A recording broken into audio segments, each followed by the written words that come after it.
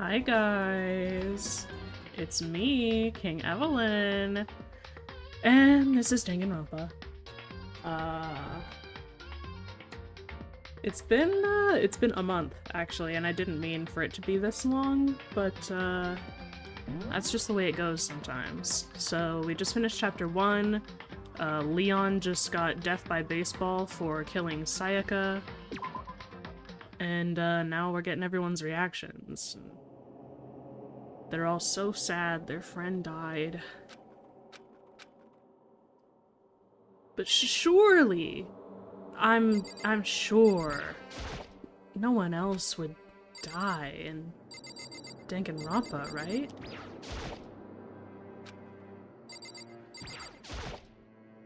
He's not gonna say anything, I'm just clicking around in the hopes that maybe I'll get like a coin.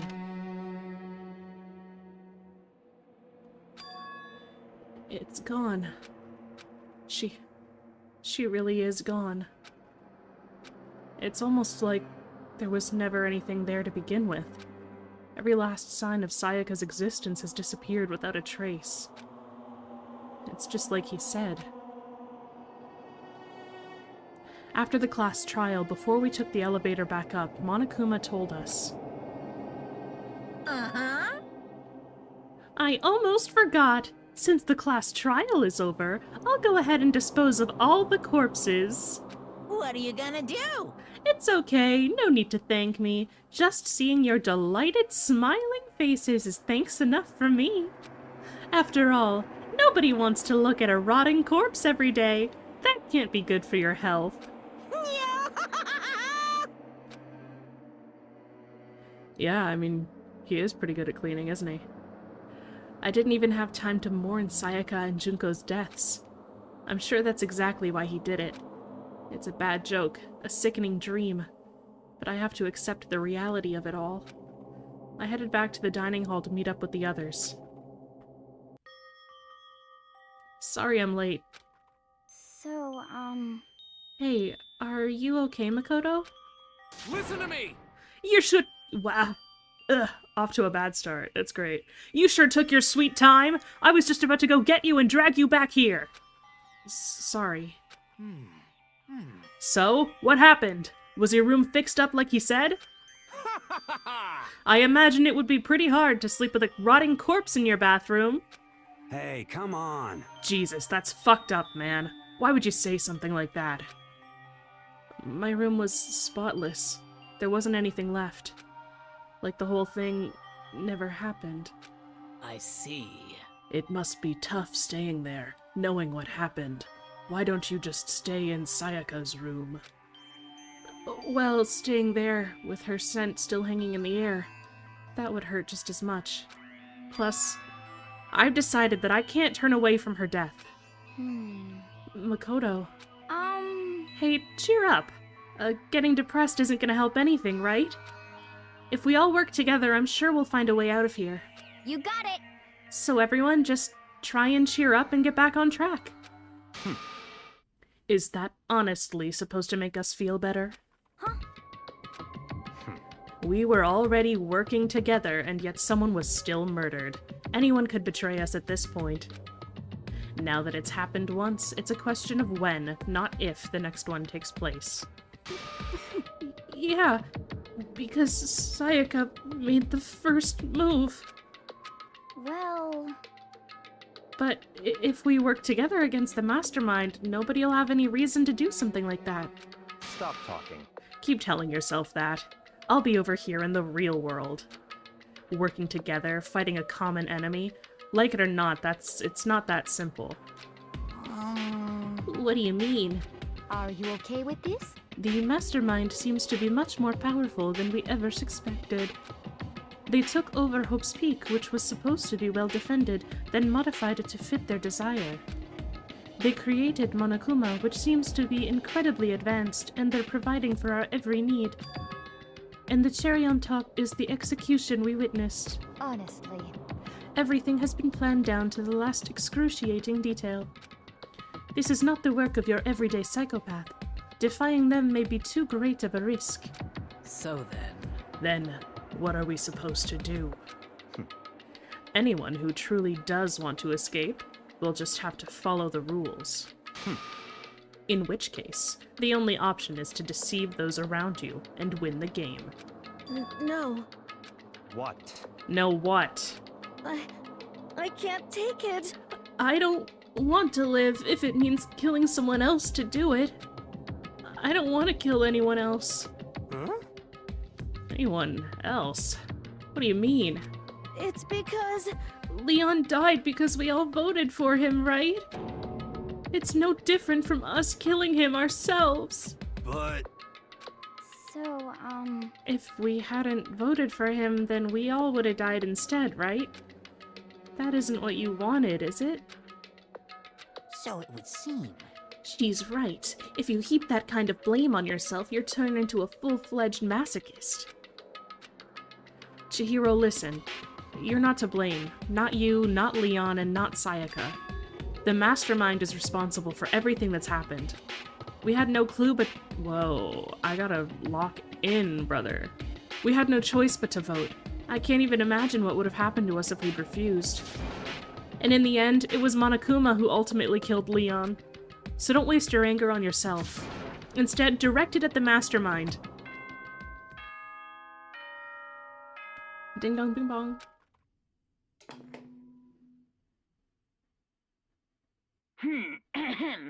This is a school announcement. It is now 10 p.m. As such, it is officially nighttime. Soon the doors to the dining hall will be locked, and entry at that point is strictly prohibited. Oh, and one other thing. It was totally obvious before that you were trying to make yourselves feel better and justify what you did. See you, don't see you, see you. That's about how much I can see you, even when you try to hide. Now pay attention and remember this well. The burden of judging others is a heavy one to bear, so be well aware of your actions. Order and stability rely on the sacrifice and responsibility of everyone. Okay then, sweet dreams, everyone. Good night, sleep tight. Don't let the bedbugs bite. What was that about just now? Was he saying it's our fault what happened? That's pretty cruel, man. Don't fuck with me. That piece of shit. Who does he think he is? And so the day drew to a close. A tense, maddening day that saw the deaths of 3 classmates, Sayaka, Junko, and Leon. But this is just the beginning. Our despair has only just begun. The last 2 games you've played have had bear puns. Yes, Ray, that's true. The last 2 games I've played have had bears. I woke up the next day to Monokuma's normal morning announcement. Then he called us all to the gym. What's he gonna do to us this time? We were practically frozen with fear, but Monokuma was determined to get us involved in his little game. And with that goal in mind, he began it. Okay, lift your arms up and down. 1, 2, 3, 4. 1, 2, 3, 4. Now reach way up and bend way down. Tighten those muscles. Let's add a little strength, a little speed to those young bodies of yours.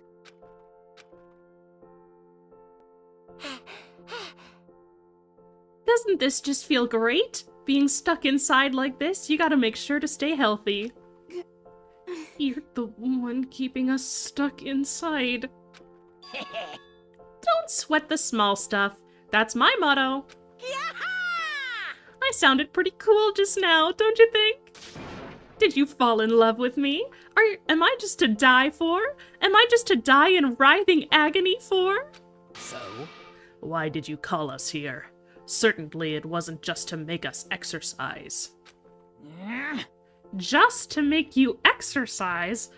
Just to make you exercise? Hey! If exercise makes you laugh, exercise will make you cry. It's sounding low-key kind of Mickey-ish. Shit. Now if you... Oh, now I can't help it. Now, if you keep doing these exercises, you'll uncover the secret of the Assassin's Fist. Passed down from generation to generation in the Empire of Darkness. The power can be yours. That sounds like the kind of junk a middle schooler would come up with. It doesn't matter. Just get to the point. Did you really call it? Whoa, that's Makoto. Whoopsie. Oops, they put Monokuma there. It doesn't matter. Just get to the point. Did you really call us down here just to exercise? Hey, Of course not. You think I have that kind of free time on my hands? Okay, so then... I'd like to make an announcement. Every time you overcome a class trial here at Hope's Peak, a whole new world will open up to you. What the heck? A whole new world. You guys? It'd really suck if you had to live here forever with nothing new to stimulate you. Besides, I know how you kids get these days with your ADD and ADHD. I gotta keep you motivated. Very nice. So go ahead, look around all you want. Enjoy the brave new post-trial world till you explode! I wish they would just voice Monokuma all the time. With that, Monokuma disappeared, leaving us even more confused than when he'd shown up. But... a new world? Could it be... Is he talking about a way to get outside? I wonder about that. Piece of shit! Well, we don't know till we look. Hey, Whatever he meant, it seems we'll have to search the school one more time. You hear me? Okay, then let's split up and start investigating. When you're done, everyone meet back up at the dining hall and we'll share what we found. You're basically a one-trick pony, you know that? Got it! More like a staple food source! Now let's get moving! Seeing his words as their signal, everyone scattered and left the gym. Once again, what button? Oh, there we go. Yeah, I'm just gonna be,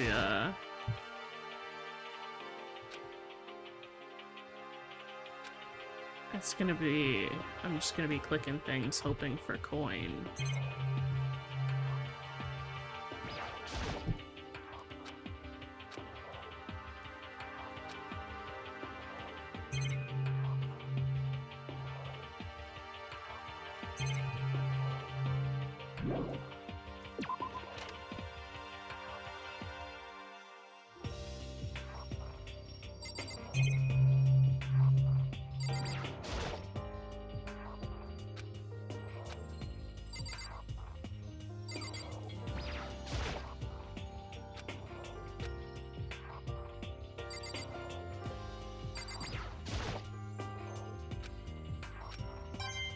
Coin. Okay. What do you want? What the heck? Hey, Makoto, did you see what's inside the display case? Bad. This is super bad, man. What are you talking about? I didn't notice anything all that weird in there. Sure, to the untrained eye it's nothing, but this is awful. A bad, awful, terrible trap. For serious? That stuff you see lined up in there? Any god could come by and use it to send a message. Huh? I've been struck with knowledge. It's an ill omen of total devastation and ruin. Let me out of here! I have no idea what he's talking about, so maybe I'll just leave him alone.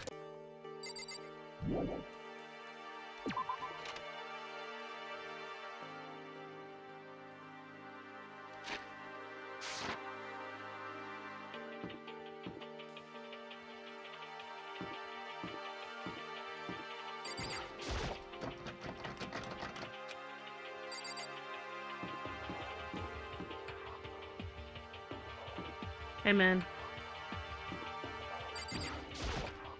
Yo.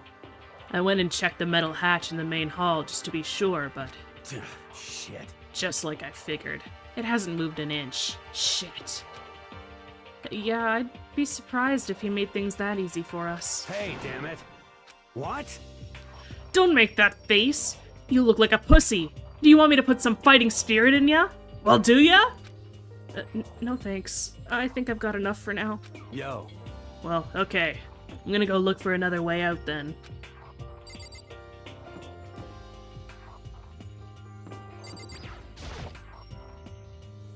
Oh, what? Let me do this on my way. It's right here.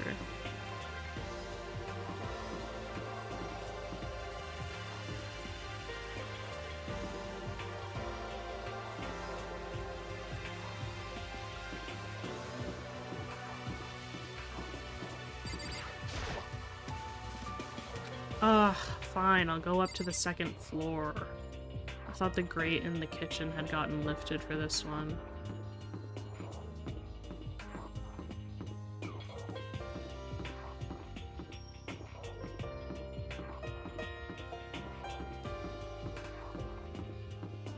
Alright, let me up. Get away from me. Let me up. The gate that was blocking the stairs has been opened. Is this what Monokuma meant by a new world? If so, what's up there? This is the second floor of the school. Maybe there's some kind of clue here. Yeah, I'm sure of it. There's gotta be something here. Men's bathroom?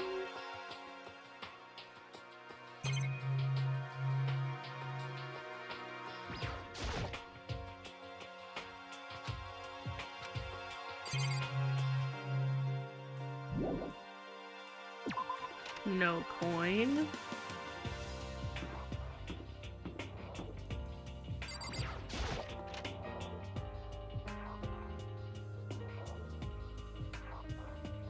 The baby is sleeping. Please be quiet. Clock. Coin. Woo! Camera.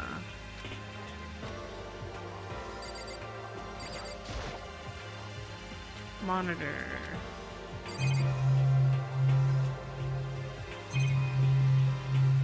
I already know the windows are bolted.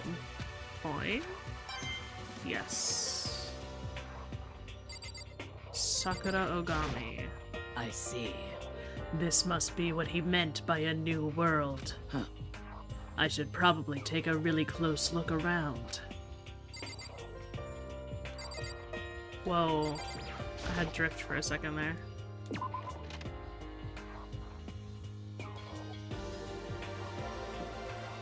The third floor is still off limits, but I'm probably gonna have to verify that myself.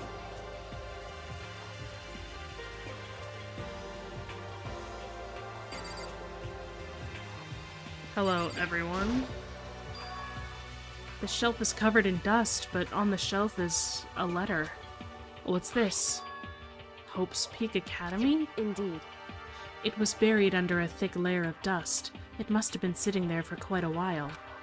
Well, shall we see what's inside? But we shouldn't read other people's mail without their permission. Is that right? What we shouldn't do is leave this here without finding out what's inside. Okay. I broke the seal on the dusty envelope and pulled out a single sheet of paper I found inside. I unfolded the paper and read what was written there. From the Hope's Peak Academy Executive Office. Throughout the years, we have been committed to shaping the youth who will one day shape the world. We have a long, proud history as an institution of higher learning with full governmental support. Our graduates enter society ready to take on active leadership roles in every major job field. However, Hope's Peak Academy must now lower the curtain on its glorious history for the time being. This decision was not an easy one to make, but a serious issue beyond our control have made it necessary.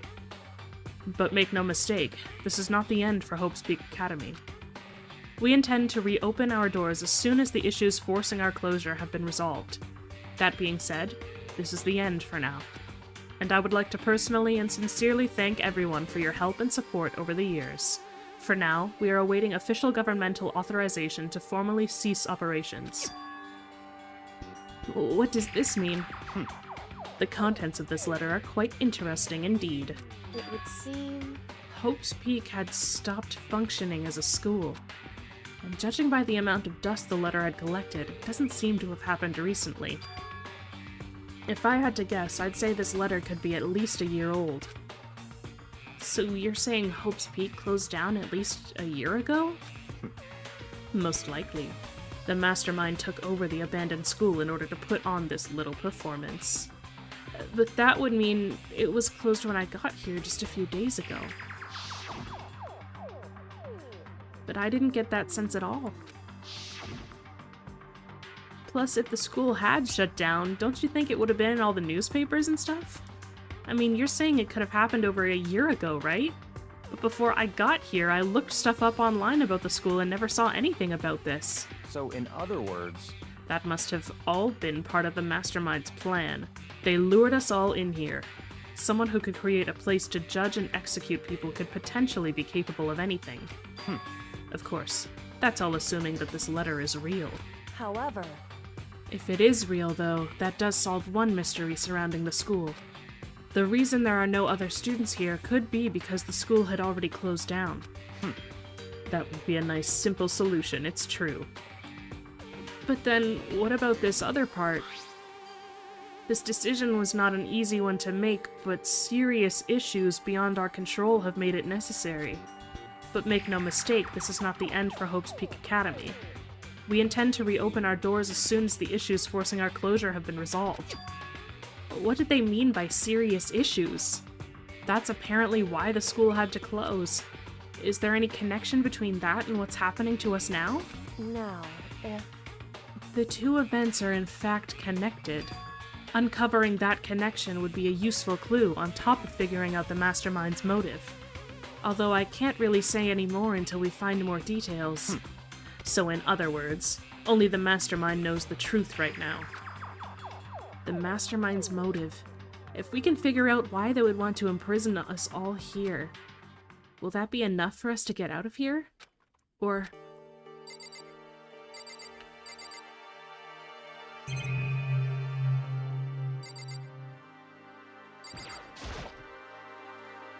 The shelf is packed high with books. By looking at it, the whole thing is incredibly dusty, neglected.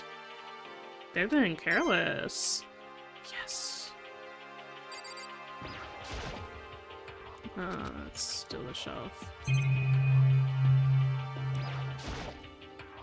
There's a thick layer of dust on top of the desk. We already know it's neglected. Coins. There's all these separate bookshelves. Coin. Well, now I must check the middle one, though I'm sure they couldn't all have a coin. Yeah, I thought so. I can't see the notice over there.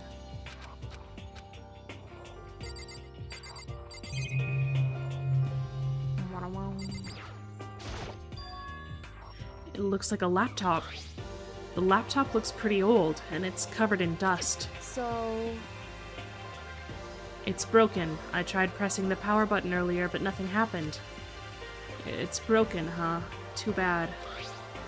I was hoping I could use it to go online and see what's going on in the outside world. If it's broken, there's nothing I can really do about it. Okay, Kyoko. It's remarkably dusty in here, and the lighting is less than ideal. For a library, it's not the kind of place I'd want to do much reading in. But still, this library is most interesting.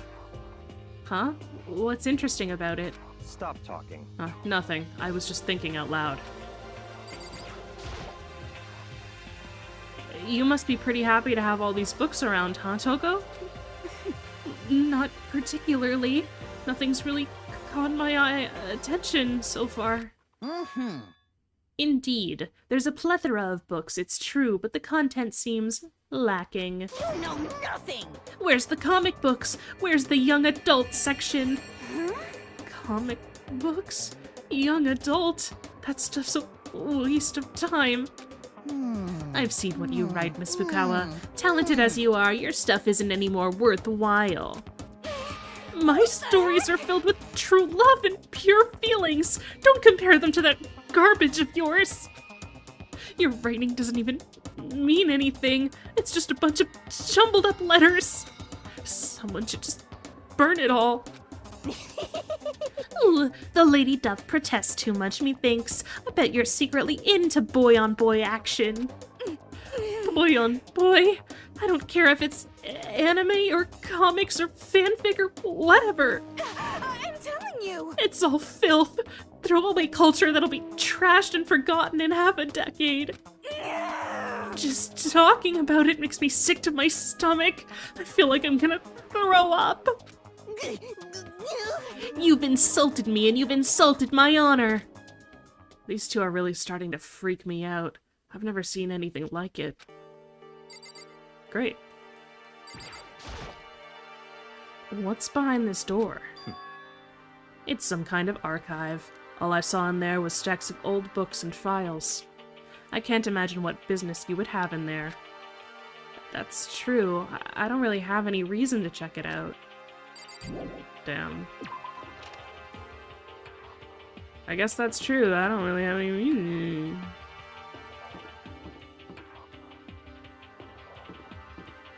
Ow.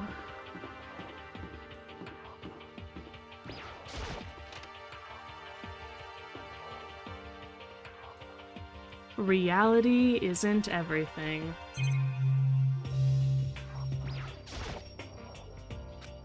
Clock, no coin. Camera, coin.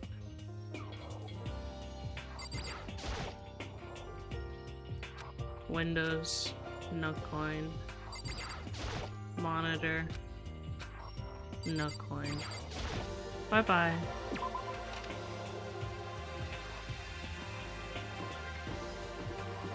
Yeah, real bear, because reality isn't everything.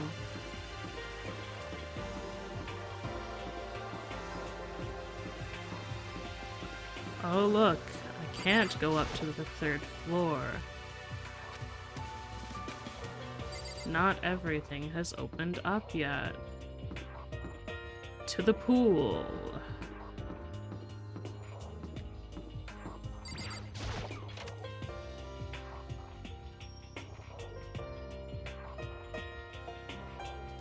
Just a second. Oh, Makoto! Hey, guess what? Guess what I found? A pool! There's a pool here! A pool! Pool, pool, pool!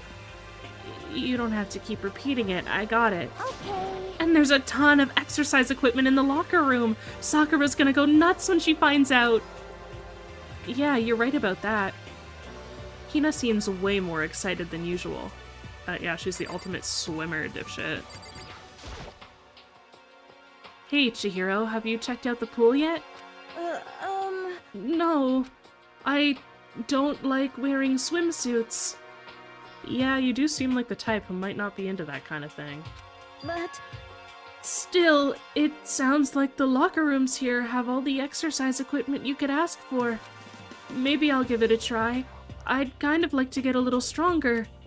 You want to get stronger? I have to say that's kind of unexpected. Yeah. But I'm not even brave enough to step foot into the locker room. Huh? You don't even want to go in the locker room? It's not that I don't want to, it's just... I don't get it. Is she afraid of locker rooms or something? That's a pretty weird phobia, though. The 2nd floor has opened up, the living area has grown, and a number of facilities are now available. Whatever else is going on, I must admit things have been made much more comfortable for us. do you understand? If things continue like this, the occasional class trial might not be so bad. Okay. The locker rooms connect to a pool. It looks super nice and big and fantastic to swim in. And I'm beyond excited right now. I can't wait to dive in. In fact, I'm getting kind of mad thinking about it. Why are you getting mad? Behind this door is the locker room? Yeah. Oh, and I guess you need your handbook to get into the locker rooms. Really? Of course. What? If you want to unlocker the locker room, you'll have to swipe your personal e-handbook across the card reader next to the door. However, to ensure maximum security within each locker room, only a boy's handbook can open the boys' locker room, and the same goes for the girls. And that's the bottom line. But What if someone opens the door and then someone else sneaks in? Anyone who commits such indecency will be punished without mercy for their scandalous sexual depravity. See? There's a Gatling gun mounted on the ceiling, right? And it'll be all ducka ducka ducka ducka. just a second. Oh god. I bet it really hurt to get shot by that thing. No, I think it would be a little worse than that. But what happens if someone loans their handbook to someone else? A boy could borrow a girl's handbook, and that would get them into the girls' locker room, would it not? Thank you for what? That never even occurred to me, to think someone could be so low, so cowardly, so devilish. Okay, then how's this sound? I got it! Time for a new rule. As of this moment, loaning your e-handbook to another student is strictly prohibited. There, so now nobody can give their handbook to anyone else, right? You like that? I'm kind of a genius, right? It's 'cause my brain is 100% cotton. Honestly, I do not imagine anyone would have lent their handbook out in the first place. is that okay? After all, they would likely be held responsible for anything that person might do using the handbook. So, But you know, you seem awfully concerned with all this locker room security stuff. Of course! It's 'cause all you teenagers are sex-crazed maniacs. You're at that age you'd try humping a plastic bottle. So to keep anything unseemly from happening, I have to maintain a rigorous watch. Then in that case, I would ask that you keep the same close eye on our dorms. If some man and some woman decided to share a room, there would be nothing to stop them. All I care about is protecting the holy image of the school itself. Disgusting. I don't care what happens in your private dorms. By force or by cunning, do whatever you want. just the worst. I hate you so much. See ya later! Okay, so the new regulation is now in place. See ya! Ah, Man, that stupid bear totally ruined my mood. Maybe I'll go take a dip to cheer myself up. you got it. Celeste, Chihiro, you want to come with me? As for me, There is nothing I hate more than getting water on my face. I'm sorry. I'll pass this time. Huh? How come? When you're in a funk, there's nothing better than a good swim to pull you out of it. I'm pretty sure that only applies to you. Anyway, now I have a pretty good idea what's on the second floor. But I didn't see anything that might lead to any kind of exit or anything. All I can do now is hope someone else found something worthwhile. Okay, I'd better head back to the dining hall as soon as possible.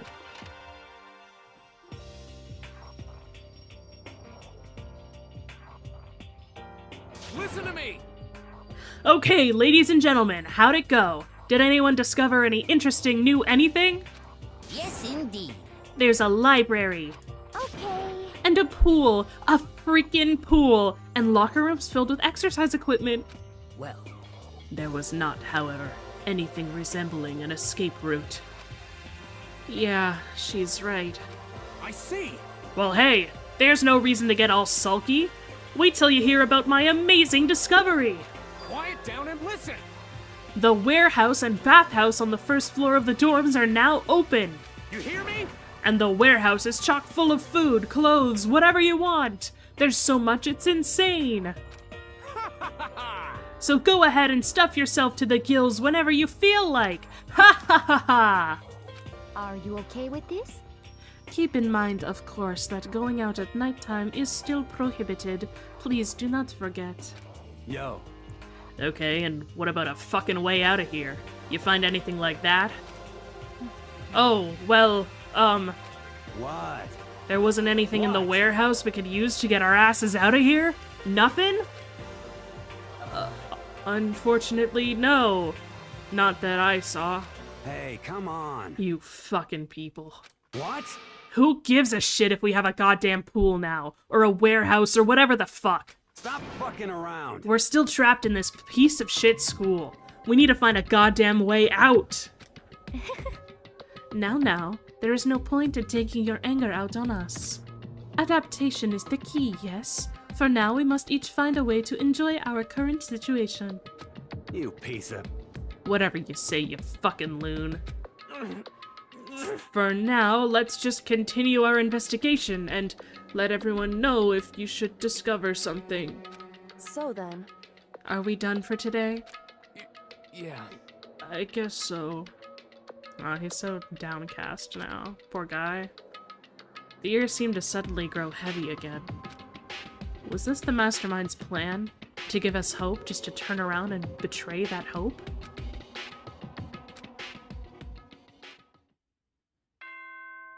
Ding dong bing bong.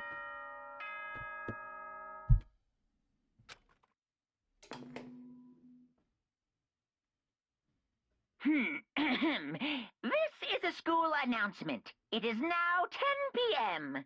As such, it is officially nighttime. Soon the doors to the dining hall will be locked, and entry at that point is strictly prohibited. Okay then. Sweet dreams, everyone. Good night. Sleep tight. Don't let the bed bugs bite.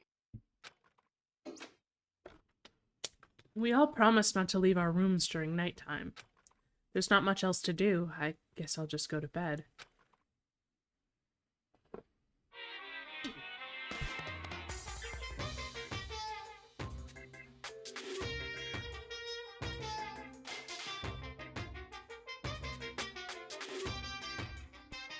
Sorry. Mr. Monokuma? Mr. Monokuma, do you have a second? I don't really like myself.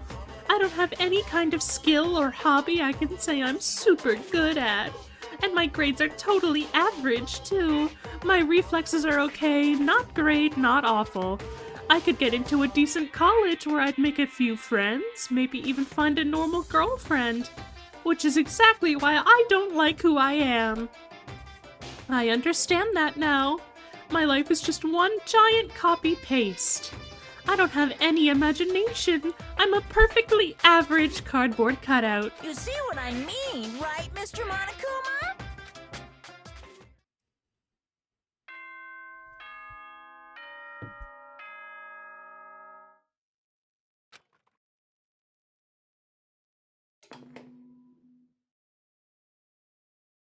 Good morning, everyone! It is now 7 a.m. and nighttime is officially over. Time to rise and shine!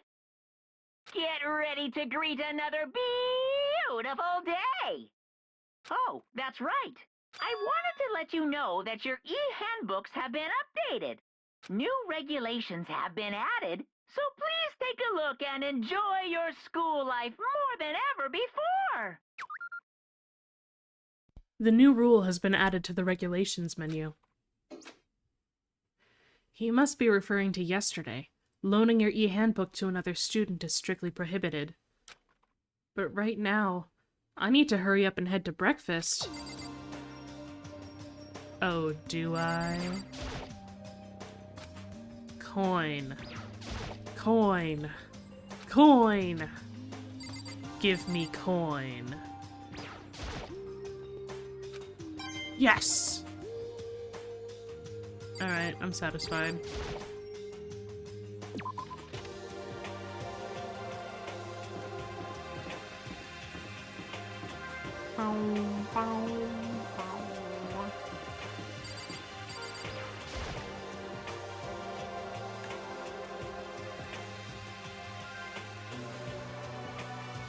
Hey, Makoto.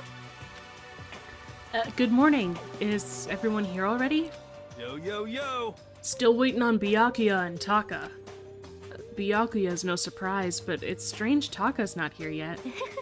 Knowing Taka, I imagine he is trying to get the king of tardiness up and out of bed. I'm sure they'll be here soon enough. Just be patient. Let's see. I don't mind waiting for them, but there is one problem. Which is? I am thirsty. Hey, come on. How the hell is that a problem? Hifumi, would you make me some tea? Milk tea, if you please. Well, Why me? let's see. Your roundish figure reminds me of the owner of the coffee shop I used to frequent. That's your reason? This is fine. I can feel my throat drying out. Quickly, please. Oh, Okay. Apparently unable to refuse Celeste's order, Hifumi skulked his way into the kitchen. And a few minutes later... Thank you for waiting! Hifumi reappeared with tray in hand, the gentle aroma growing stronger as he approached. Finally! You could have made some for the rest of us, you know. there's no way to think about this in a common sense kind of way. I emphatically decline. You're not my type at all. It's all about the law of causality. Basic instinct, act and react. Well then, if you don't mind.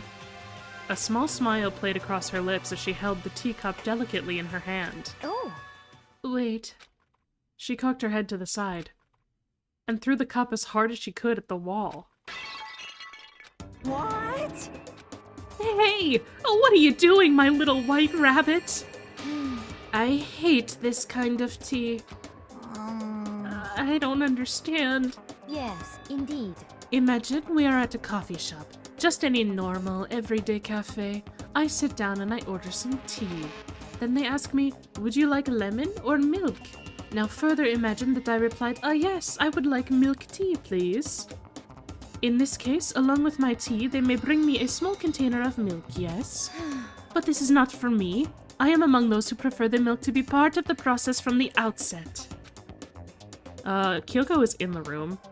The fragrance is just the fragrance is just so overwhelmingly sweet that way. Adding milk or lemon right before you drink is like dousing your fries in ketchup. Mere condiments. Whenever looking for a cafe, I first review their menu to see if it offers the proper style of milk tea. And I cannot acknowledge any milk tea that does not add the milk during the brewing process. If I had to describe our shared reaction to what we just heard, I'd have to go with wide-eyed bewilderment. I went to all that trouble to make you that tea, and you wanted me to go even further? Yes, I realize it can be a bit of a hassle. Even in cafes that offer proper milk tea, it is always more expensive than simple tea with milk. It takes more time to prepare, surely, but why even bother creating a menu if you're not going to offer the highest level of quality? We don't actually have a menu. You little bitch. That does not matter. Hurry up and bring me what I asked for, swine! Say what? Okay, your little piggy will bring it right out. I do so love coercion. Huh? You were like a totally different person just now. Shit. You really went psycho there. I knew there was more to her when I first met her. I'd hate to have her as an enemy. Seriously, man, she's one scary chick. The dining hall doors flew open, and one of the late arrivals came storming in. But... bad news, everyone. There is a mystery afoot. Huh? What happened? It would seem Byakuya refuses to leave his room. I stood there pressing his doorbell over and over, but he never showed himself. Maybe he just wasn't there. I think maybe... I'd like to think so, but I'm worried something might have happened to him. What he meant by that. He didn't have to say anything else. Everyone understood exactly what that might mean. It might be a good idea if we all split up and go look for him. Listen to me! I was just about to suggest the same thing! What's your problem? Stop trying to one-up everyone! Okay, then I'll go check his room one more time. I'm just gonna keep on hammering that button till I get a response. Well then. The rest of us can go check the rest of the building. Yeah, before it's, you know, too late. Anyway, we just have to do our best to find Byakuya. So where might Byakuya have gone? Maybe he went to go check out the second floor of the school again. You don't gotta tell me, man, I know. Hi, Celestia Ludenberg. Celeste, aren't you going to help look for Byakuya? I had not had my tea yet. Huh? As for me, Until my thirst is satisfied, I have no urge to do anything. If you are in a hurry, feel free to motivate Hifumi to move faster. Okay. But aren't you being kind of selfish? Yeah. And she's allowed to be, thank you. Alright,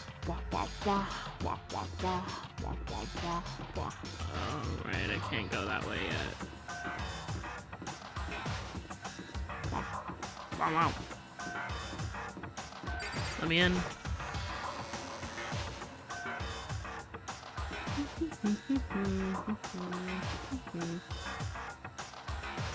Do you think it'll let me stop here, or will I have to find Byakuya first? Ha! Score. Okay, let's spend all of my coins, and then we'll go get Byakuya.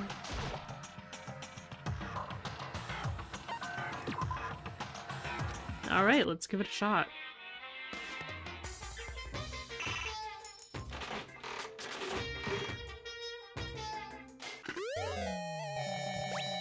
Uh-huh.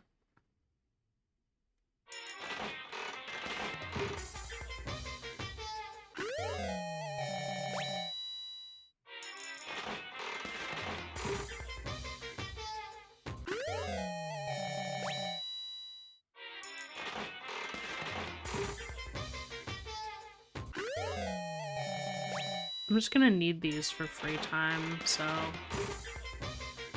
I don't know who I want to befriend yet, but I gotta make sure I have, you know, something that everyone likes.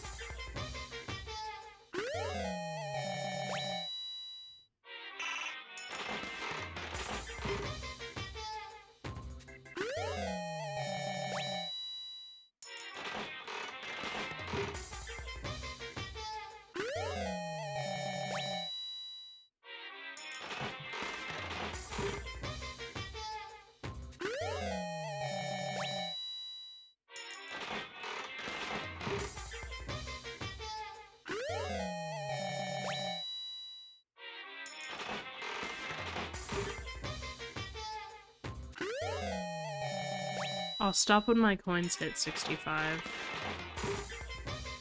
I don't want to hold us hostage here all day. Except that I do want to hold us hostage here all day.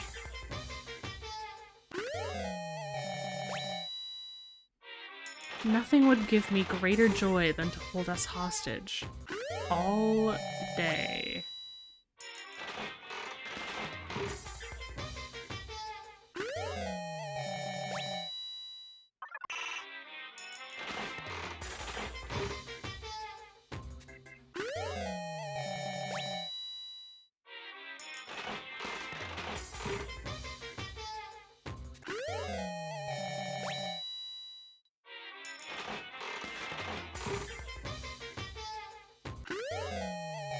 Do I have enough coins for holding us hostage all day? Not all day.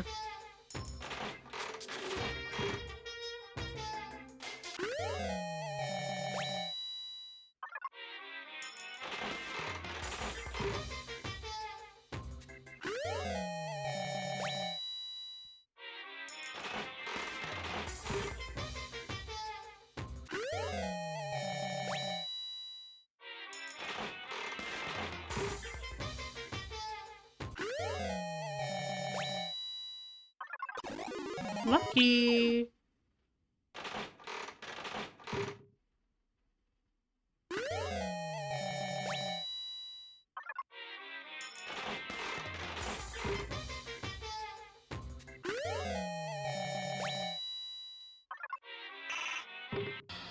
Okay. I should probably get going.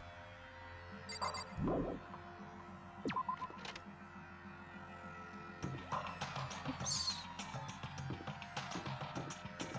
Alright, let's go get Byakuya. And I'm sure Kyoko will be there for Melty.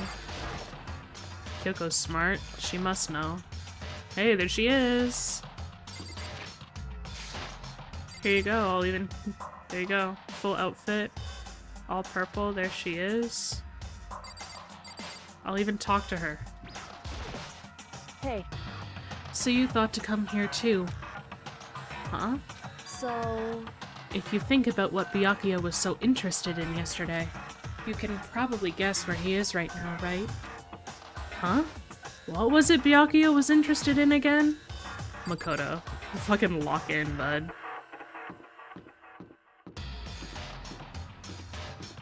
You're lucky you have me, Makoto.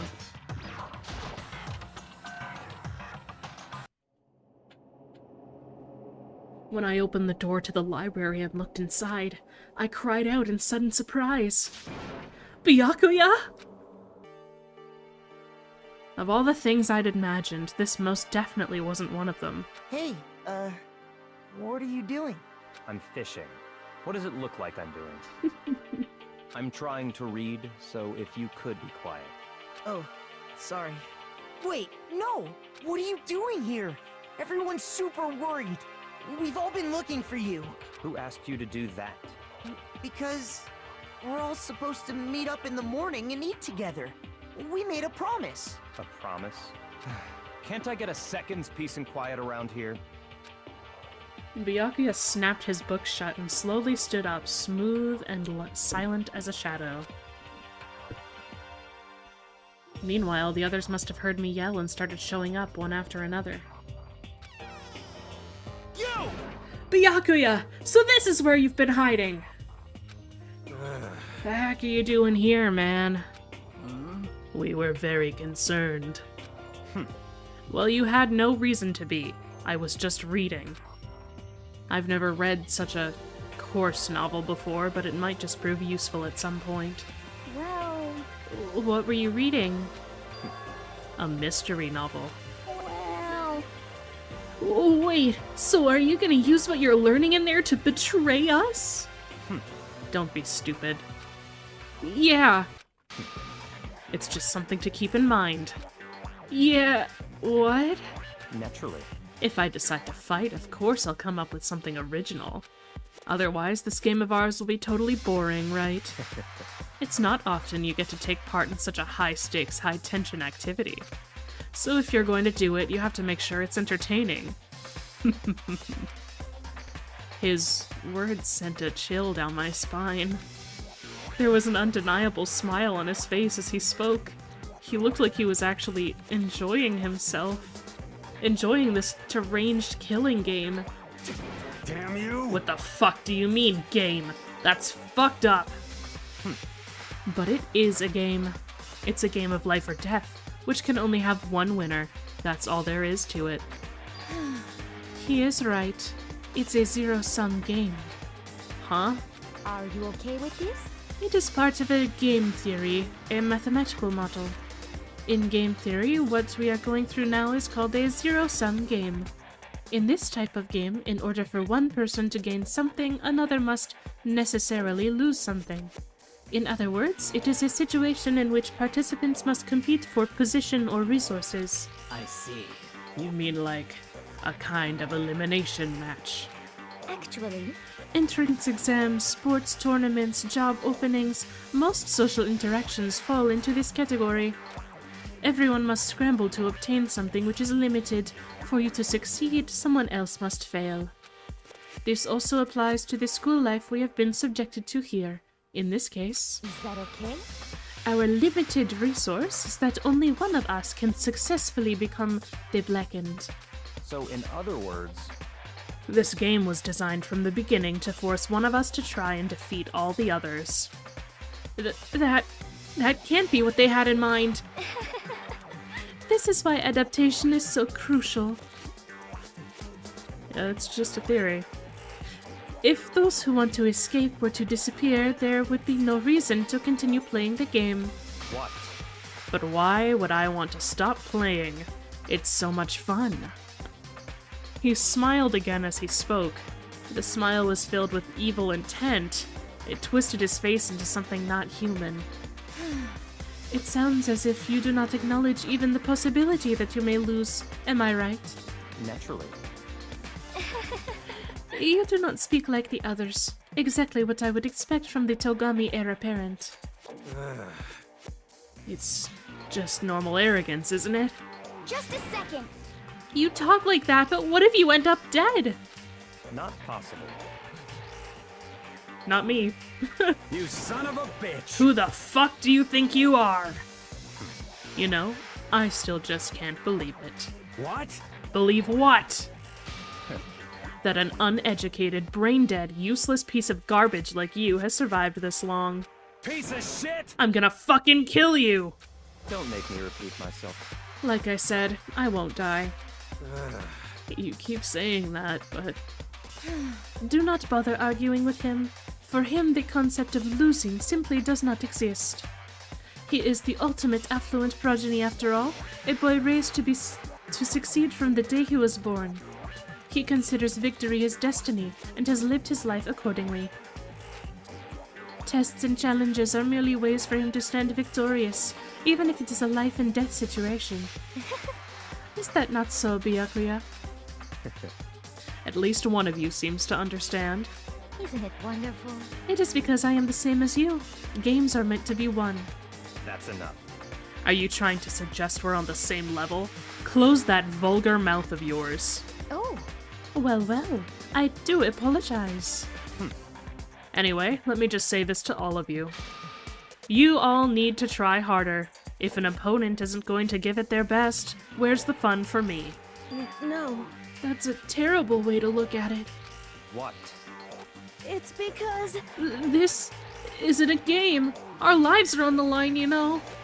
To kill your own friends is... That's horrific. Friends? Who decided that? Huh? We're not friends. Quite the opposite. We're in competition. We're enemies. But... You know... What? Stop trying to force your contradictions on me and just accept what I'm telling you. Come on. If you have something to say, say it. Otherwise, keep your mouth closed. I'm sorry. Stop fucking around! Hey, you shithead! You get off on bullying people that can't fight back? You want to try that on me? So you're back to pretending to be friends, huh? And how long do you think that's going to last? Piece of shit! What? Is that all you can say? It's unfortunate you would waste your breath on such empty gibberish. You son of a bitch! That's it. You're fucking dead. Just a second. Calm down. Piece of shit! I am calm. How is this calm? Anyway, I don't have any intentions of working with the rest of you any longer. To cooperate during an elimination game is... Well, frankly, it's a waste of time, and I hate wasting my time. Waste of time? Not possible. Engaging in friendly group meals is out of the question. Someone could easily poison our food, and I'd rather not become part of the Last Supper just yet. Quit talking like you're in a fucking movie or something. Goodbye. All I'm saying is that ultimately, you are all free to do whatever you want on your own. Without a second glance back, Byakuya left. There wasn't anything we could do to keep him from going. His way of thinking was just beyond anything the rest of us could even comprehend. But... Was he serious about all that? He was, without a doubt. don't fuck with me. Well, fuck him then. Maybe. But what he said, he might not necessarily be wrong. I mean, can you say for sure someone won't poison our food? Hey, come on, you too, Toko. Anyway, Well, it's not like anyone would care even if I was gone, right? Actually, I bet you all want me gone. You all think I'm disgusting. None of us think that. I'm telling you. You just think you don't think that. I know some people like to play the victim, but this is just totally out there. You think I don't know, but I do. You want me gone. And I'm sure the rest of you want the same thing, don't you? Hey, Toko, wait. Just let her go. Once she gets going like that, there is nothing you can say to bring her back. Ultimately, our breakfast meeting came to an end without answering any questions. Everyone headed back to their rooms. Jeez, I'm tired already. But I don't have time to take even one day off. I need to get myself going. Free time! Yatta! Okay. I need to do a Google. I gotta find out who's the closest to giving me a skill I need for class trials.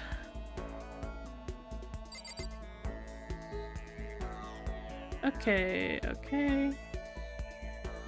Okay, okay.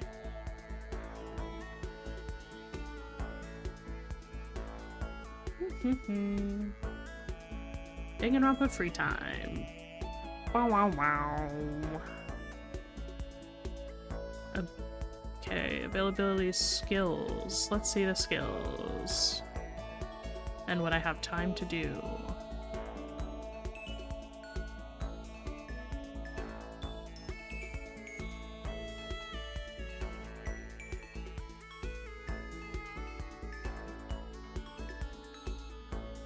Oh, reload 2 bullets at once in the bullet time battle. And you get that one on the first one.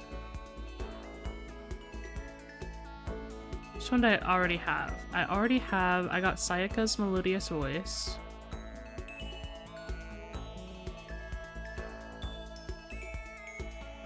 I got Byakuya's cool and composed. If I do 2 more for Byakuya, I would get envious influence, but I don't think influence is that important for me. Let's see, how many free time events are in chapter 2? 5. Okay. 5 free time events. Let's lock in. Let's lock in, fellas. Okay. I could get 1, 2, 3.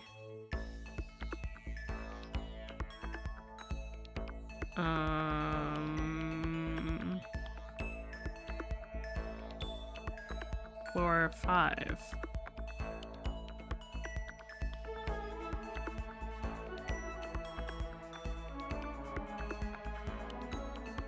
Why would I want to reduce my aim speed?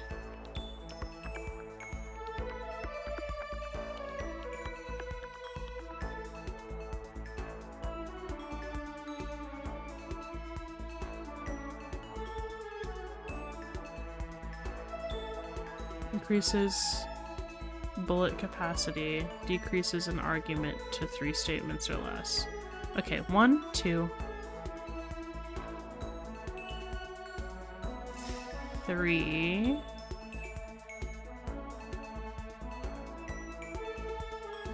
4. Because that one takes 2. Okay.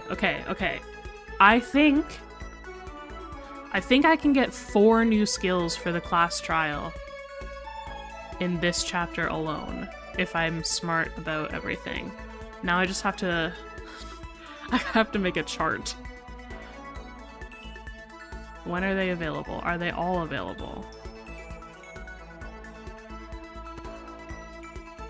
Chihiro will be available later. Hifumi is available the whole time.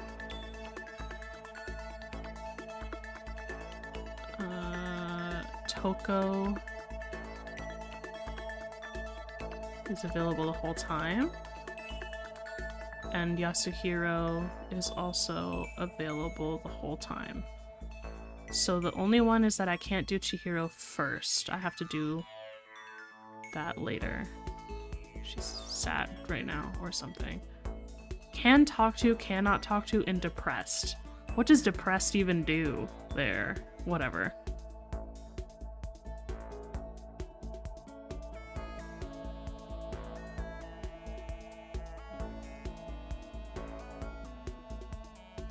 Okay, so first, someone write this down. First free time, Hifumi.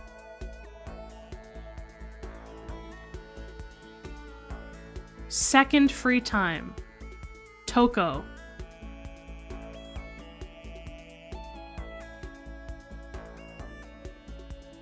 Third free time, Chihiro. Fourth free time, also Chihiro. Fifth free time, Yasuhiro.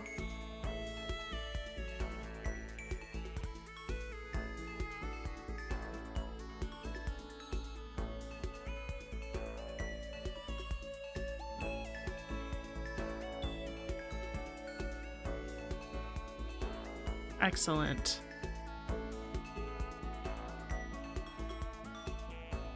Now I just have to make sure I have something they all like. Okay. Presents. I have the unending dandelion, so I can give that to him. I remember getting that.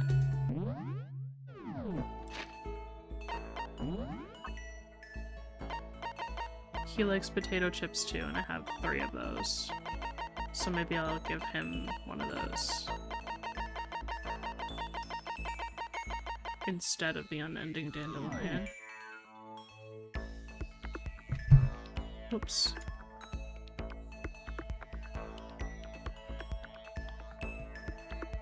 Yeah, okay.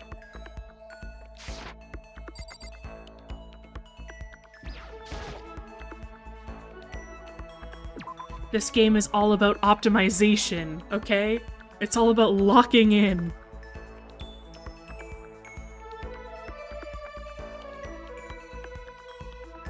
Okay, where are you? Second floor. Okay.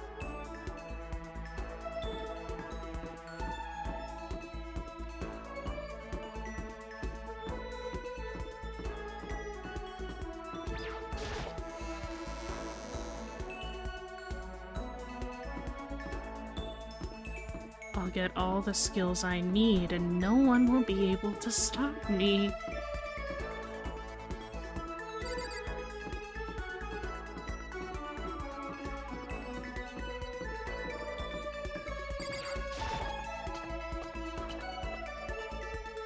Hello, Hifumi. Ah, well, hello. Mr. Naegi, funny meeting you here. Mm-hmm. A salute to you. You got it. Oh god. Salute! I just saluted, did you see? That was Hifumi Ultimate Salute. Zam! Do I want to hang out with Hifumi? I want his ability, so I have to. Cosplayers these days are totally ignorant of the origin, the history, the significance of their hobby. And if you don't know your history, you can never have a complete cosplay experience. So it would seem. So, Mr. Naegi, prepare for a gloriously detailed history of the cosplay world. Now, in 1955... I listened to Hifumi's half-obsessed ranting for way too long. Hifumi and I grew a little closer today. Yep. Have some chips, Hifumi. Oh. I was once a ruthless Ubermensch, but Mr. Naegi has awakened my heart through the power of friendship. May I call you my master? What is thy bidding, my master? Seeing Hifumi so pleased with something I gave him makes me happy. I see quality in you, Mr. Naegi. True quality. Mr. Naegi! And that's why I've decided to present you my lecture on the nature of fanfiction. If we're going to be friends, you must be fully informed. I will permit no fanfic bigotry whatsoever. I don't think I have any fanfic bigotry. I mean, I don't really know anything about that kind of geeky stuff anyway. See? There it is. To you, fanfic equals geeky, right? But is that all the word is worth? Huh? Did I say something wrong? But that's okay, because I take the word geek as a compliment. For you see, there is nobody on Earth so full of knowledge as a geek. Yes, indeed. In a sense, a geek is like an expert. That's right, a total expert. A successful musician must necessarily be a music geek. A good movie director is a movie geek, you see? It's those experts, those geeks, who open up the world to others. So when you say that writing fanfic is geeky, That's it. I'm you're sure of it. recognizing us as true experts. Okay, so, what exactly is fanfic then? Here we go. Ooh, super direct question for the win. Mm-hmm. Basically, we have all different kinds of stores and events, right? These are where groups of holy warriors sell their own stuff based on games, comics, anime, everything. And the stuff those people make is fanfic. Comics are the most common creation, but it also includes games, music, and even merchandise. By the way, there's a name for when a group of fanfic creators come together. Specifically, it's an organized group that comes together to release their work. A group that comes together to release their work. It's a circle. I'm so sure. Is it a circle? Da-da-da-da-da! It sure is. Of course you knew that. I mean, it's only common sense. I certainly hope you don't expect me to explain such common sense topics every time. Well, like I said, I don't know too much about this stuff. Without a doubt. This goes well beyond I don't know too much. But I guess I can't blame you. The propaganda never touches on that, so as a fanfic ambassador, by the time I'm done with you, you'll be itching to buy a premium pass to the next fanfic con. Right? Obviously, he's excited, but... That's it for today. I hope you're excited for your next lesson. I can't wait to see what the future has in store for the two of us. I'm kinda scared to see what the future has in store for the two of us. Hifumi's report card has been updated based on your experience with him. You just unlocked the skill Handiwork. Give yourself a pat on the back. You've earned it. After we were done, I decided to head back to my room for a while.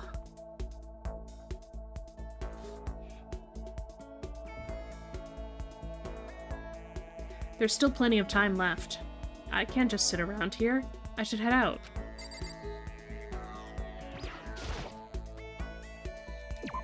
Alright. Now we're just gonna do a quick check and see what Toko likes. Wow, wow.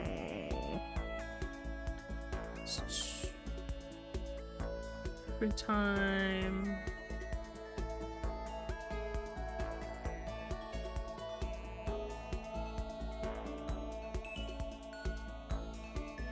Free time.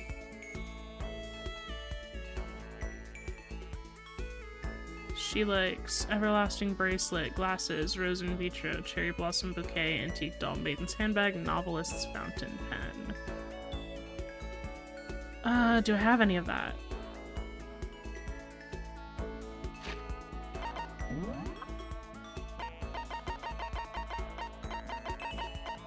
Well, Everlasting Bracelet. I said that, right?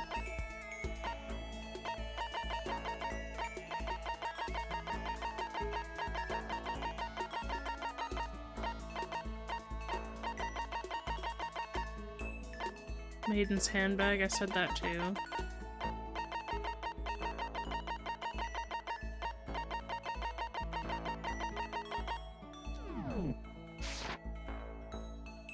Right on. Okay, Toko, where do you live?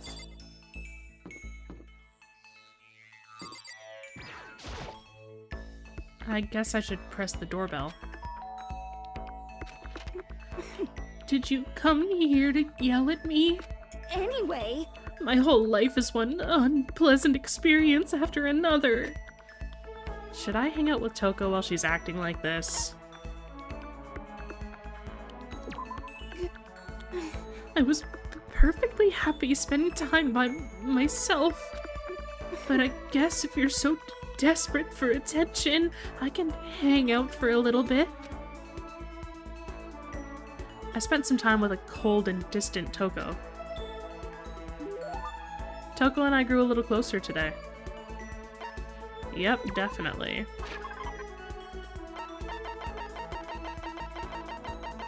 I'm gonna give her the handbag, I think.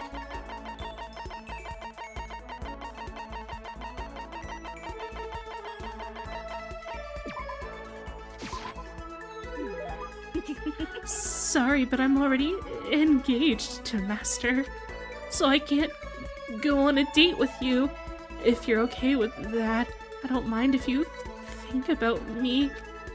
Seeing Toko so pleased with something I gave her makes me happy. She's just standing there. Does she want something? But she's not saying anything. Maybe I should try to start a conversation. Toko. What? You wanna talk to me? Well, I can't stop you. So talk already. Okay, sure, but what should I say? So, what do you like to do in your spare time? Why do you want to know? Well, I mean, you know, you're trapped here together, right? So we're gonna be friends. It'd be nice to get to know each other. What did you say? After that part about being trapped, we're gonna be what? Friends? What do you mean, friends? You think I'm stupid? You're trying to trick me. I've already been hurt once before. I'm not gonna let it happen again. You've been hurt? What happened? Anyway... Come on. You don't really care about me. You don't want to know about me. Even I know that. No, that's not true. What the heck? Fine, then tell me. Tell you what? You know why they call me the ultimate writing prodigy, right? Yeah, sure, you won all kinds of literature prizes and stuff. Then tell me what I'm good at. Tell me what my genre specialty is. If you really want to convince me you give a crap, you should at least know that. The genre that the ultimate writing prodigy specializes in? It's romance, of course. Oh, you actually knew. Your biggest success was So Lingers the Ocean, right? Everyone says that's your masterpiece. The book was such a hit that fishermen shot to the top of the hottest men polls, right? How did you know all that? There's no way you care about me. I'm telling you, I do. I mean, we're friends, aren't we? I'm blind! Your straightforward nature blinded me! Oh, she ran away. Toko ran off screaming like a banshee. I'm not really sure. Does she hate me now? You just unlocked the skill vocabulary. Give yourself a pat on the back. You've earned it. Once we were all done, I headed back to my room for a little while.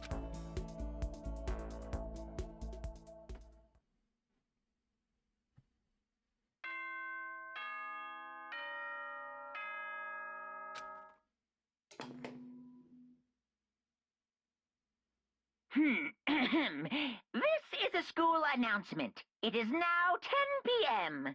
As such, it is officially nighttime.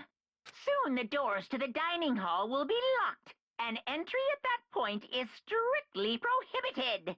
Okay then. Sweet dreams, everyone. Good night. Sleep tight. Don't let the bed bugs bite. Another day gone. But even though today is over, this game definitely isn't. How long is this gonna keep going? All the stress and anxiety kept me from falling asleep until late into the night.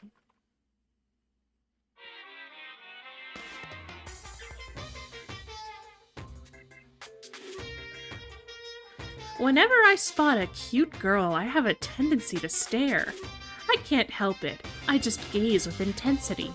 The other day, I rode my bike to the train station. I was in the bathroom, just looking at myself in the mirror. Okay, damn, finish it yourself then.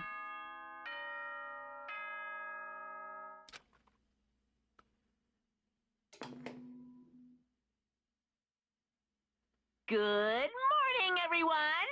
It is now 7 a.m., and nighttime is officially over. Time to rise and shine! Get ready to greet another beautiful day! Well, I guess I'd better head to the dining hall before anything else.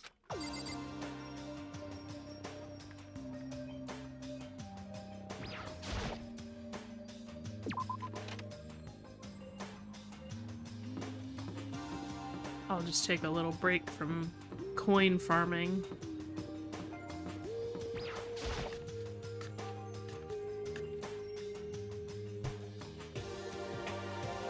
I went to the breakfast meeting, same as always, but... Is this everyone? It feels a little small. Byakuya and Toko had stormed off yesterday, and it wasn't too surprising they hadn't come today. Even the table looks bigger somehow. I assume that is because there are 3 people dead and 2 are abstaining. Sorry, I just threw that in whatever order I decided. Yeah, with 5 people missing, I guess it would feel kinda empty.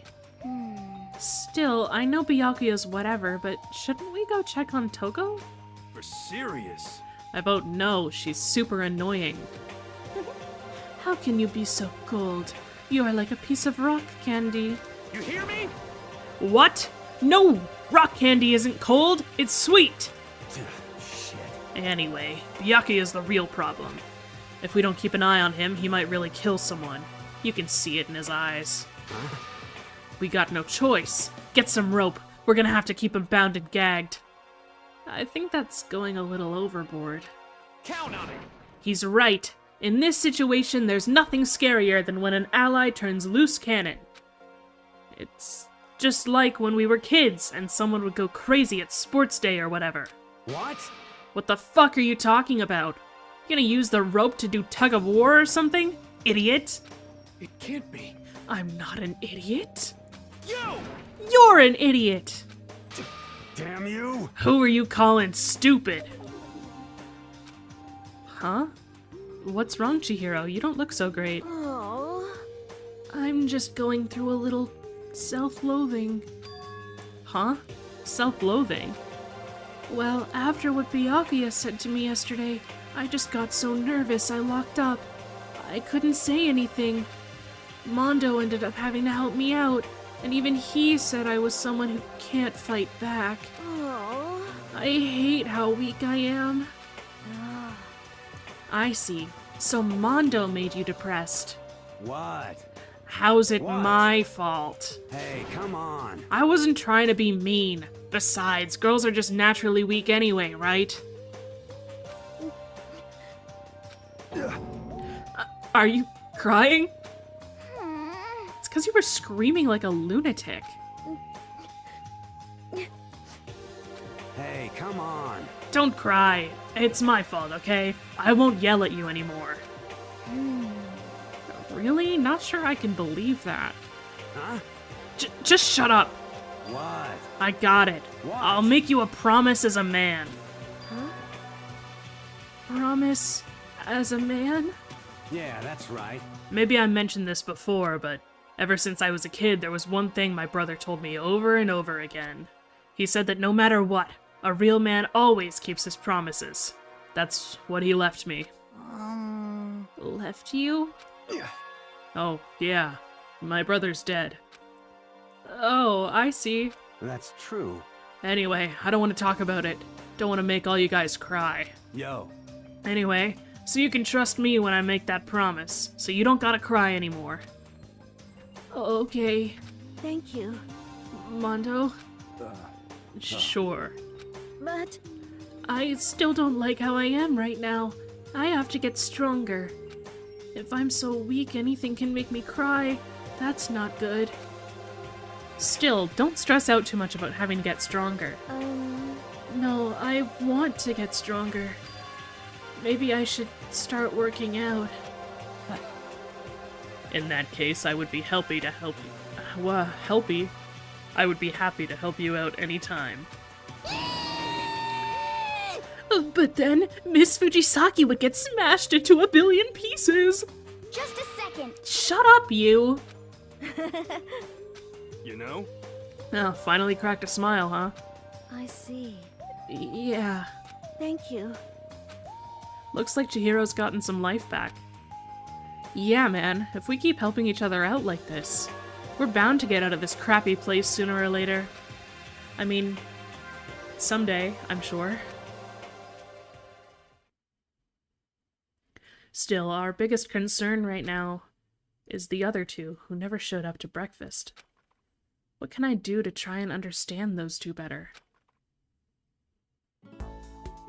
Okay, so what should I do today? Okay, we're spending time with Chihiro. I just have to switch this up. Chihiro Fujisaki. Go. And let's see, loves blueberry perfume, Curlian camera, unending dandelion, tips and tricks. I have one unending dandelion.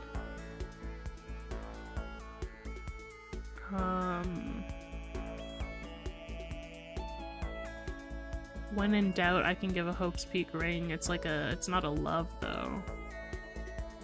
Do I have tips and tricks? Unending dandelion is one.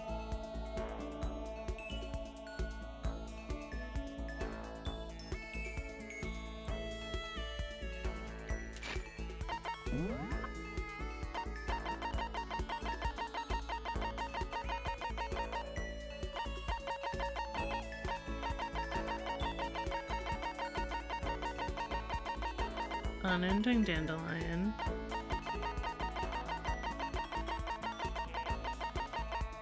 Tips and tricks. Great. Okay. I have 2 items for Chihiro. Leave the area.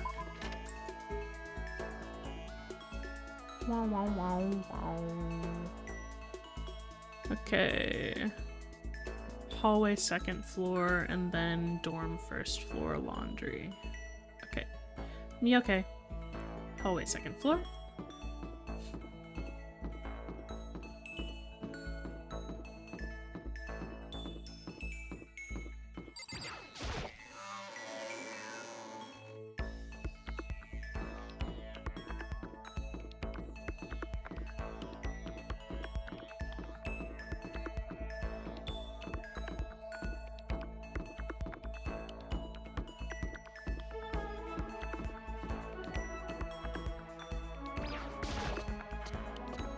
Man, this game just makes me want to play Danganronpa 2.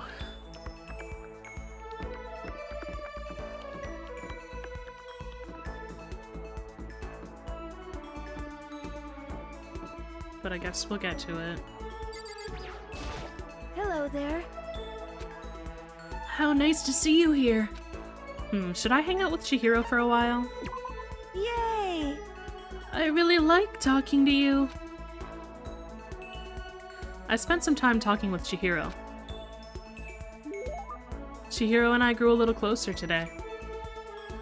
Yes.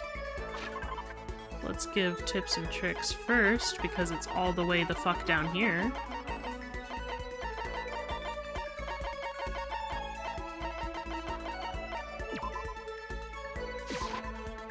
Yay! It's really amazing. I'll take really good care of it. I'll hold on to it forever. Seeing Chihiro so pleased with something I gave her makes me happy. No. No!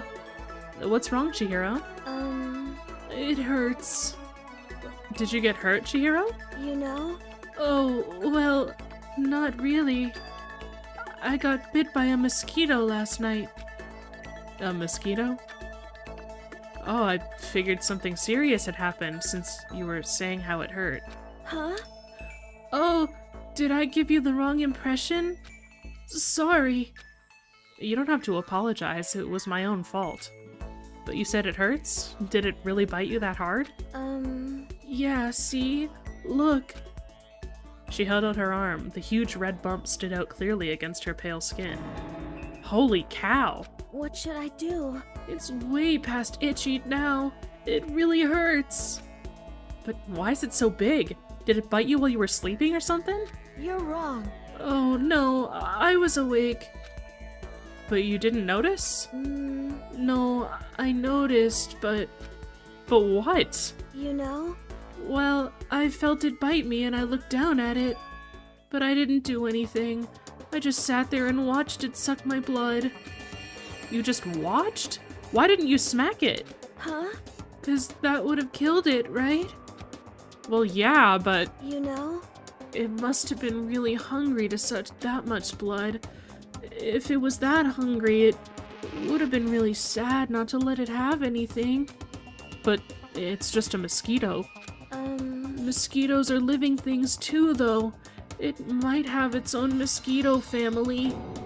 Sorry, I know that's dumb. No, really, you don't have to apologize. But don't go scratching it, okay? That'll just make things worse. But What if it gets so itchy I can't take it? Well, in that case, just take the tip of your fingernail and push it into the bump. That'll help. huh? Wow, I had no idea. You're so smart, Makoto. As she said that, she smiled like a tiny, cute little animal. I wonder if she does that on purpose. If so, that's a whole other level of scary. But anyway, don't you think it's kind of strange? Huh? What is? You know? Well, the school is completely sealed off, right? So how did mosquito get in? Maybe there's somewhere here in the school where bugs can live and grow. Some kind of nature-y spot. A nature-y place in the school? Well, I can't say for sure that there's not. Or maybe there's a secret passage somewhere that leads out of the school. A secret passage. Well, even if there's not, I'm sure we'll get out of here somehow. As long as we all work together, I'm sure we'll be out of here in no time. You're right. Working together is super important. But Of course, I don't know how I can be useful. I'll probably just weigh you all down. That's not true. It makes me feel way better knowing you're here to help. huh? It does? Really? Yep. So let's all do our best, okay? Thank you. Okay. Thank you, Makoto. Great. Once we were all done, I headed back to my room for a little while. Now that I'm back in my room, I'm gonna briefly put my finger in my eyeball.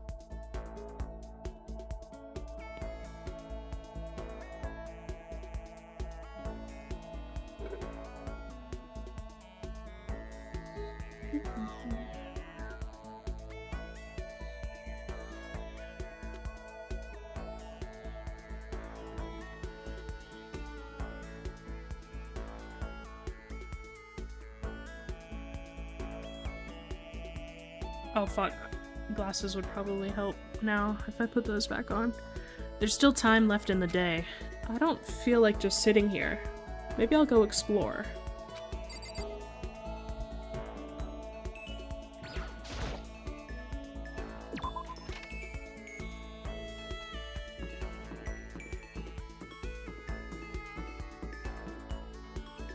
Laundry? Laundry.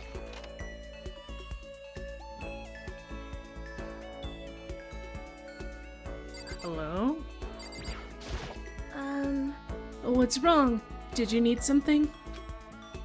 Should I hang out with Chihiro for a while? You want to sit down and talk for a while? I spent some time talking with Chihiro. Chihiro and I grew a little closer today. What did I say? It's the dandelion, right?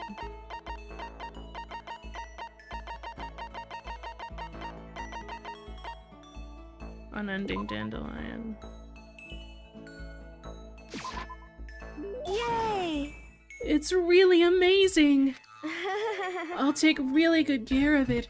I'll hold on to it forever. Seeing Chihiro so pleased with something I gave her makes me happy. Oh, What's wrong? That seemed like a pretty heavy sigh. you know? Oh, sorry. It's just, Everyone else is working so hard to get us out of here, but I'm no help at all. That's not true at all. But... It's okay. You don't have to try and make me feel better. I know it's the truth. I'm completely useless without a computer in front of me. At least if I were a little stronger or something, then I'd be able to help somehow. Listen, you'll get your chance. I'm sure there'll be a time when your skills will come in handy. So you don't have to worry so much, okay? Huh? My skills might come in handy? If I get a chance, I'm gonna work super hard to chip in. When it comes to computers, you can count on me. You're right about that. No matter what anyone might say, you're still the ultimate programmer. Speaking of which, how did you get into programming? Huh? Well, I mean, I always assumed most programmers were guys, so... Is it really that weird? No, nothing like that. I was curious what got you interested in it. I mean, why programming of all things? You know? Why? I mean, there isn't much of a reason. I've always been kind of weak, you know. I was never able to run around with my friends or anything. We had a computer at home, so I'd kill time poking around with it, and I found out I really liked it. My dad was a software engineer, but he had a bunch of programs on there that he'd built. I found one of them and started playing around with it, adding stuff here and there. And that was how I ended up making my very first program. Interesting. What kind of program was it? A kind of database software. Database software? You know? A user could communicate with it and it would take that information and find what they were looking for. It was a way of interacting with the computer without having to physically type things out. She said it could understand the user without them having to type things out. So that would have to be... You used voice recognition, is that it? Yep, exactly. You could talk to it and it could actually talk back. It was a lot of fun. It didn't even really sound like me. I would get totally absorbed in talking to it. It's like a kid recording themselves and playing it back again. The key part of the program was getting it to recognize what I was saying. The recognition accuracy was the most important thing. Japanese is kinda hard, so it was pretty challenging. But you were able to do it eventually? You're right. Yep, and right around then, my dad found out that I'd messed with his software without permission. I thought I was gonna get in so much trouble, but all he said was how impressed he was. The software was able to take natural speech and pull out key search terms to retrieve information. My dad said it worked so well, it was gonna change the face of software interaction all over the world. Yeah. The development costs are still pretty expensive, so it hasn't spread that much yet, but... Anyway, I've been addicted to programming ever since. I can't tell you how happy it made me to be able to make others happy. It's obvious how much you love computers. You seem to just light up when you start talking about them. Sorry, I spent all this time just talking about myself. No, I had a lot of fun learning more about you. Huh? Really? Yep, I hope you'll tell me even more next time. Okay, let's hang out again sometime. It's a promise, okay? You just unlocked the skill algorithm. Give yourself a pat on the back, you've earned it. I parted ways with Chihiro and went back to my room.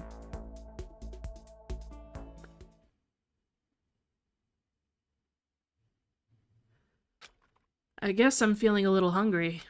I'd better get something to eat before it's nighttime. I should head to the dining hall then, I guess.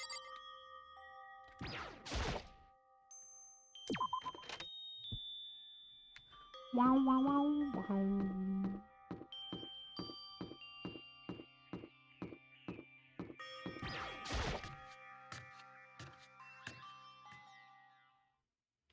I just wanted to get something to eat. And now I'm about to get roped into something like this. Actually, no, I guess I'm already roped in. Listen to me! Hey, Makoto, perfect timing! Huh? What's going on? Hey, damn it. I have a favor to ask. A favor? I have a bad feeling about this. Alright, what's your favor? Hey, damn it. Come on, Makoto, you gotta be our witness. A witness to what? What? This guy's been talking shit about me since day one, calling me a coward and shit like that. You're corrupt. You are a coward. That's why you turn to violence to solve your problems. You! That's why you can't do what society asks of you. Why you walk around dressed like that. Huh? The fuck you say? You don't know shit. You hear me? You've already lost to yourself, but you're such a coward you don't even realize it. Damn you! So what, you're saying you're not a coward? You think you're tougher than me? Count on it! I know I am. You wanna fight? Okay, then let's throw down. Prove you got what I don't got. You hear me? I accept your challenge. What? So that's what's happening, Makoto. You gotta be our witness. You're gonna throw down? You're not gonna, like, start punching each other, are you? Hey, There's a bathhouse on the first floor of the dorm, right? With a sauna inside? I see! A simple endurance contest, is it? Got it! We're going to see who can stay in the sauna the longest, am I right? Piece of shit! Goddamn straight.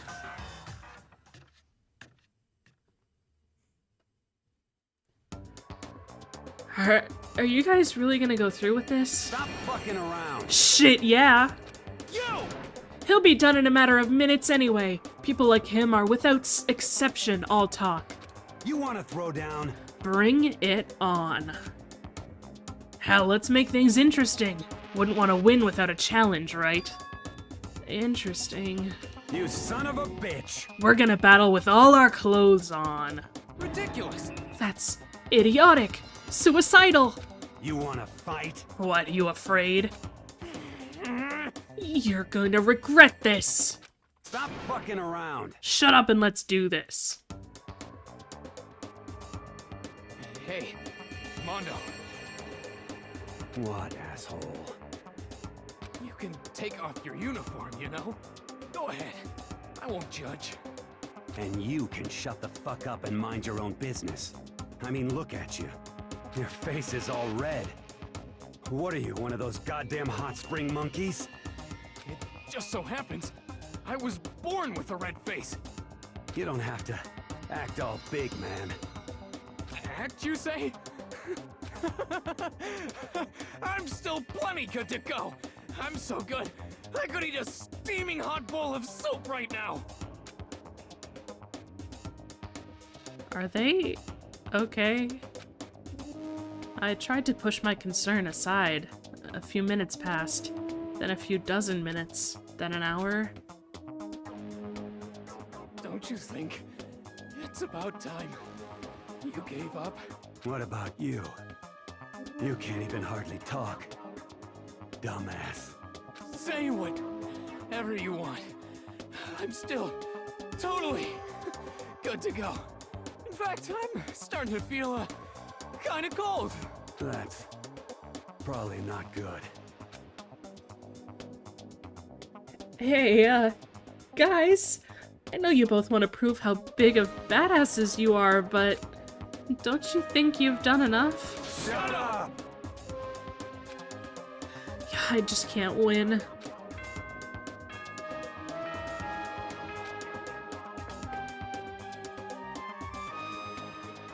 This is a school announcement. It is now 10 p.m.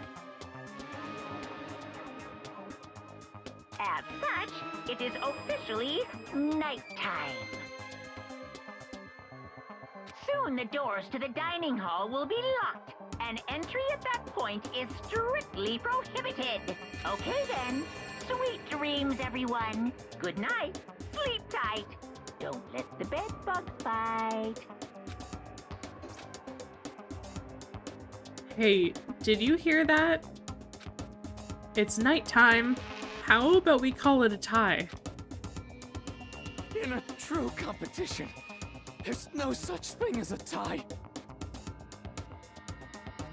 You win, or you lose. That's the only thing that matters. Listen to you, you son of a bitch. Then bring it on. I'll push you right up to the gates of hell. The gates of hell? That's not a good place to push someone. This isn't good, guys. Yeah, you hear him? Better crawl on your back to your room. I'll let you know how it went in the morning. Then you can start spreading my legend. Come tomorrow morning. You'll fall down in front of me. Down on your knees. I'll show you where to do it. Big talk from someone whose face is about to explode. Right back at ya. Okay, well, good night then.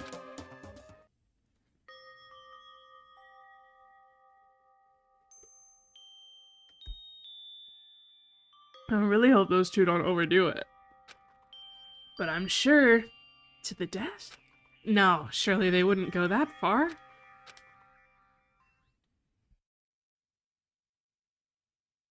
The concern stayed with me as I slowly succumbed to sleep.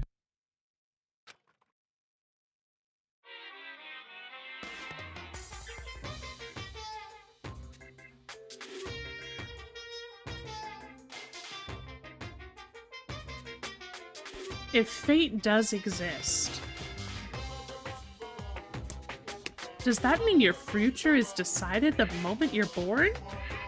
If all your yesterdays pile up to create your tomorrow, if your future as final as your past? I just don't know. That's why I'm still alive! Because I don't know! That's why I desperately cling to life!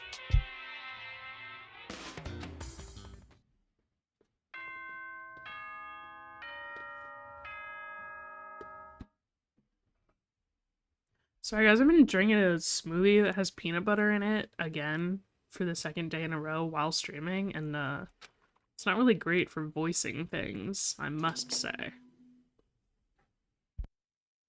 Good morning, everyone! It is now 7 a.m. and nighttime is officially over. Time to rise and shine! Get ready to greet another beautiful day!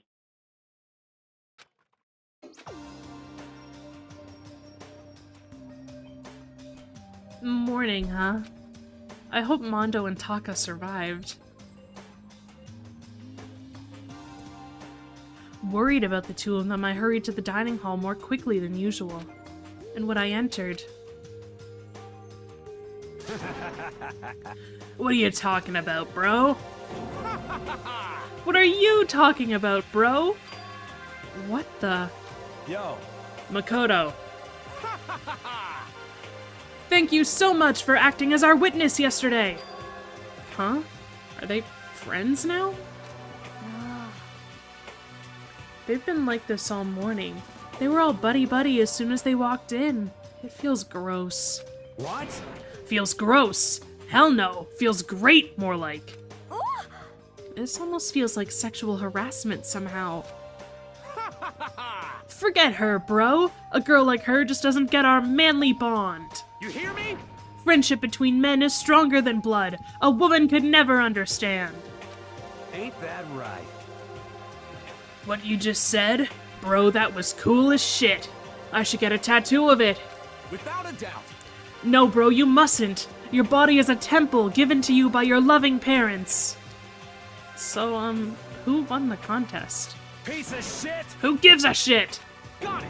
Yeah, don't ask stupid questions. What matters is that we both took part in it together. That's completely different from what you were saying last night. I see. Friendship between men seems very simplistic. Nothing like what I'm used to with girls. Yeah, for real. All throughout breakfast that morning, the room was dominated by Mondo and Taka's overpowering brotherhood. All in all, it was a pretty unfortunate experience.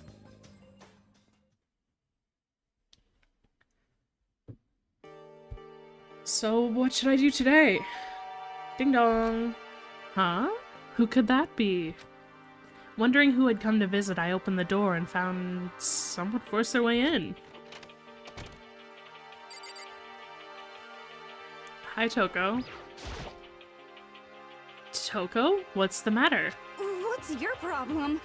Why are you so surprised? Am I really that annoying? Oh, well, I already know I'm annoying. I came here knowing that, so that makes it okay. No, you're not annoying, I just wondered what was going on. I have a favor to ask. I want you to go somewhere with me. And where is it you want to go? Well... The library? Huh? Are you looking for a book or something? Why don't you just ask Byakuya? He spends all his time in the library anyway. Did I say something wrong?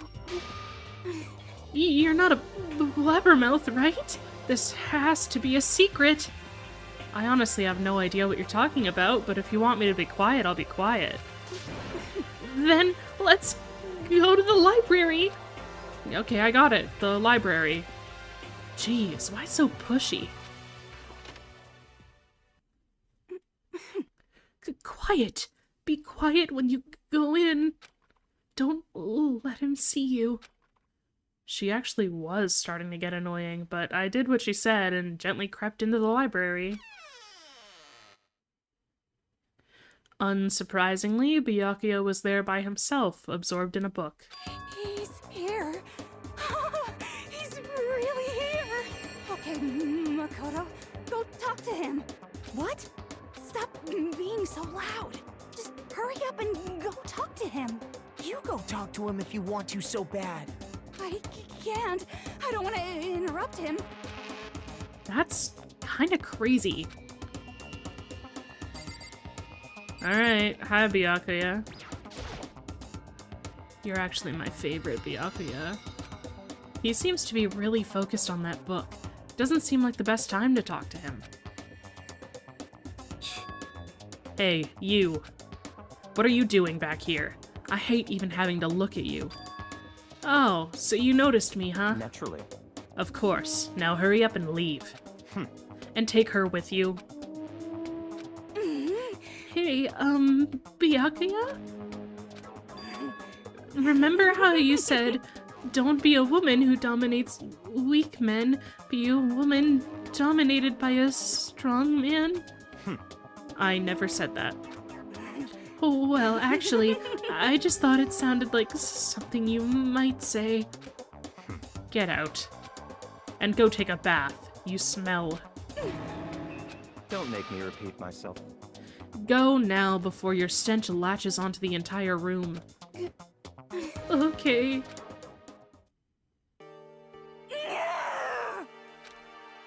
He really dug into us there. Maybe he's in a bad mood. She seems super depressed. Did he really upset her that much? Byakuya, to go that far. He must be really concerned about me. Huh? He told me to take a bath and everything. He must really care about my well-being. Hey, Makoto, what do you think? Think about what? Do you think Byakuya and I would be good together? Well now, I don't really know. Maybe. That's true. There's really no way to know. But the distance between us doesn't change our love. Because as soon as you realize your feelings, the love is born. That's how love works. Okay. There might come a day when you understand. Maybe someday. Well, bye. You missed Byakuya. Ah, young love. Uba. Ba-bum, ba-bum. Who would have ever guessed she would go for someone like him? But eager passion can also be scary. Sometimes that leads people off in the wrong direction.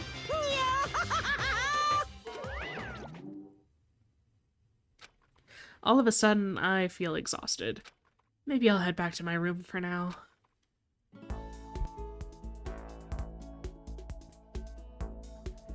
There's still some time left in the day. Free time, even. Okay. We'll go check real quick what Yasuhiro likes. And if I already have it.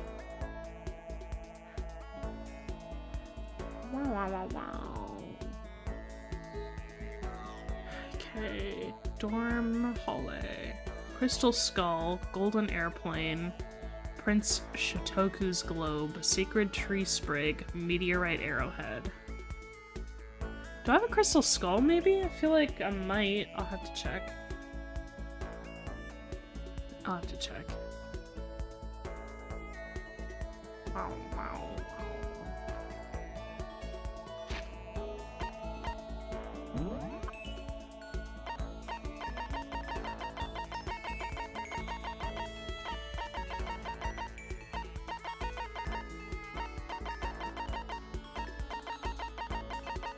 Crystal Skull? Excellent. I have you now.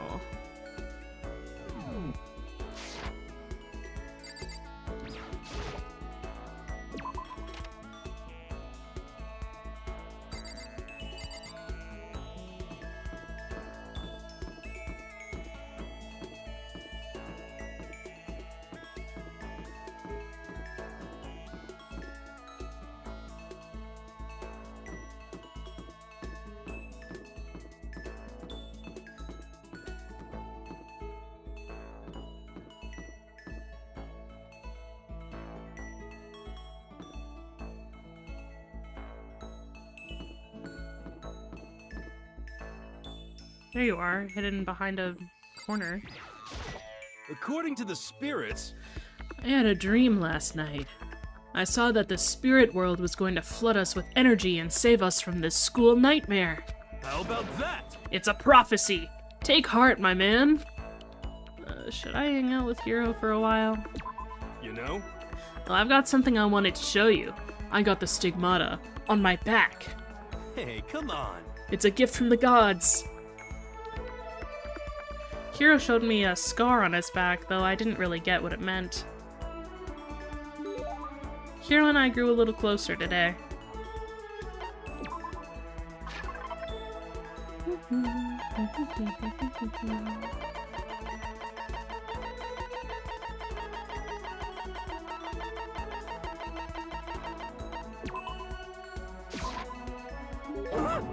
Such mysterious power! This is a true blue... double O part? Makoto, the dawn of a new era draws near. Seeing Hiro so pleased with something I gave him makes me happy. Could it be... Hey, Makoto, you know what I think? You and me meeting like this, it wasn't a coincidence. So I've got some good news for you. I'm gonna give you a psychic reading at a huge discount. Discount? How about that? Normally it's $1,000 for 2 hours, but for you, let's call it $900. That's only a $100 discount, and even then it's way too expensive. Don't be mean! Hey, come on! You should count yourself lucky that the ultimate clairvoyant is willing to tell your future. So are you right pretty often? Well? I sure am. At the bare minimum, I've got a 20% chance of accuracy. 20%? That sounds pretty sketchy. What the heck? For real? Don't make that face! Didn't you hear what I said? 20% of the time I'm right! Every time! That includes natural disasters, election results, you name it. Don't you realize how amazing that is? How about that? Okay, fine. I'll give you a special trial run. After all, I've already seen what the future has in store for you. What? When did you see it? Well? You won't believe what I saw. It would appear that the mother of your children and the mother of my children are the same woman. I refuse. Denied. I don't like it. I'm right? Doesn't matter if you don't like it, that's just the way it is. 20% accuracy, you said? You know? At least. I pray to everything holy that you're wrong. Please be wrong. Now then, since that was a special trial run, I'm afraid I can't apply the discount. That'll be $1,000, please. Don't worry, you can pay me after we get out of here. Oh, wait. Hold on. But there's no way you're gonna be right, right? If you like, I can do a reading right now to see whether my reading was right or not. Naturally, additional fees will apply. Think about it, okay? Let me know as soon as you're ready for my services. Ha ha ha. Oh, he's gone. Do I have enough in my bank account to take another crack at it? No, I can't bring myself to pay for something like that. I can see how people could fall into that kind of cycle, though. That was close. Please, whoever's listening, I'm begging you. Whatever else happens, don't let him be right. You just unlocked the skill Lost in Thought. Give yourself a pat on the back. You've earned it. Once we were all done, I headed back to my room for a little while.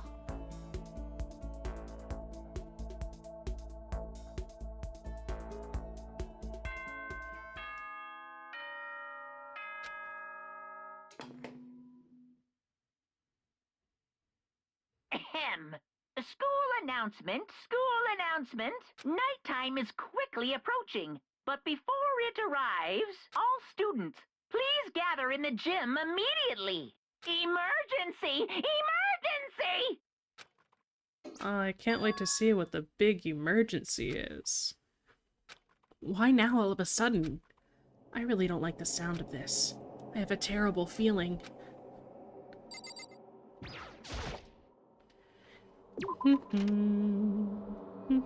Hi, Kyoko. Oh, Kyoko, did you hear the announcement just now? Indeed. I don't know why I thought we were at the 3-hour mark. I haven't even been awake 3 hours. You need to seek help. Yes. I don't want to go, but we don't have any other choice, right? Right. I can't imagine it's going to be good news, but it's not a good idea to defy him here and now. Goodbye. So I'm going on ahead. I really can't do anything except what Monokuma tells me.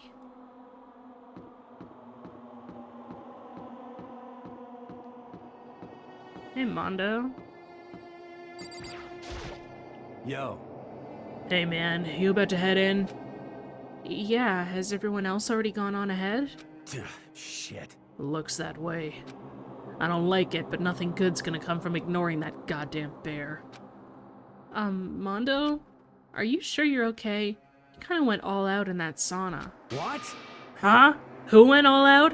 That shit doesn't even faze me. Yo. But you know, there at the edge of hell, a promise between men was waiting for me. Never saw it coming. Yo. Anyway, let's get our asses into the gym.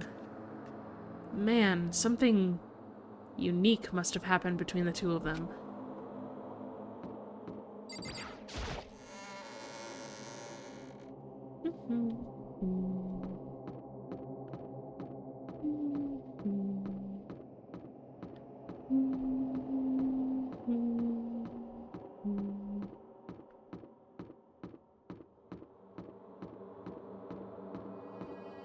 Hello, the gym.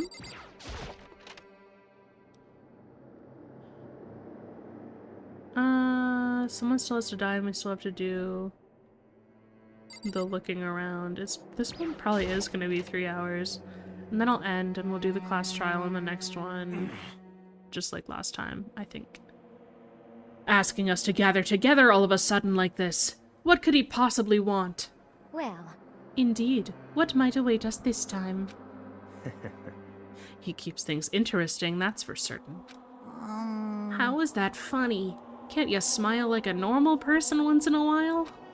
Like how the housewife on a classic TV show smiles at the end of an episode. what the heck? There's something totally messed up with you if you can laugh at a time like this. Which one of us is actually messed up? Huh? What's that supposed to mean? Nothing in particular, just admiring, that's all. I don't want to kill anyone, but I also don't want to stay here, living in blind denial day after day. I was just admiring how you could live like that and still keep your sanity. What is this? I'm not in denial! That reminds me, remember how you kept talking about how the police or whoever would come help us? How'd that turn out? It seems to me there's no sign It seems to me there's no sign whatsoever of possible rescue. Well, That just... Huh? I wonder what actually happened. Certainly. It's strange, that's true. There's no way that the police wouldn't know about it. We're right in the middle of a major urban area. What? The police suck!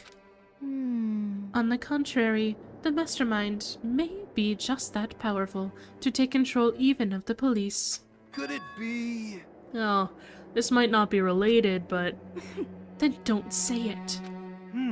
Nope, gonna say it. It's not like some occult mystery. It's about last night.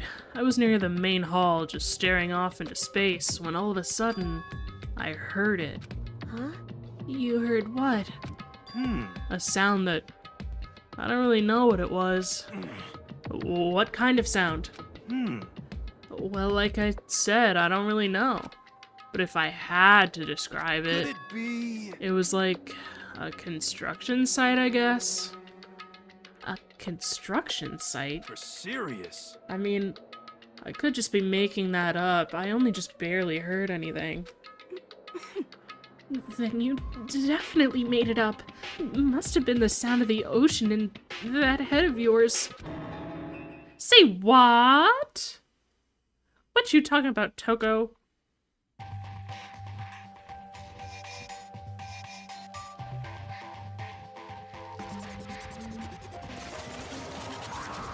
Oh my god, Mr. Danganronpa Bear.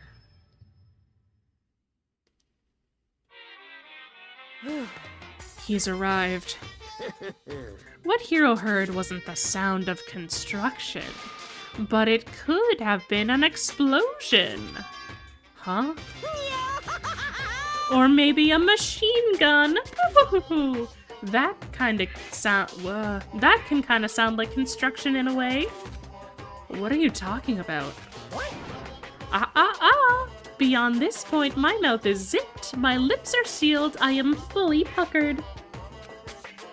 It's a secret little secret. And? Fine, then let's move on to what you can tell us. Why did you call us all here? Say what? You don't beat around the old bush, do ya? Ready for me to get to the point, huh? If you please. But before that, do you mind if I vent a little? I'm low on energy these days. My stitching's even losing all its shine and luster. I'm thinking it's probably become of this... Whatever. Ho-hum, boring old everyday life. I'm looking for something with a little more stimulation. Something rife with danger and intrigue. Yep. Listen, can I just be frank? Today, I'm The- feeling black. The next Blackened hasn't shown up yet, and I'm getting bored. Hey, So I've decided to come up with a new way to motivate you. Motivate? Is it another set of videos or something? Are you gonna show us some demented thing to try and drive us all to murder? damn it. Drive you to murder? What a mean thing to say. Just awful. You hear me? I don't know what you've got planned, but we're not going to kill each other anymore. Got it! No matter what you do, I swear to God we won't. That's very big talk. Do your very best to back it up, okay? Now then, with your permission, let me begin. So this time it's... embarrassing memories and secrets. As long as you're alive, it's a given that there's things you don't want other people to know about you. So I did a little investigating of my own, and I dug up some of your darkest secrets. And those embarrassing memories and secrets are all contained in the envelopes I have right here. I'm going to hand them out now, so take a second to take a peek. As Monokuma spoke, he tossed the envelopes at our feet. I quickly snatched the envelope with my name written on it. I nervously pulled out what was written inside, and my entire body suddenly went rigid. Makoto wet the bed until he was in 5th grade. What? How?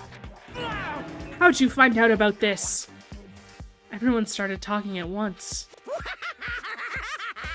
You have 24 hours. If someone doesn't become blackened by then, Extreme! all your deepest, darkest, most embarrassingest secrets will be exposed to the world. Maybe I'll roll by a crowded intersection in a van strapped with loudspeakers and spill the beans. Yaha! Wouldn't that be so embarrassing? So that's what you meant by motivate. Yup, you got it.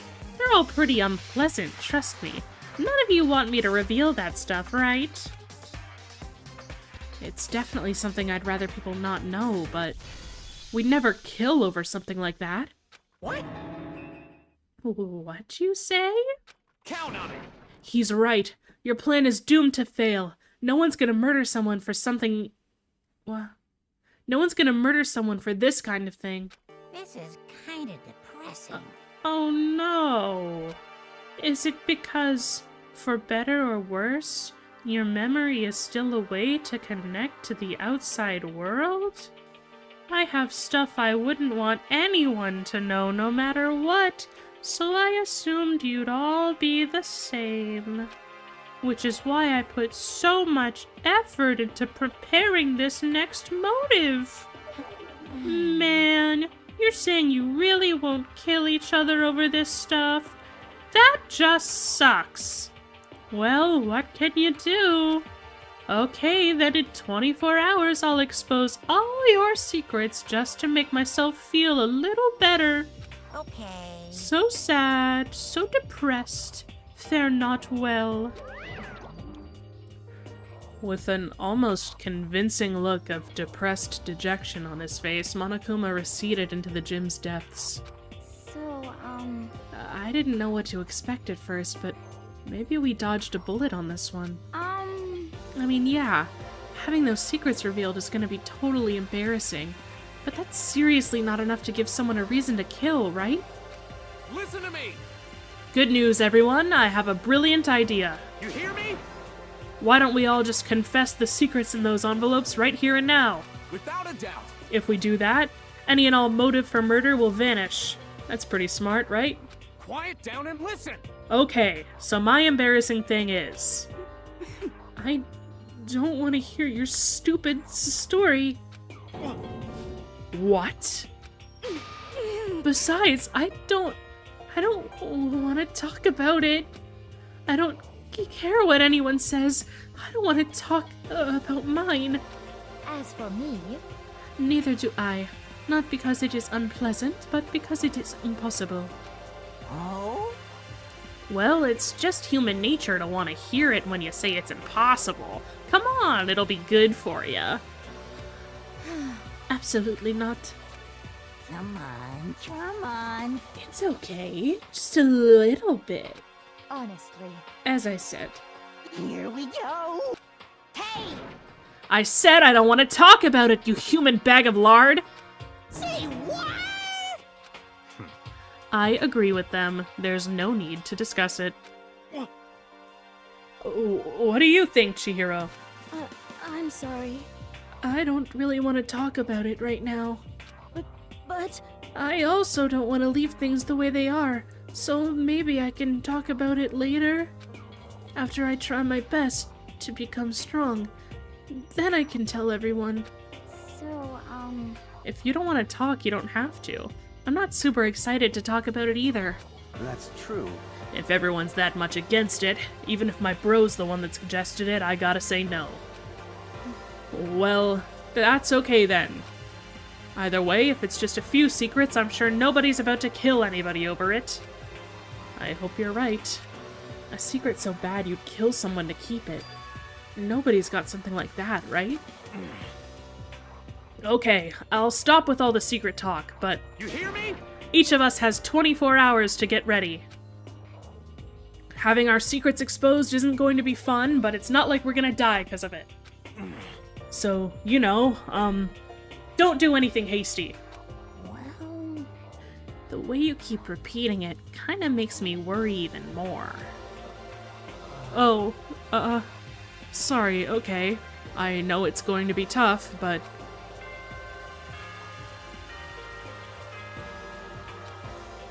Ding dong, bing bong. This is a school announcement. It is now 10 p.m. As such, it is officially nighttime. Soon the doors to the dining hall will be locked, and entry at that point is strictly prohibited. Okay then. Sweet dreams, everyone. Good night. Sleep tight. Don't let the bed bugs bite. Oh god, the bed bugs. Nighttime already, huh? Okay, let's all call it a day. Of course. Good idea. We need to prepare for tomorrow. I was left with an anxiety I just couldn't shake, but we left things as they were and left things as they lay. One by one, we headed back to our dorms. Secrets or memories you don't want anyone to know about. A way to connect to the outside world. Honestly, all that crap Monokuma was spouting didn't have any effect on me. There's no way anyone would kill over stuff like that. At least, that's what I thought.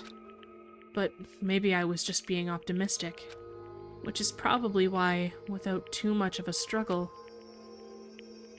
Geez, I'm more tired than usual.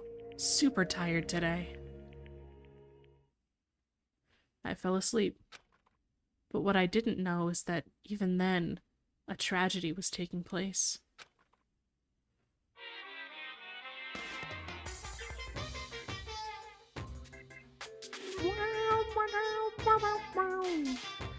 Hey, do you have a second?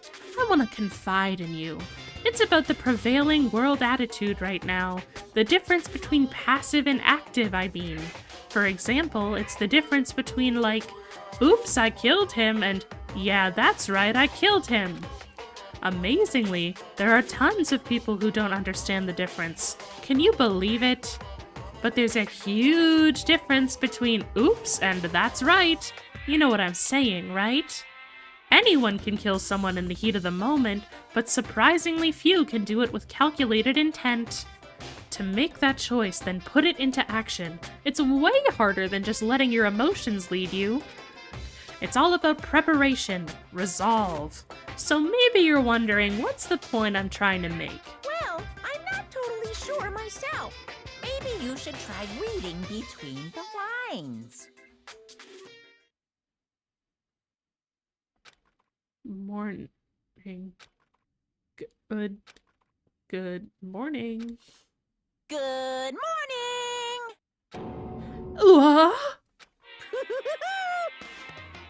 Nice reaction. I'm glad to see you didn't disappoint. What? What are you doing here? Yep. I wanted to spice things up, so instead of a school announcement, I decided to wake you up in person. What the hell for? Because it's fun.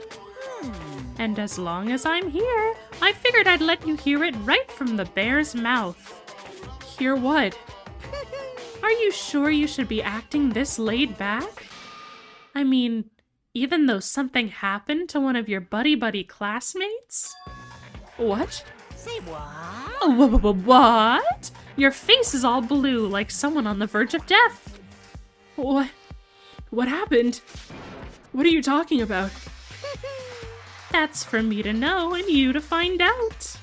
Good luck. Something happened to someone? Was it? No, it can't be.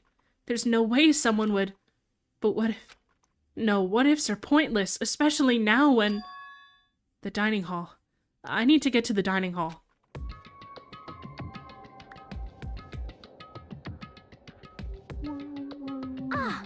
Makoto. Are you okay? Hey.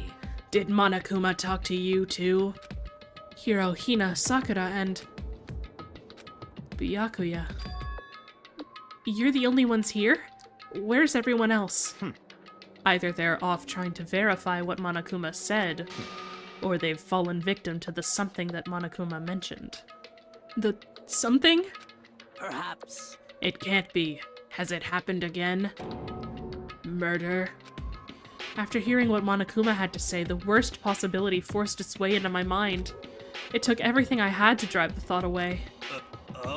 So if something really did happen, Does that mean someone did it because of what happened yesterday?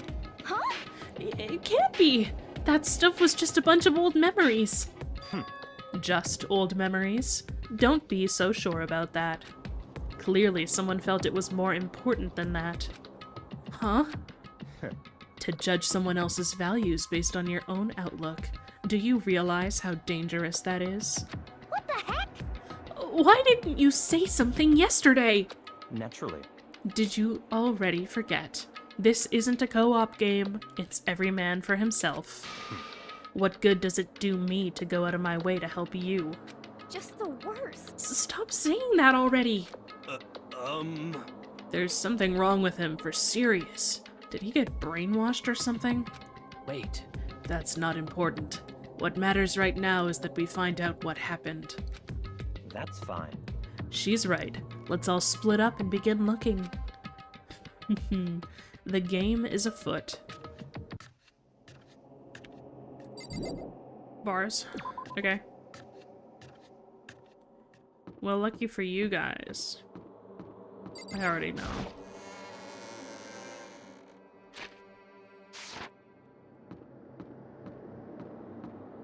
Hey, hero. Or is it unlucky for you guys? You don't have to see me stumble around. At least.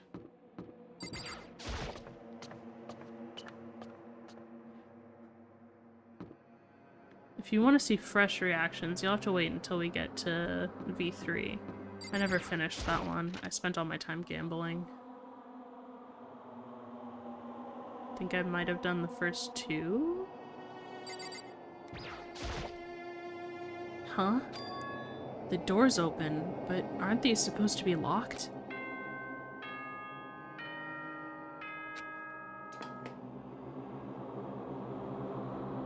For this investigation, I have unlocked the doors. Please look around to your heart's content. Investigation? It's all clear now. Just as I thought. Byakuya? I see. Judging from what he just said, there can be no doubt a murder really has taken place. Come on!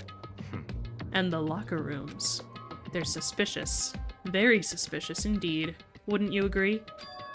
Huh? Suspicious? It seems nobody searched the locker rooms. Let's start with the girls' locker room. He was muttering as if talking only to himself. Without waiting for a reply, he pressed his hand against the girls' locker room door. And the door swung open without a sound. In that moment, time seemed to freeze.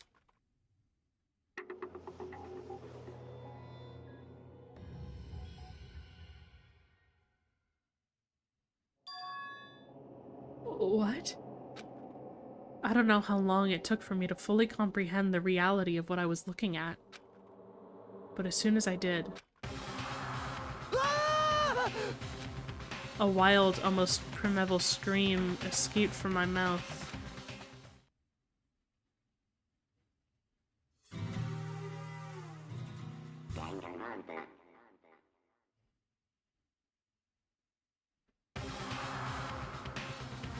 I tried to suppress my screaming, but it was useless. It surged out of me like water from a spring gushing out of the ground. Byakuya, on the other hand. Very strange. Most unusual, don't you think? He was totally calm, almost like he was watching this all unfold in front of a TV screen. I see. Look, Chihiro's corpse has been suspended somehow, and something's been written on the wall in blood. Bloodlust? Such a brutal way to kill someone. No, this is beyond brutal. Wouldn't you agree? They killed her, how could it not be brutal? No, that's not my point. This murder is far too bizarre for any everyday amateur to have committed it. Unlike with Sayaka, this murder was not a crime of passion or necessity. It's almost as if whoever did this did it for fun.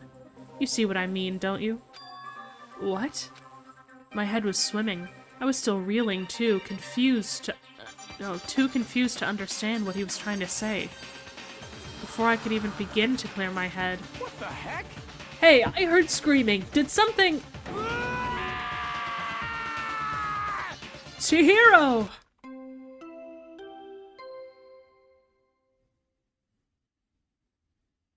No, there was no murder in the murder game. Come on. A body has been discovered. After a certain amount of time, which you may use however you like, the class trial will begin. What the hell was that? What? Ah, that's right. You were unconscious during Sayaka's, so you don't know about it. What you just heard was the body discovery announcement. Apparently, when 3 or more people discover a body, an announcement plays to let everyone know. I imagine it's so that the search for the culprit can proceed fairly for everyone involved. Proceed fairly? The body discovery announcement! Then Chihiro really is... Naturally. Dead, yes. Before you start screaming your head off, go round everyone up. It seems another game has begun. Another life or death game to uncover a killer. Taka bolted out of the locker room. As everyone made their way to the scene, it felt as if no time at all had passed. It was like my sense of time had just taken wing and flown away. When I finally came back to myself, I saw everyone had the same look of confusion, fear, and anger. We all just stood there, gathered around Chihiro's body. Damn. I couldn't keep her safe.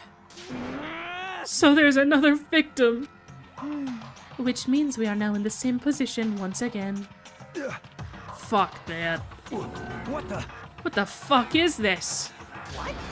It's a dream. This is a dream. It's all just a dream. In fact, I haven't even been born yet. I don't have any memory of ever being alive. Shut up. Alright. Oh, shit. I guess I have to talk to people first. Oopsie. The Yakuya? For now, pay attention to the wall. Huh? I said it once already. There's a word written there. On the wall?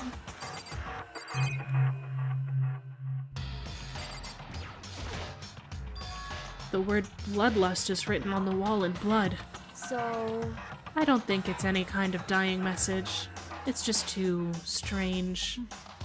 But you know, that thing about writing bloodlust in blood, doesn't it sound kind of familiar?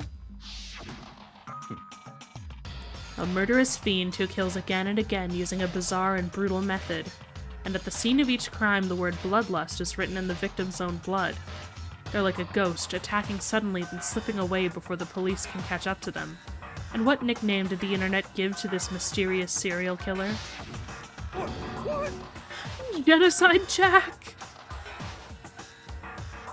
Makoto might be No! Genocide Jack? The murderous fiend whose grisly attacks were famous all across the country?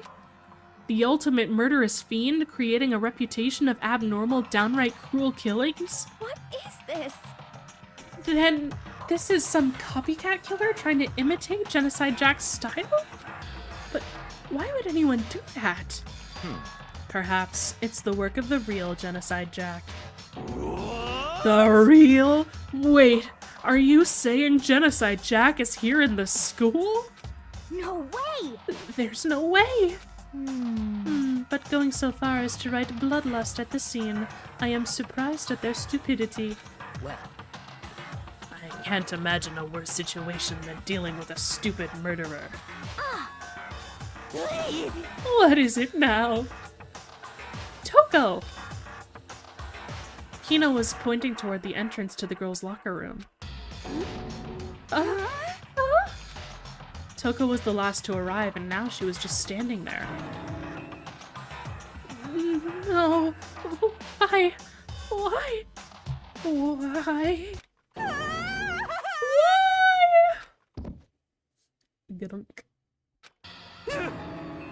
She fainted. That did not sound good. Toko. Oh. Hina rushed over to the collapsed Toko and started trying to shake her awake. Toko, are you okay? Come on, wake up. Oh, That's right. I just remembered what she said about how she faints anytime she sees blood. Oh, So she is hemophobic. I can imagine she does not watch too many horror films then. This isn't a violation of the rules, right? I mean, technically she passed out somewhere besides her room. No, I think it should be okay. The regulations prohibit sleeping, like, on purpose. So since she didn't faint on purpose, it doesn't count. Gotcha. just a second. Toko, can you hear me? Hey, you gotta wake up. As if she'd heard her. Toko suddenly shot awake. As in, she literally jumped up from where she was laying. It was such a strange reaction. I was at a total loss for words. She leapt straight up into the air, changing her stance as she did. In no time flat, she was just standing up. Ignoring the physical contortions she had to go through, her motions were totally haphazard.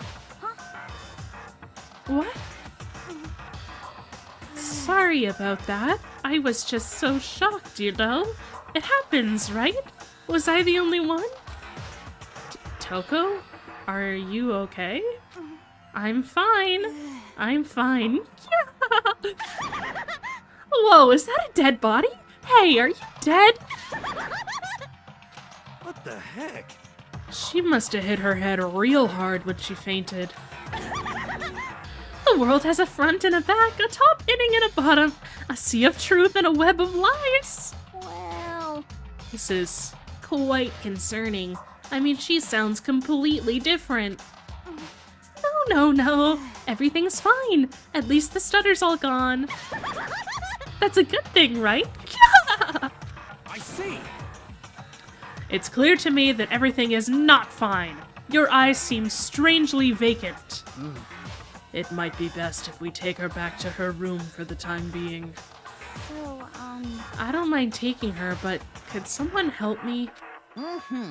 If you need help, I don't mind. Taka, could you help me? Huh? She totally ignored me. Very well. You take care of the girl, and the rest of us can begin the investigation right away. Can I assume nobody has a problem leaving Sakura and Mondo on guard duty again? Oh, hold on a second. Rushing to an investigation? The mastermind isn't behind that. After what happened last time, surely you realize that. Yeah. Don't make me repeat myself. There is no question that Chihiro was murdered by someone among us. Isn't that right, Monokuma? of course. But don't take it as a bad thing. It's just a fact of life. Because that's how graduation works. Then it's happened again? Is that what you're saying? That another one of us killed a fellow classmate? What? Does that freak you out? You guys got no balls, you know that? Is there just nothing down there at all? Well, I'll let you pray to mine if you want.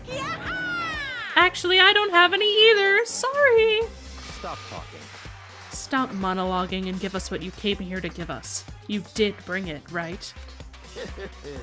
I sure did, chum. It's the Monokuma file. I know how much you must be looking forward to it. See ya later. Please do your very tippy-top best on this investigation. no way! Do we really gotta do another investigation? Examining the corpse of one of our friends. Having to suspect all our other friends. Why? I hate this. I can't take it anymore. Oh no! I hate it too. Help me! I've had enough. I'm getting out of here. Hey! Where do you plan on going? There's nowhere to run. Such ignorance. Just accept it already. After all, blood is just a liquid. A dead body is a simple object. Blood's actually like a biohazard, but it's fine. You are very enthusiastic about all of this, are you not? Naturally. How can I not be? If we don't unmask the culprit, we all die. That's true, but to jump into it so soon. What? Do you want to die? Such ignorance.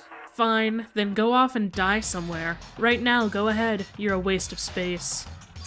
Damn you! A dead body is an object? Piece of shit! Chihiro wasn't an object? Show a little respect or I'll beat some into ya. Calm down. Everyone stop bickering. Listen, there's some truth in what Byakuya said. Kyoko! Because If we don't solve the mystery and find the killer, our own lives are forfeit. And if Byakuya is right that Genocide Jack is somehow the one who killed Chihiro, that's right. then unless we do something, more victims could start piling up. What? Forget more victims. If we mess this up, we're all dead meat. Hey! Hey! Hold on. If that's your worry, you don't gotta worry any longer. In any one killing game, the guilty party may only kill a maximum of 2 people. Huh? I don't remember any rule like that. Actually... I just came up with it! I mean, if one person went around and killed everyone, your lovely student life would be all over, right? The new rule has been added to the regulations menu. So then... In that case, why not limit it to 1 person? Hey, Well, in any good mystery, you don't want to miss out on at least the potential of a serial killer angle. Just one would totally murder that possibility. Punishment is waiting for you. Farewell for now. I'll catch you guys at the class trial. I can't say I understand his thinking, but if we can kill up to 2 people, then 1 more person's life could still be in danger. Which is definitely not good. We need to uncover the culprit before something else happens. You son of a bitch! You need to shut the fuck up! So, Well, for now, Taga and me are gonna drop Toko off at her room. Nice! I'm gonna get dropped off. there is nothing to be done. We have no time to stand around here. We must begin our investigation. Tout suite. If we do not solve the mystery of who killed Chihiro, Is that okay? then we will quickly follow her into the afterlife. That's true. I hate this, but if I want to survive, me and everyone else, we have to do it. We don't have any other choice.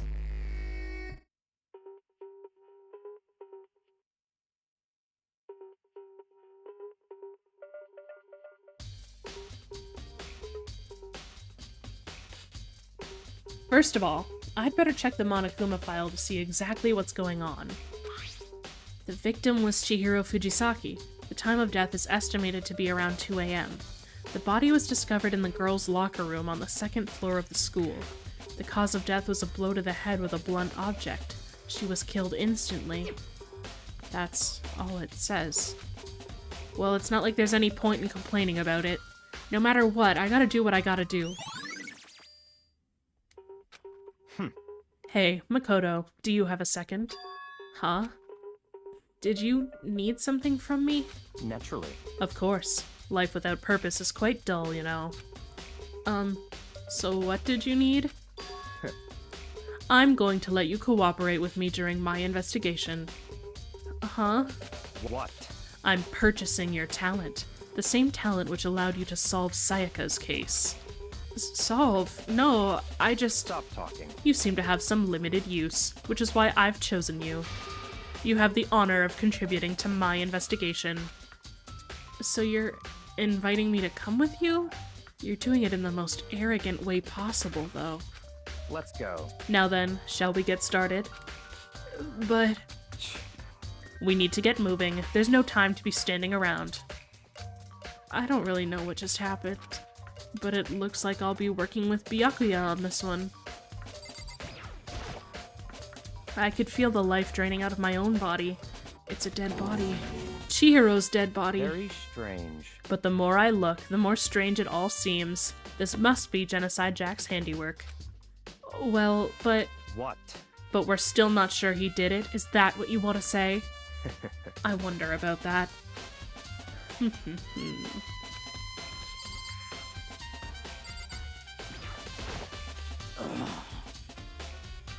Oh. Oh, I accidentally skipped, but if you think about it, she could have been killed somewhere else than carried here. She was very light, that is true. It wouldn't be hard for someone to carry her, but still. Well, I still think she came here on her own by choice. What makes you say that?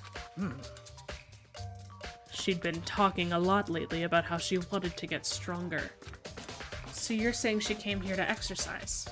But according to the Monokuma file, apparently she was killed around 2 in the morning. Would she really have been exercising that late? perhaps.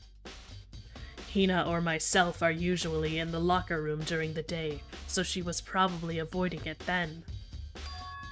Avoiding it? Although we invited her to join us more than once, she never showed up. So I can only assume she was trying to avoid us. And instead she came to exercise in the middle of the night? However, Perhaps. But it's difficult for me to imagine she would have come alone. She did want to start exercising, but she specifically mentioned she couldn't do it by herself. She needed support from others. So you're saying she could have come here in the middle of the night to train in secret, but that she also would have come with someone else? It's a possibility, I think. My voice is hitting its limits. That's fine, though. It's fine. There's a dumbbell on the floor, and this is a blood stain. There's a blood stain on the dumbbell. The Monokuma file said a blow to the head with a blunt object is what killed her. Does that mean this dumbbell was actually the murder weapon? That's right. I don't imagine it could have been anything else. Locker room dumbbell. Let's add bloodlust to the file. Let's talk to Kyoko. She took her time examining Chihiro's corpse. She poked and prodded, going over every inch of the lifeless body. You're a very strange woman, you know, being able to touch a dead body with absolutely no trouble. She seems to be concentrating pretty hard. It's like she can't even hear us. The poster's got some blood on it. It must have happened during the murder.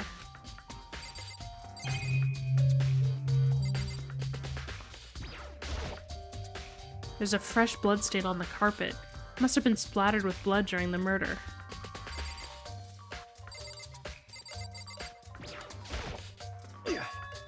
Dude had a real complex about being weak. You heard Chihiro talk about it, right? Oh, I need to get stronger?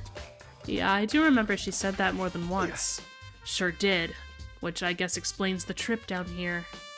But did she really need to get stronger that badly? You already mentioned it, but she was a girl after all. Most girls aren't all that strong. I don't know, man. I haven't really thought about that stuff. The cause of Chihiro's complex. I can't help wondering what it might be. Now I believe it's time for us to move on. Huh? Already? What? New clues won't magically appear by standing around here. We need to check every aspect of this case. That's true, but... Let's go. If you're satisfied, let's hurry up and proceed. He's so pushy. I got caught up with the wrong person this time. Womp, womp, womp, womp. So this is our next location. Huh? This place is related to the investigation? Figure it out for yourself. It's no fun if you don't, right?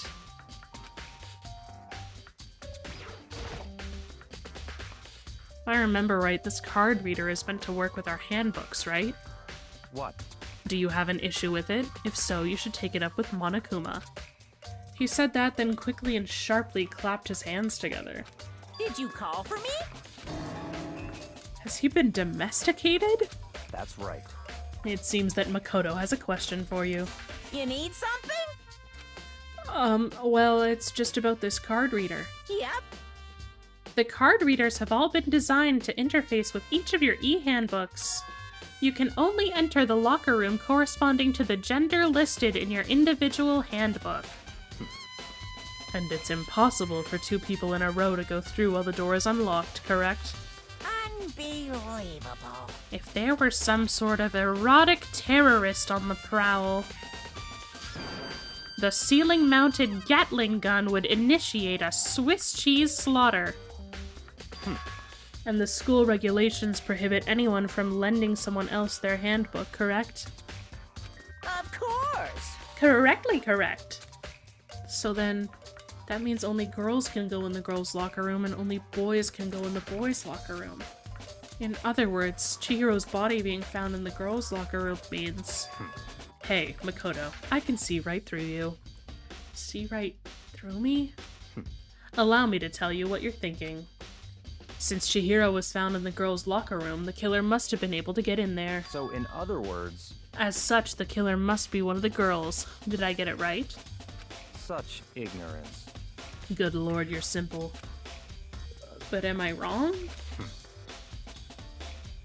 You should pay closer attention to the regulations. The answer has been in front of you the entire time. Loaning your e-handbook to another student is strictly prohibited. Only the act of loaning a handbook is prohibited. Borrowing someone else's is perfectly fine. I would expect nothing less from the prodigal son of the noble Togami family. So you managed to sniff out the loophole in the regulations. Knowing you, I would bet you created it on purpose, didn't you? To add a little more excitement to things. You're treating me like a puny little appetizer instead of the main course that I am. Now then, since the dead can't actually talk, they're not people anymore, they're things. Yep. Get it? Got it? Good. Oh, wait, hold on. You're saying that's a loophole, but in order to borrow something from someone, then that means someone would have to loan it, so, Why you? So sleepy. Just listening to you makes me want to pass out. Be more like Byakuya and get your poop together. Unbelievable. Or else I'll charge you with criminal negligence. No more questions. Figure out the rest on your own damn self. That's fine. Well, I know you are unfortunately lacking in mental faculties, so I'll fill you in myself. Let's head to the main hall. The main hall? That'll help you understand what's going on.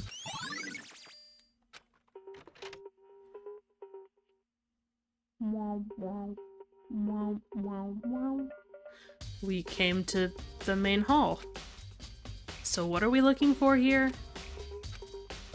Does that mean I have to figure it out for myself?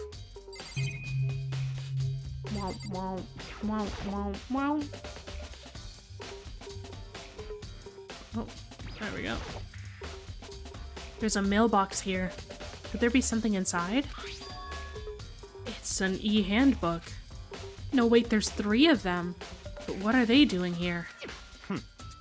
So you finally found them. Huh? Did you know these were here, Byakuya? I happened to find them by chance myself the other day. It seems there's a system in place where the handbooks of dead students get delivered to this mailbox. So then, these 3 handbooks belong to Junko, Leon, and Sayaka. You can go ahead and confirm it yourself. I immediately turned on one of the handbooks, and when I did...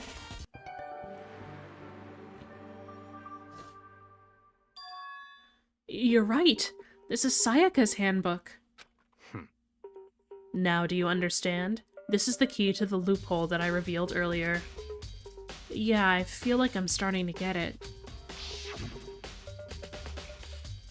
You should pay closer attention to the regulations. The answer has been in front of you the entire time.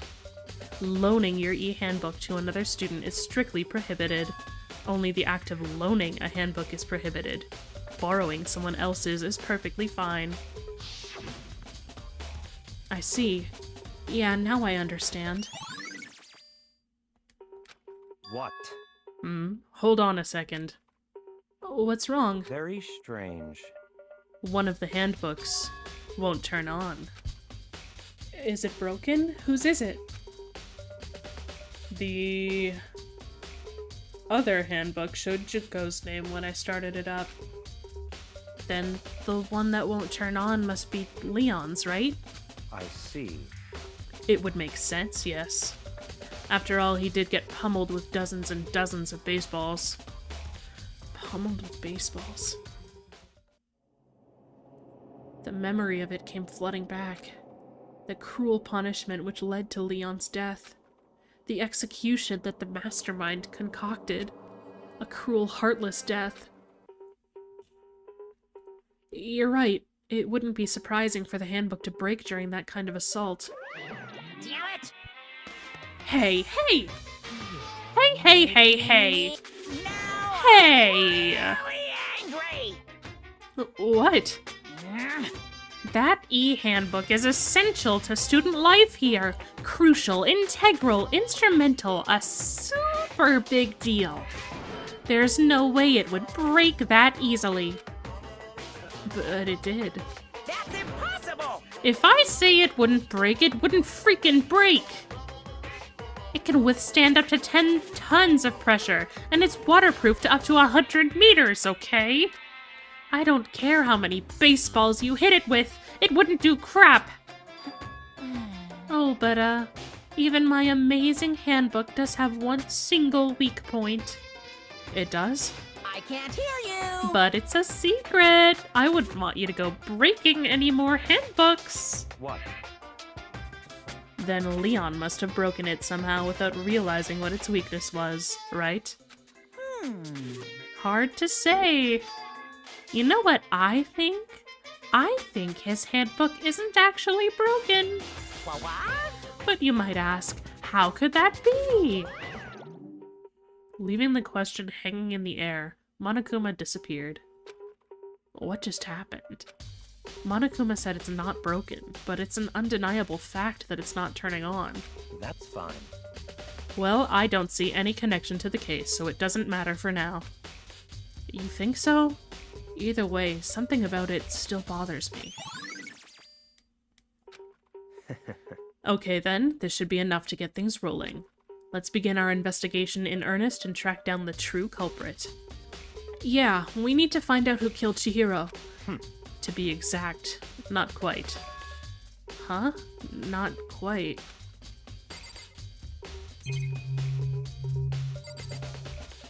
Womp womp, womp womp.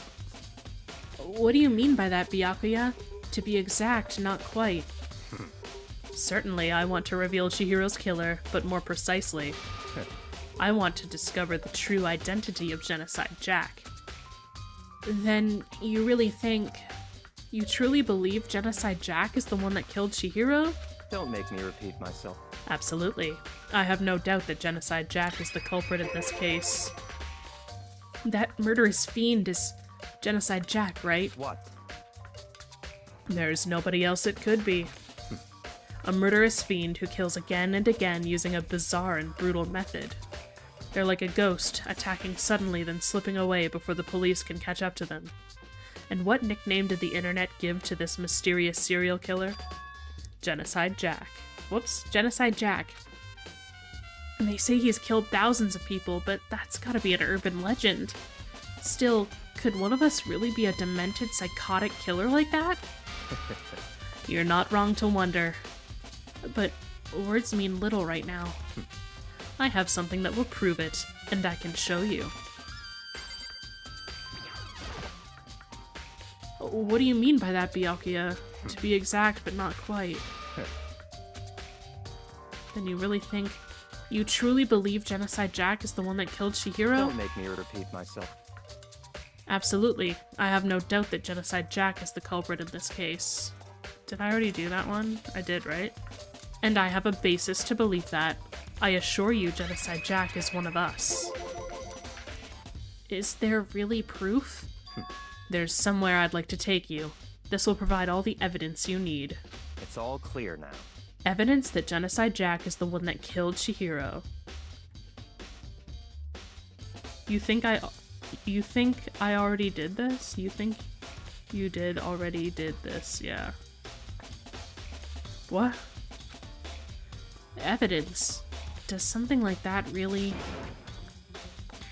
hey you two. Big trouble, I need your help. I don't have time to play with you. We're busy, leave us alone. I mean... But it's an emergency! Emergency! Come on, please, you gotta help me! Please! This is a serious emergency! Please, please, you gotta help me! Just calm down, okay, Hina? I mean... But, it's an emergency! An emergency? What happened? Well... Something's wrong with Toko. She's acting super strange. Well, I mean, she was acting pretty strange earlier, right? What should we do, Byakuya? Very strange. Since it's Toko, I must admit, I'm intrigued. I suppose we can take a second to see what's going on with her. Are you sure? Don't make me repeat myself. I didn't expect that. I thought for sure he'd just say no and that'd be the end of it. Yeah! Okay, come on, hurry! Wait for us, Hina. Let's go. It looks like she headed to the dorms, to Toko's room most likely. You're right.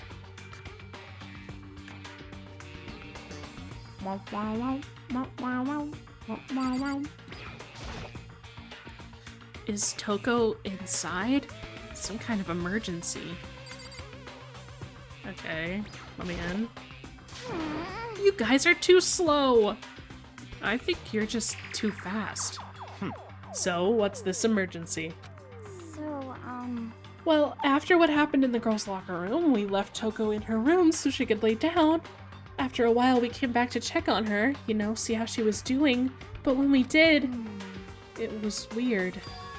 She refused to come out, and she kept saying all this weird stuff. Weird stuff? That's fine. We should try talking to her ourselves. Yeah, good idea.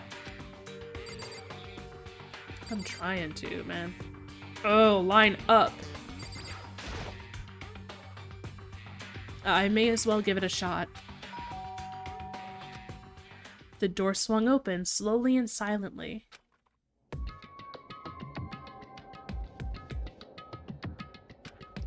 Holy crap. An aura of negativity flowed out from behind the door, forcing a gasp out of me. What? Oh, nothing. It's just that, Hina was really worried about you, holding yourself up in your room. Leave me alone. Yeah, sure thing. But, could you open up, just for a second? Won't allow it. Huh? I won't let Genocide Jack have control!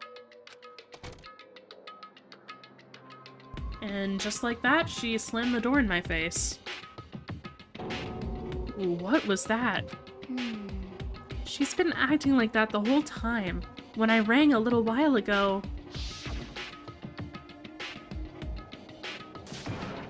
I'll drive out the killer. Drive out the murderous fiend. It doesn't make any sense, right? I was afraid to leave her in there alone, so I tried to bust out her door.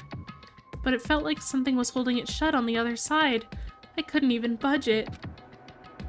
Toko was scared enough to even bar her door? Does she think the same thing as Byakuya? Does she think the serial killer Genocide Jack really murdered Chihiro?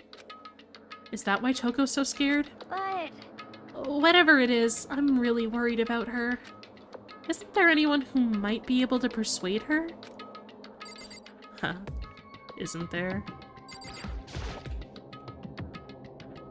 Hey, Byakuya, you think you could ask her to come out of her room, I mean? That's fine. Sure, whatever. Huh? You're gonna talk to her, Byakuya? Wow, I guess you can be nice when you want to. Byakuya stood in front of her door, not making a sound, and pressed the doorbell. After a few moments... What do you want? Leave me alone! You're all so annoying! Bacula! It's Byakuya. I'm sorry, I couldn't keep our promise. But don't worry, never again. I won't let Genocide Jack have control ever again. And with that, the door slammed shut. Even Byakuya couldn't pull it off. There's nothing else we can do. Let's get back to the investigation. Hold on. Hey, Byakuya, what was Toko talking about just now? Something about a promise? What? Oh, I have no idea. Another one of her delusions, I'm sure. But... Stop talking. If I say I don't know, that means I don't know. Just let Hina take care of her. Oh, yeah, okay. I'll stay here and keep an eye on her. Let's go.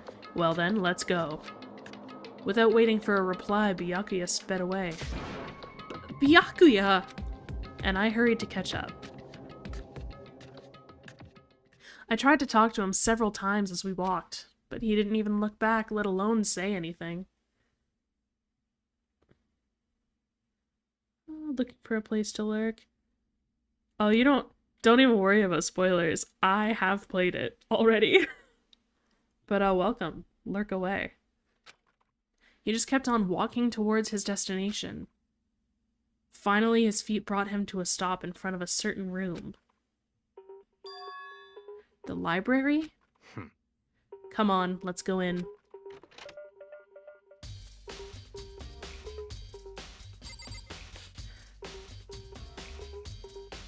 I beat this one. I've played 2, like 3 times. And I'm like halfway through 3. I just kind of stopped. I got caught up in gambling, and then like other things just kind of happened in my life and I never finished it. So now that I'm a streamer, I'm doing this one, and then I'll do 2 again, and then I'll finally finish 3 when I get to it in this series. And then at least some of my reactions will be actual reactions when we get to it. Is the evidence that proves it was Genocide Jack really in the library? Don't make me repeat myself. He's so like that. If I remember, on the other side of this door is the archive, right? Hurry up and go inside. Oh, here? Let's go. It'll all make sense once you're inside.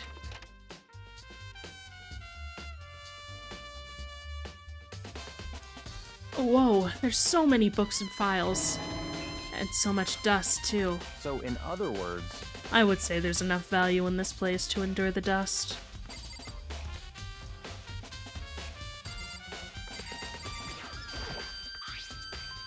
There's a wooden box. It's empty. Although, judging by the smudges in the dust, it looks like there was something inside. I wonder what it was. There was an extension cord plugged in there. It proved very useful while I was in the library. An extension cord, huh?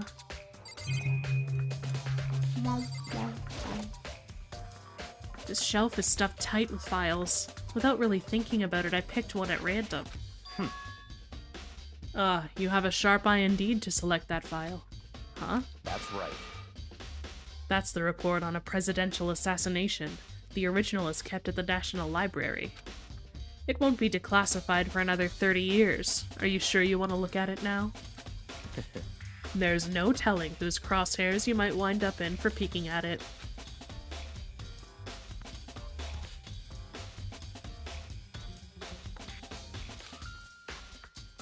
Without making a sound, I returned the file to the shelf.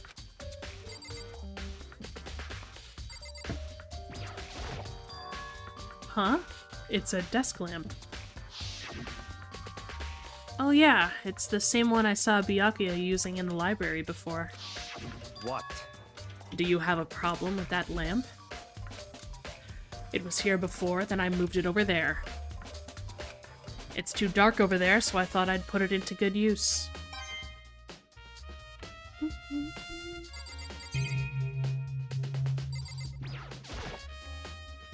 There's so many files stuffed onto the shelf. What's in all these things? That's enough. Those documents are dangerous.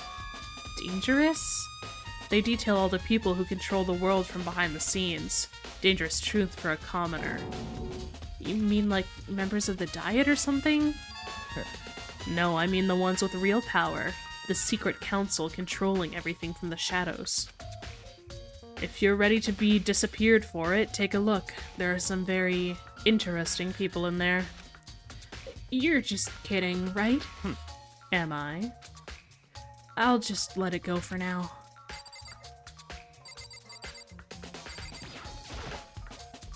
There's a ton of thick files stuffed into the bookshelf. If you're thinking of looking through any of them, let me give you a little warning. Those things are filled with graphic, disturbing photos from all kinds of crime scenes. It's the kind of thing any normal person wouldn't ever want to look at. Be careful. Huh? What do you mean? All those files there are investigation reports related to different cold cases. Those are internal documents for police eyes only. They're not the kind of thing you'd expect to leak. Oh. So, are you finally beginning to understand the true splendor of this library? The entire reason I was interested in the library is because of this room right here. It's home to classified government documents, police records, things no ordinary person would ever see. Isn't it magnificent? This can't be for real, right?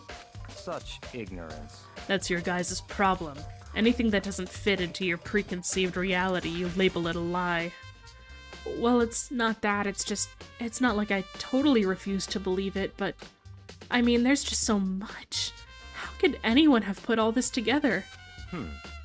I suppose it goes to show just how much power Hope's Peak truly wields. Or perhaps the mastermind may have wanted to provide us with enough entertainment to keep us from getting bored. It's no use. I can't keep up with all this. It's just too unreal. What's wrong? You still can't believe it? What about you? How can you believe it so easily? Things like that are usually impossible. What? What do you mean, usually? Usual, normal, ordinary, simple? Those things don't exist anywhere in the real world. If you don't understand what they actually represent, you don't understand the nature of anything. You don't pull your punches, do you? Besides, what you consider usual is based on your common sense, right? But what makes you think your own common sense applies to me at all? The documents gathered here are genuine. I have reviewed them multiple times, so there's no doubt. Hold on a second. You're saying you've read all these documents, and more than once? But all this has to be like top secret confidential stuff, right? So why... My family has a reading room just like this at our home. Ours is bigger, of course, and not as dusty. Huh? Members of the Togami family have access to any variety of government-related documents. That includes foreign powers as well as domestic. How is that possible? So, in other words... I already told you. There's a secret council that controls the world from the shadows. My family is a member of that council. And I have within me the bloodline that will allow me to one day bend the world to my will. But to become such a ruler, I must know all levels of this world backwards and forwards. So whenever I have time, I like to review whatever documents and materials that interest me. Which is why I can proclaim without a doubt that the materials gathered here are the real thing. This is beyond believing or not believing. Byakuya is actually starting to scare me more than the actual mastermind. And what... Hold on. And what always interested me the most were the cold case police investigation reports. Reading through those reports has always been a hobby of mine ever since I was little. It's excellent mental exercise. I've solved more than a few of those cases just by reviewing the reports. And among all those reports, one of my recent favorites is the Genocide Jack case. As he talked, Byakuya grabbed a specific file from the shelf. I think I love him. I think he's a good character. And he gets, less arrogant. But you know, I think the arrogance is fine on him also. That's right. This is the complete case file. Every single report surrounding the Genocide Jack cases has been compiled in here. Because there are so many, allow me to quickly summarize the main points. To begin, there are two notable characteristics in every Genocide Jack murder. The first characteristic is that at every crime scene the word bloodlust is written in the victim's own blood. And the second is that when the victims are murdered, their bodies are suspended in a certain way. Bloodlust is written in blood and the victim's body is suspended. It's exactly the same as what happened to Chihiro. Save your surprise. The best part is yet to come. For the second characteristic, where the victims are suspended, the only ones who knew about that particular fact were members of the police and other higher-ups. By all accounts, nobody in the media ever found out. Huh? In other words, no one on the news, no one online, nobody knew about that aspect of each crime. Only key officials and the killer himself knew about this act of mounting the victim. Now, if you recall Chihiro's corpse, her body was most certainly mounted in this fashion. So, how could the killer have known about suspending the victim? That's right. That's the key question. But in fact, the answer is quite simple. So, in other words, the culprit isn't a copycat killer. It's the real Genocide Jack. in other words... That's right. Well, that right there is the evidence that Genocide Jack has hidden himself among the rest of us. Then Genocide Jack really is. Such a brutal, fiendish killer really is walking around among us? Interesting. Things are really starting to get interesting, aren't they? Your least fave of the antagonistic student trio? Well, like I said, I haven't finished 3, so I don't know how I feel about the 1 and 3. But 2 is definitely my favorite of the Danganronpas. I never imagined a killer with such a reputation would ever become part of our little game. Now, why don't you think it would be good for— my god. Now, don't you think it would be good for you to take a look at what I've already seen? You might just manage to ferret out a clue or two. Such ignorance. If you get down on your knees and beg, I might even show you myself. No thanks, girlie.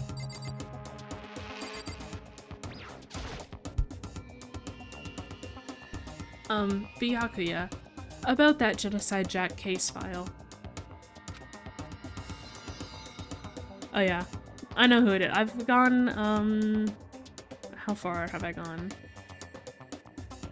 First one, second one, third one. I think I've done the first 3 trials in B3. Could you let me see it? That's fine. Well, you didn't beg, but I guess it's okay this time. Feel free to look at it in here, but you can't take it with you.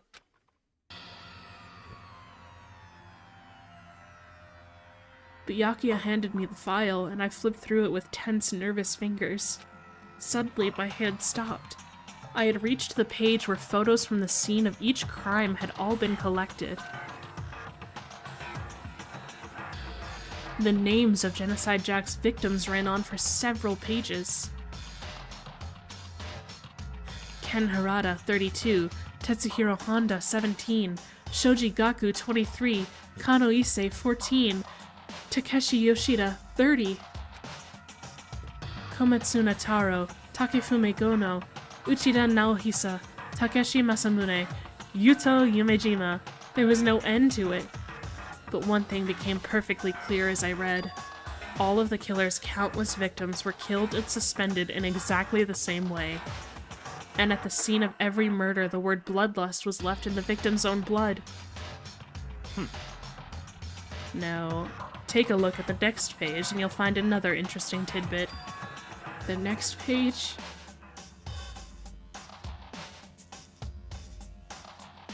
Profiling results. All of the crimes took place either on weekdays, at night, or during holidays, either day or night. The most common time for the killings to take place was on holidays in the afternoon. Based on these facts, it could be suggested that the suspect may be a student. Evidence suggests that the suspect lingered at the scene, but then, when they did leave, they were in a panic. Because an eyewitness has never come forward, it's unlikely there was any external reason for this.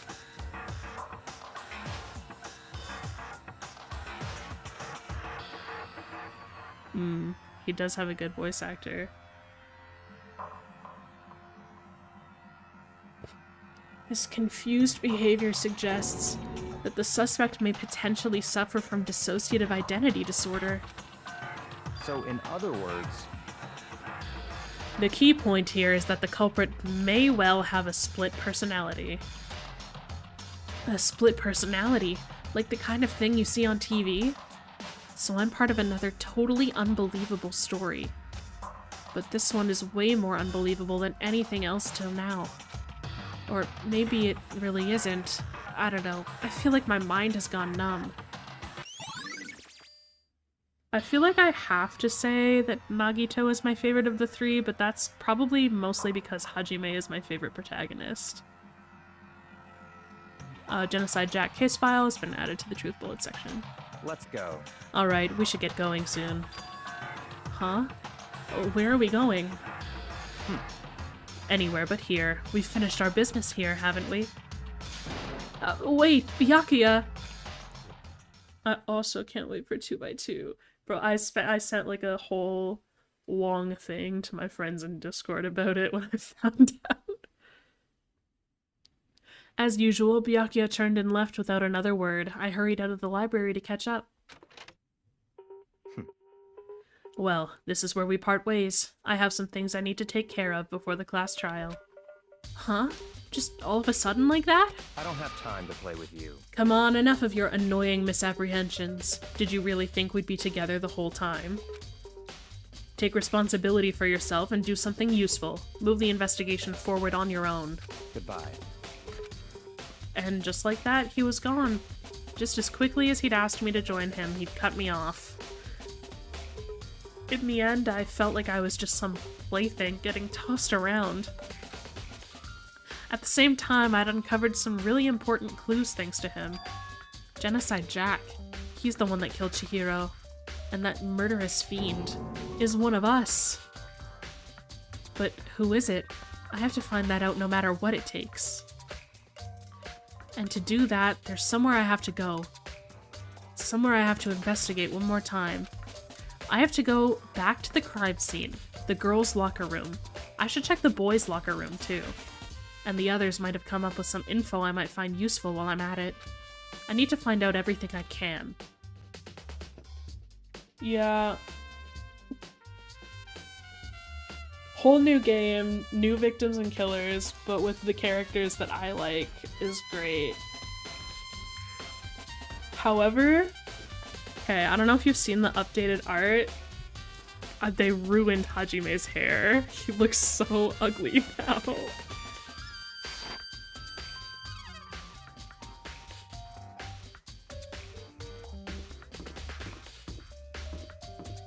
He's got like a hair shelf. There's like an extra shelf of hair on him.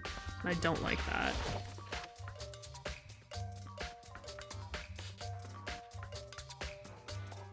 I don't want to talk to you.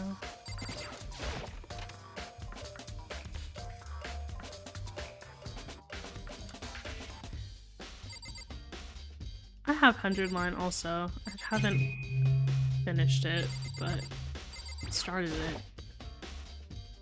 Hi, Kyoko. Hey, Kyoko, have you made any progress on your investigation? Indeed. Generally speaking. However... But I have to get going. I have something unrelated to take care of. Something besides the investigation? What is it? Well, Nothing you need to worry about. Just concentrate on the murder. But so then. before I go, let me give you one piece of advice. You should examine Chihiro's body one more time, thoroughly. Also, her handbook is missing. You might want to determine its whereabouts. Goodbye. That's it. I'll be praying for your success. With that, Kyoko turned and left the girls' locker room. I guess I'll take another look at the body then. And Chihiro's handbook is missing? That's definitely worth worrying about.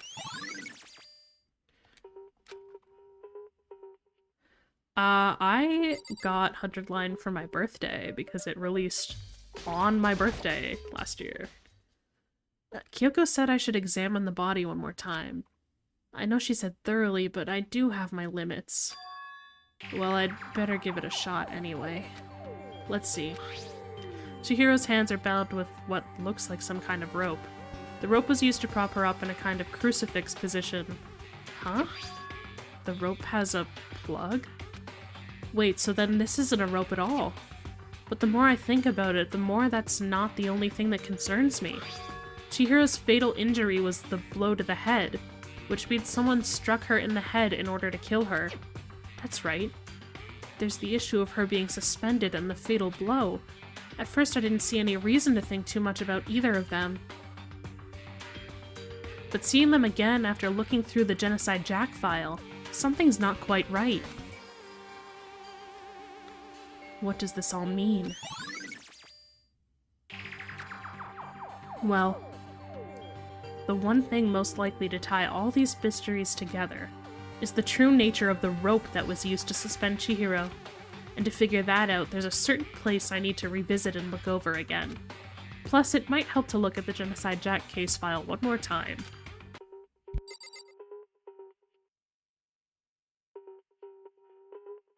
I'm like really hitting my limit. My vocal limit. This door leads out to the pool. Yeah, girl, I know. Still more you need to check. Stop checking things.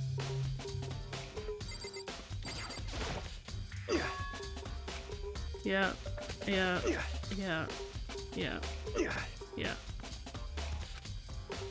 Do I need to look at you again? Rope. Fatal injury, blow to the head.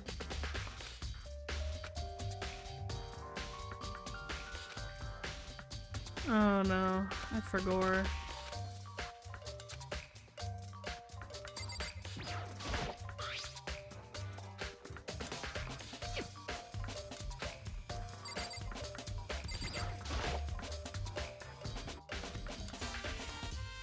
It's the blood-stained poster. The blood is the most noteworthy part, but the big-breasted swimsuit model is pretty noticeable too. A girl's locker room doesn't seem like the kind of place you'd find something like this. Damn. No forgiveness! To target such a helpless being, it's unforgivable! What a wretched beast to do such a thing.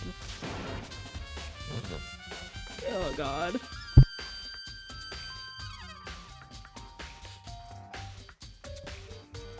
First time in Danganronpa 2, get to voice act Gundam. Yeah, he is like that. I cannot forgive this. That wasn't good. That's fine. Okay. Yeah, I don't want to talk to you.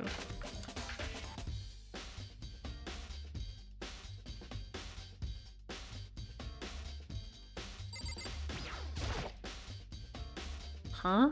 This poster. It's a popular boy band called Tornado.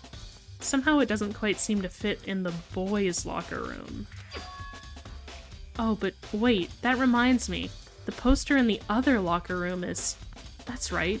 There's definitely something strange about this. In the boys' locker room, there's a poster of a popular boy band. In the girls' locker room, there's a poster of a big-breasted swimsuit model. Could the posters have been switched? But if they were, why? What reason would anyone have? I can't take this boy band seriously because they all look like they're wearing Seto Kaiba's coat. Maybe I should talk to someone who knows a little more about the locker rooms.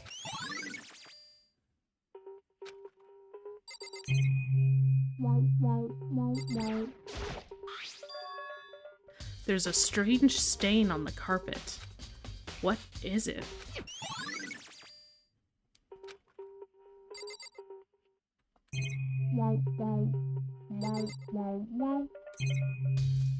Okay.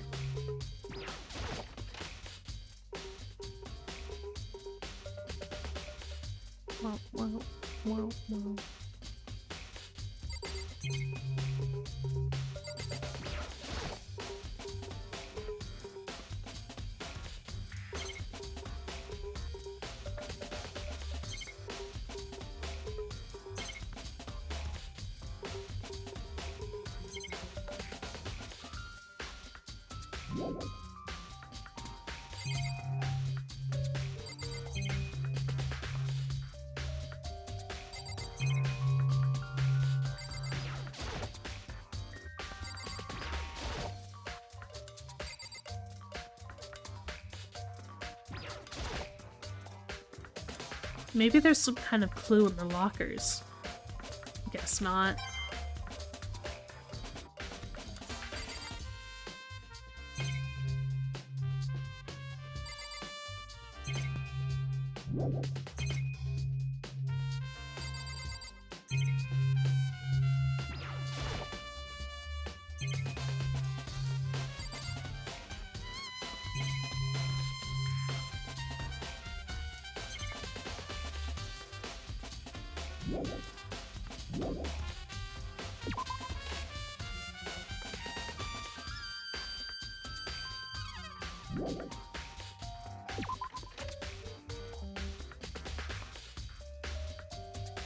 Okay, what do you want?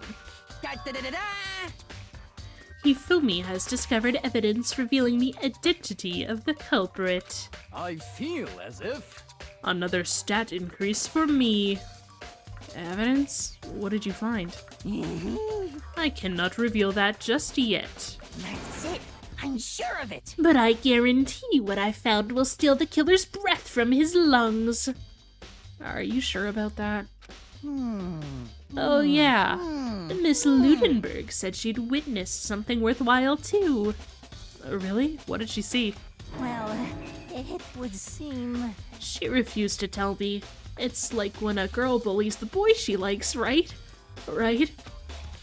Okay, so where is Celeste now? The warehouse by the dorms. She was there, but at the same time, not there. What's it gonna be? Scheiße. Gun. Do I have to get gun?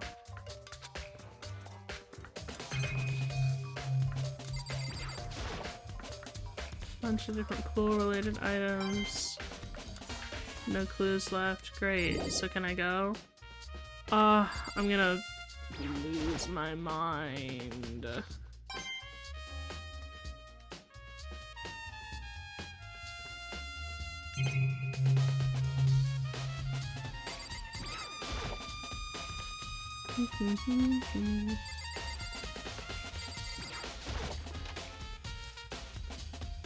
Wow, wow. Wow, wow, wow, wow.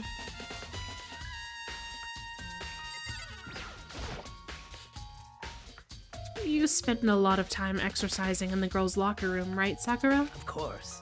I've used it nearly every day since it opened up. Sometimes Hina and I use it together. Okay then, let me ask you something. Do you think the posters in the boys' and girls' locker rooms could have been switched? I'm sorry. I can't really say. I never paid any attention to the posters. I see. However... There is something that's been bothering me about the locker room. You see, I like to drink a little protein coffee every time I finish exercising. Oh, we have protein coffee? In the warehouse. It's not the highest quality, but I don't have a lot of other options. I mix protein powder with coffee and down a glass of it after exercising. Anyway, the other day I spilled some on the carpet in the girls' locker room and it left a stain. A stain? But I don't see any stain on the carpet now. Of course. I noticed it earlier. The stain has disappeared. I can only assume someone came along and cleaned it up. But still, isn't it unusually clean? As if there was never a stain here to begin with. Sakura is difficult also. Everything is difficult.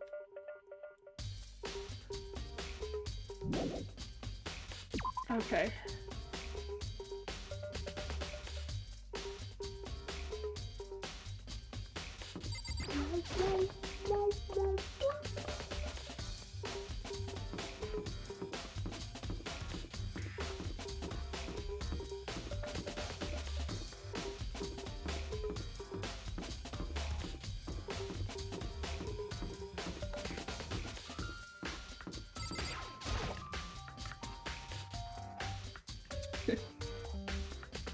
Yeah, you'll notice a lot of people have booming and or gravelly voices in this game.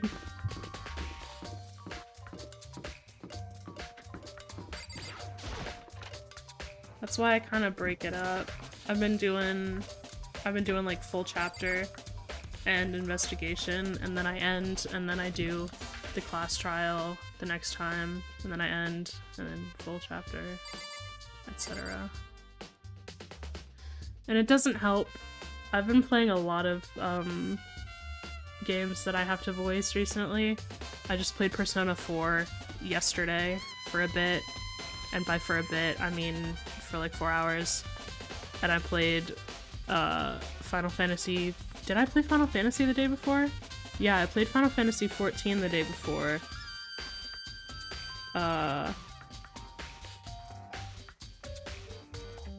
And I do all of the voices for the NPCs and stuff in that also.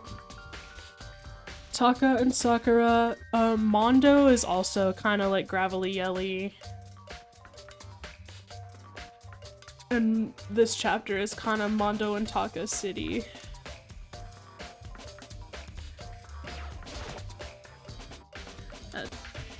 Celeste, what are you doing here? This warehouse is amazing. It has absolutely everything one might need to live a full life. From food to clothes to towels, there's an endless supply to choose from. I see that, but have you found anything related to the case? Most unfortunate. I knew you were going to ask me that. I thought talking about the warehouse itself might misdirect you, but I see it was pointless. Then you did find something. Very well, I will tell you, and only you. Actually, last night I saw her here. Chihiro was in the warehouse. What? Really? Indeed. This was right before nighttime. What are you doing out this late? Oh, I was just... Are you planning to go exercise, perhaps? What? How did you know? Because I can see a blue track jacket sticking out of that duffel bag you're carrying. Oh, you're right. Thanks. Well, I'd better get going. I'm kind of in a hurry.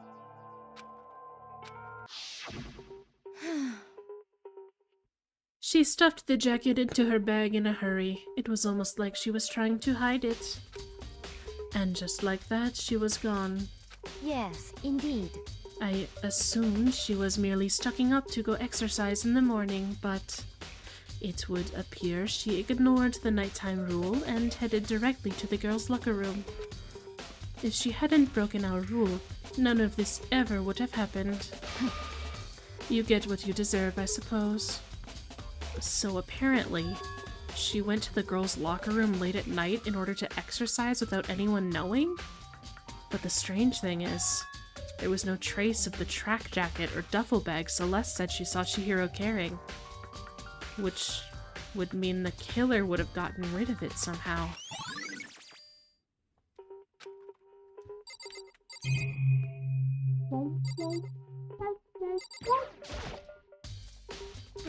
Different foods.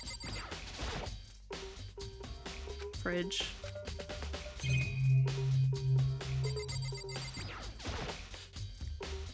Stuff. Hey, give me some coins, man. Come on. Stuff. Towels, jackets.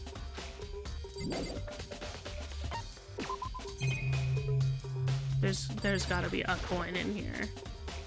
Stuff. Please. No coin?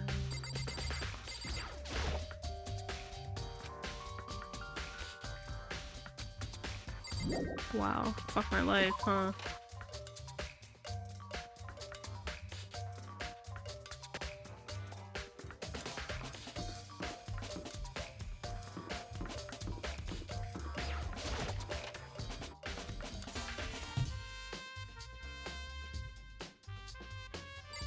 I know, life is hard.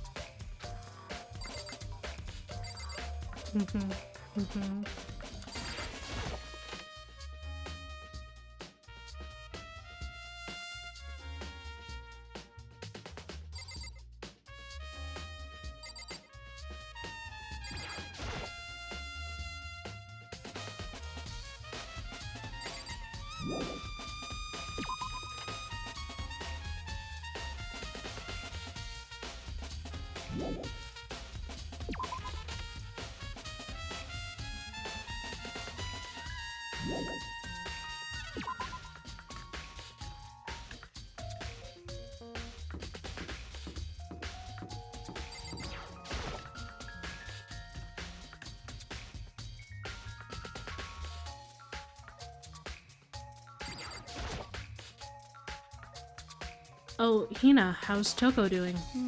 Same as before. She won't come out and she just keeps on mumbling something about Genocide Jack. So I just left her there. You left her? My head was all swimmy and I was getting pretty hungry. Yeah. Oh, but don't worry. I'm gonna head back as soon as I'm done eating. Toko's not exactly pleasant, but I'm still worried about her. Speaking of which, what are you eating? Huh? A donut, of course. Of course. There's two things I'm sure God created. Outer space and donuts. Really. I bet Chihiro would have liked to eat more donuts. Maybe that was her one big regret. I should have tried to spend more time with her. Come to think of it, who did she spend time with? Well... Yeah, she was a little bit strange. Didn't really hang out with the other girls much. It was like she was trying to keep her distance from us. Actually, Sakura said something similar. She said that even though you and her invited Chihiro to... Whoops. She said that even though you and Chihiro invited her... Whoa, fuck, my life. Let's lock in, brothers. She said that even though you and her invited Chihiro to exercise with you, she always refused. Yeah, totally. It's true. And it wasn't just us either. It was like she stayed away from all the girls. Was she just shy? I don't know. She talked to the boys all the time. Isn't it kind of weird to be shy around your own sex, but totally fine with the opposite sex? Wait, maybe. Maybe she was used to guys spoiling her.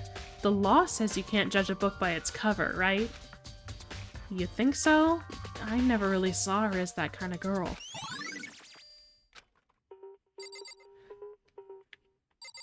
Well... Yeah, totally.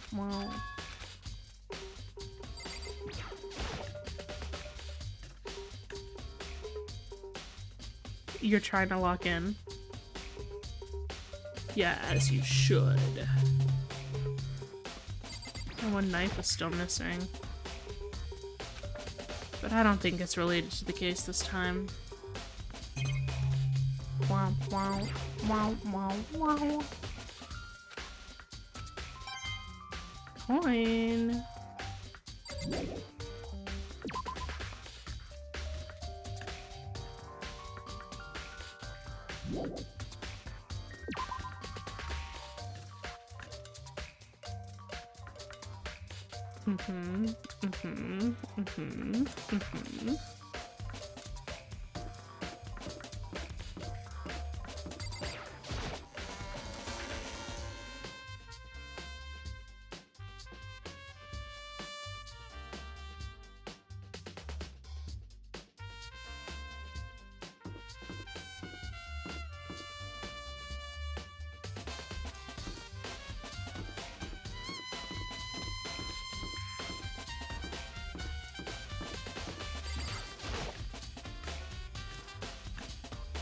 Wow, wow.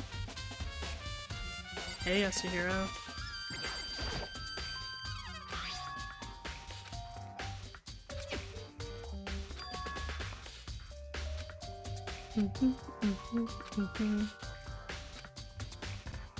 Hey.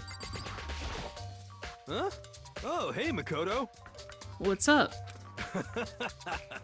I haven't been up to anything myself, that's for sure. Definitely haven't looked inside the mailbox. Well, why'd you have to go and say it so fucking suspiciously? Oh. I know you've looked in the mailbox.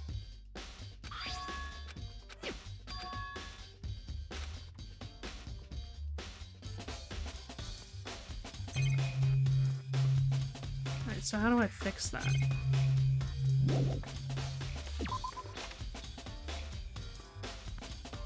Oh, hey Taka. How unfortunate.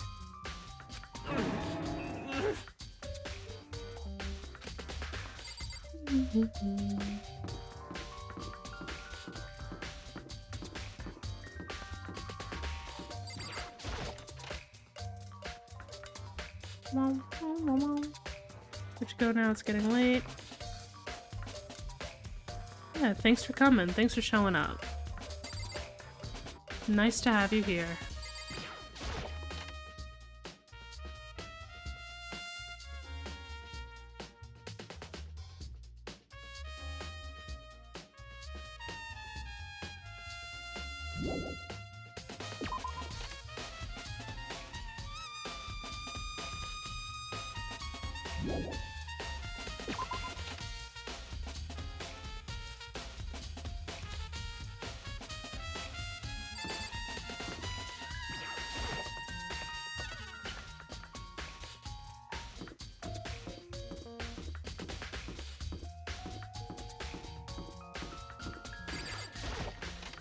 Right. Even though I already know it's the extension cord, I have to go and see that it's the extension cord.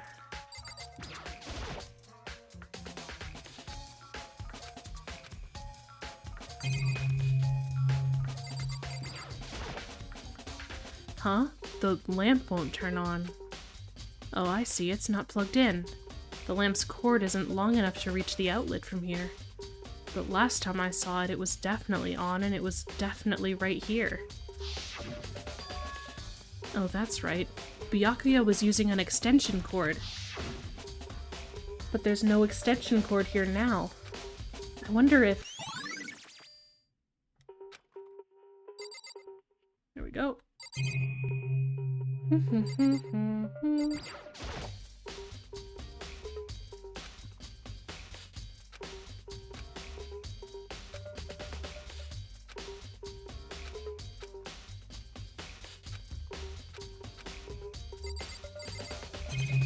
Womp womp, womp womp.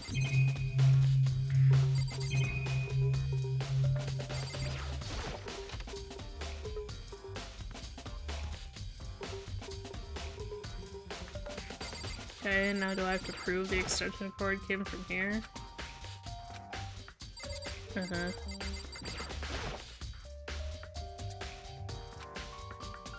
I want to take another look at Genocide Jack's case file. I know it was around here somewhere. Huh? It's gone.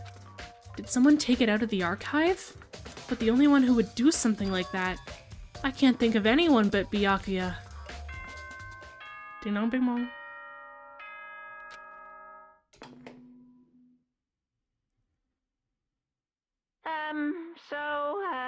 I'm getting tired of waiting. Shall we just plunge right in? It's the moment you've all been waiting for! The class trial! You remember where to meet, right? Please go through the red door on the first floor of the school. See you soon! Begin the class trial? Or... it's about to begin. The red door is right through here.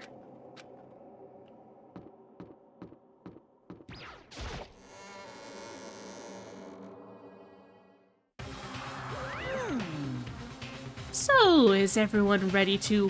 What? Am I blind, or are we missing someone? Yo. Yeah, Toko's not here. And Toko is... You really don't remember? Come on!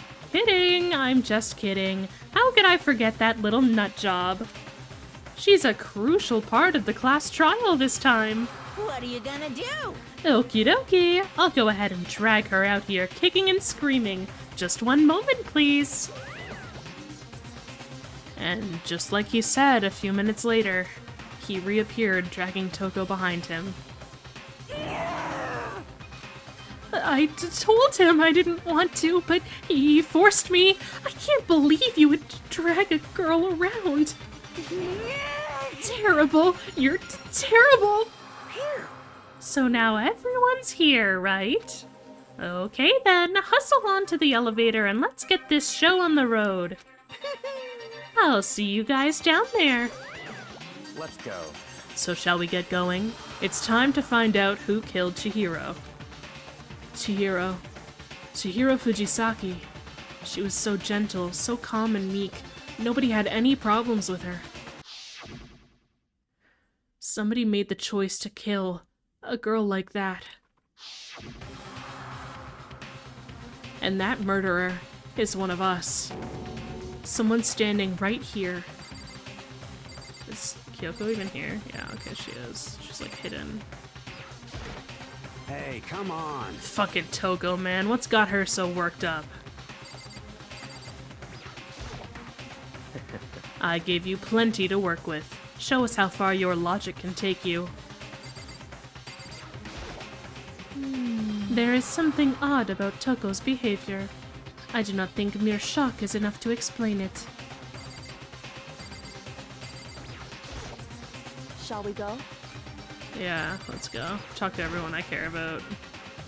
We have no choice, right? We have to do this. It's true.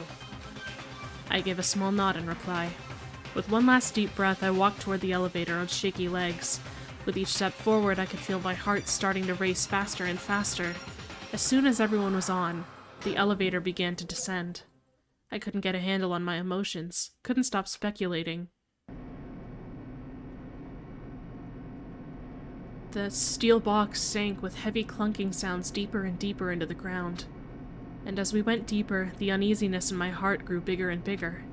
The elevator was unaffected, however, and continued to descend without hesitation, until finally it came to a sudden stop.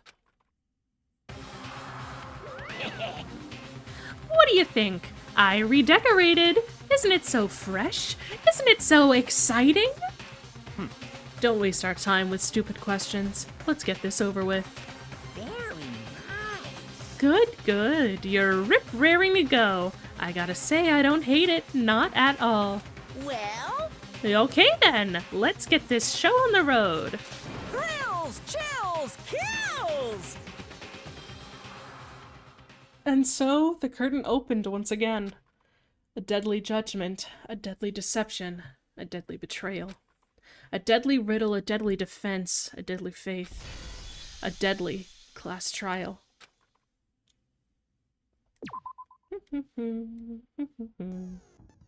And I'm gonna show you guys the new skills I got. So I already had Cool and Composed. That one is Byakuya's first one. It steadies your aim a little when you have the gun. We just got Lost in Thought, which increases the time limit for each phase. So you got more time. We just got Algorithm. This was Chihiro's. It increases the speed of memorizing a statement, which we haven't had to do yet, but we will now. Melodious Voice, which was Sayaka's. We had it last time. Increases the damage to the opponent when a statement's destroyed. We got Vocabulary. Increases bullet capacity during the bullet time battle. We got Handiwork, which allows you to reload 2 bullets at once. I thought that would be useful to have. Yeah. So we're kind of like skilled now. But that's all for next time. Next time we'll choose what skills we use, and next time I'll remember that we have to do that. You guys are gonna remember that we have skills to choose and that I have to choose them, right? And this is Danganronpa Class Trial. I literally pulled up on another screen next to me the PlayStation controls for this game so that I don't have any fumbles, there's no blunder. I'm hoping for a clean sweep perfect class trial. That is my hope. Thank you for your corpses in the chat, by the way. I do like to collect them. Thanks for saying that, Dark. Yeah.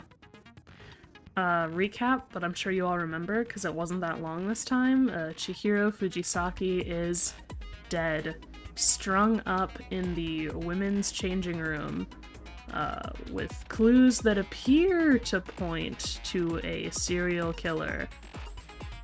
But we'll see about that.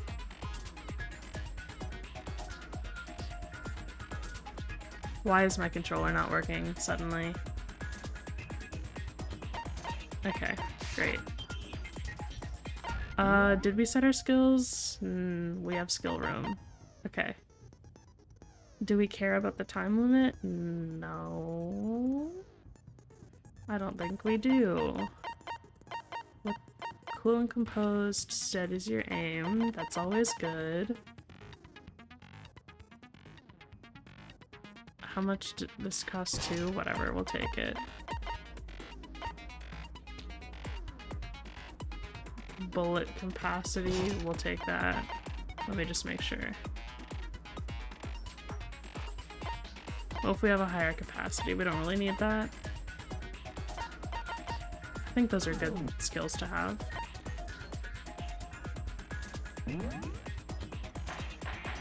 Whoa! All rise! Let's begin with a basic explanation of the class trial. So, your votes will determine the results. If you can figure out who done it, then only they will receive punishment. But if you pick the wrong one, then I'll punish everyone besides the blackened, and the one that deceived everyone else will graduate. Wow. Okay then. So, first off, let's talk about the murder weapon! First, we have to make clear what was used to deliver the fatal blow.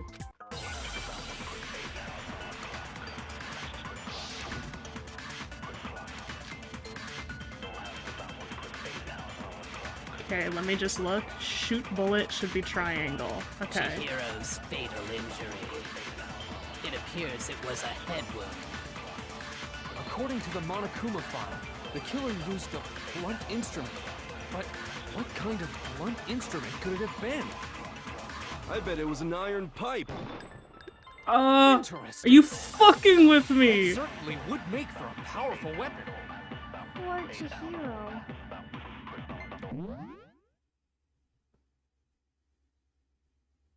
I think we might have to restart. I think that might count as not a complete...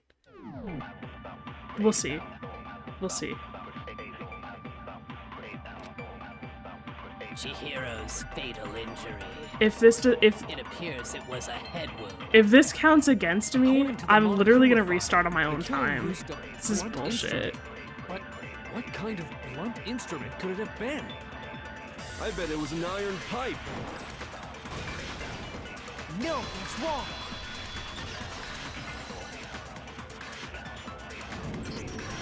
Can we agree that the object that dealt the fatal blow was the dumbbell found at the scene of the crime?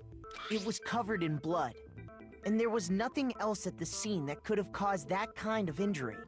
And the wound on the victim's head is consistent with the shape of the dumbbell. As far as I'm concerned, there's no mistake and no room for doubt on this one. Yeah, everyone else. Who even brought up iron pipe or whatever? You looked at her head wound? No shit!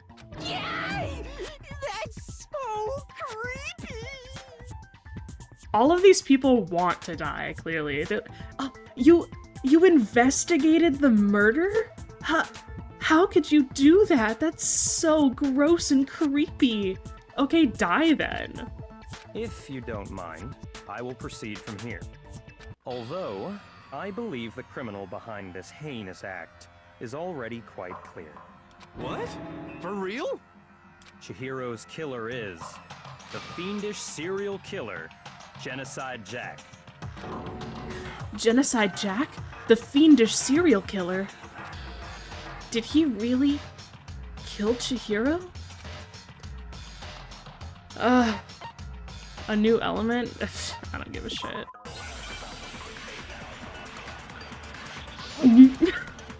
What if I lose? I'm glad you're getting use out of it.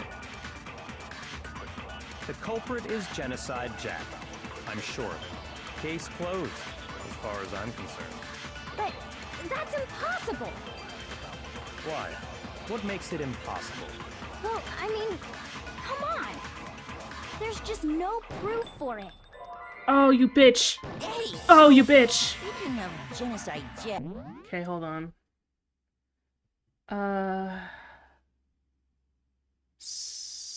Silencer is X. Okay. I don't know who that is! I'm gonna fucking lose! The thing Byakuya showed me in the archive. One look at that and anyone would be convinced. It shows that this was the work of Genocide Jack. The culprit is Genocide Jack. Just I'm test sure. that. Okay. Case closed, as far as I'm concerned. But that's impossible! Why? What makes it impossible? Well, I mean, come on! There's just no proof for it. No, that's wrong.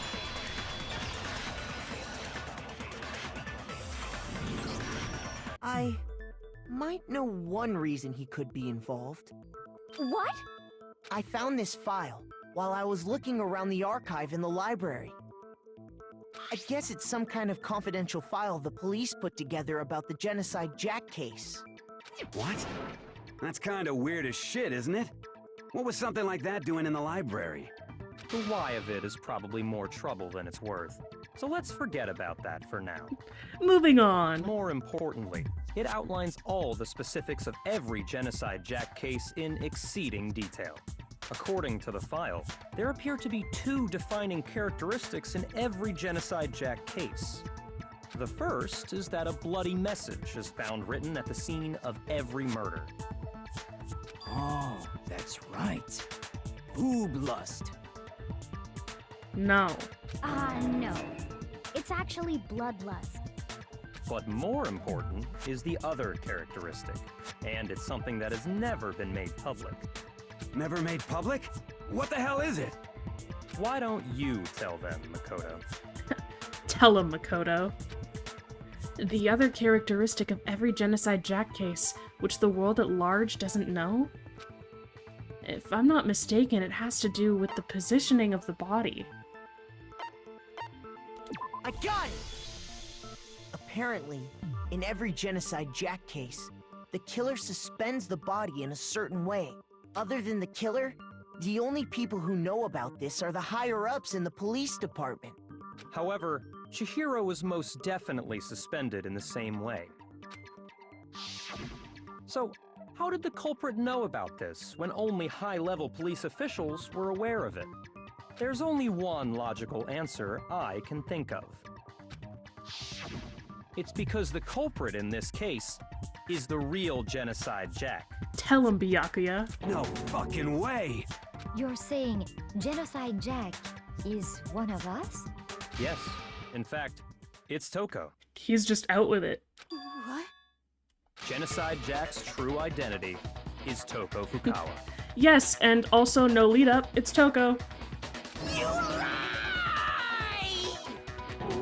What? Hey, okay, wait, hold on a sec. Toko has, like, bloodophobia or whatever, remember? What kind of serial killer is afraid of blood? Is Toko Genocide Jack? The answer is yes and no. Another riddle? Man, why is this gotta be so complicated?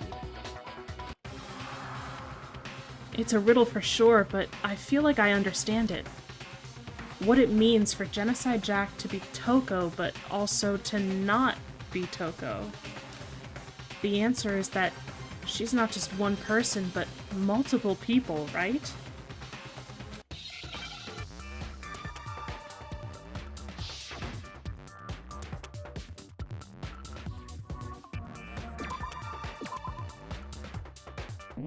Guys, when I first played this game, this one was so fucking hard. Yeah, who the fuck thinks of this word? I was like, multiple personalities, DID, dissociation.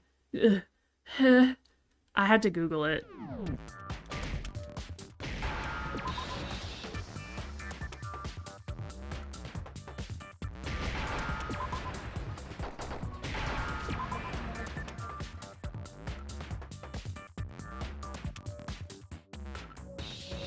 Yeah, that's right. The word we're getting is schizo.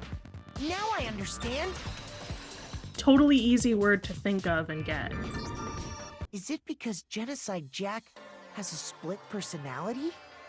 Huh? I think I read that somewhere in the file too. Of course you would never have guessed that. Who would've? They thought that the suspect might have, what did they call it? Dissociative identity disorder. Oh, okay. But still, to go and say that about Miss Fukawa is... Perfectly acceptable. Toko's strange behavior after seeing the body is proof enough that she has a split personality. The one thing that shows Toko could have a split personality, it has to do with her behavior. I got it! You're talking about how she started acting totally different than usual, right? That's right. Think back. She fainted when she saw Chihiro's corpse, and then, when she woke up...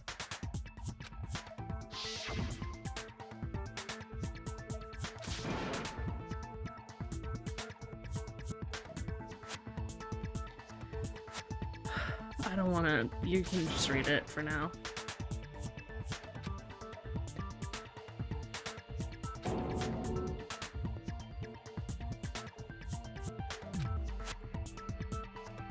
I don't remember her saying, "Hey, are you dead?" But I remember her saying that weird top-bottom inning She was acting thing. funny, that's for sure. That melancholy tone of hers completely disappeared. Don't go assigning adjectives to my tone without permission. Not to mention, once she regained consciousness and saw Chihiro's body again, she was utterly calm. In other words, within her is one personality that can handle blood, and one that obviously can't. So when Toko trapped herself in her room, it's because she was scared of Genocide Jack?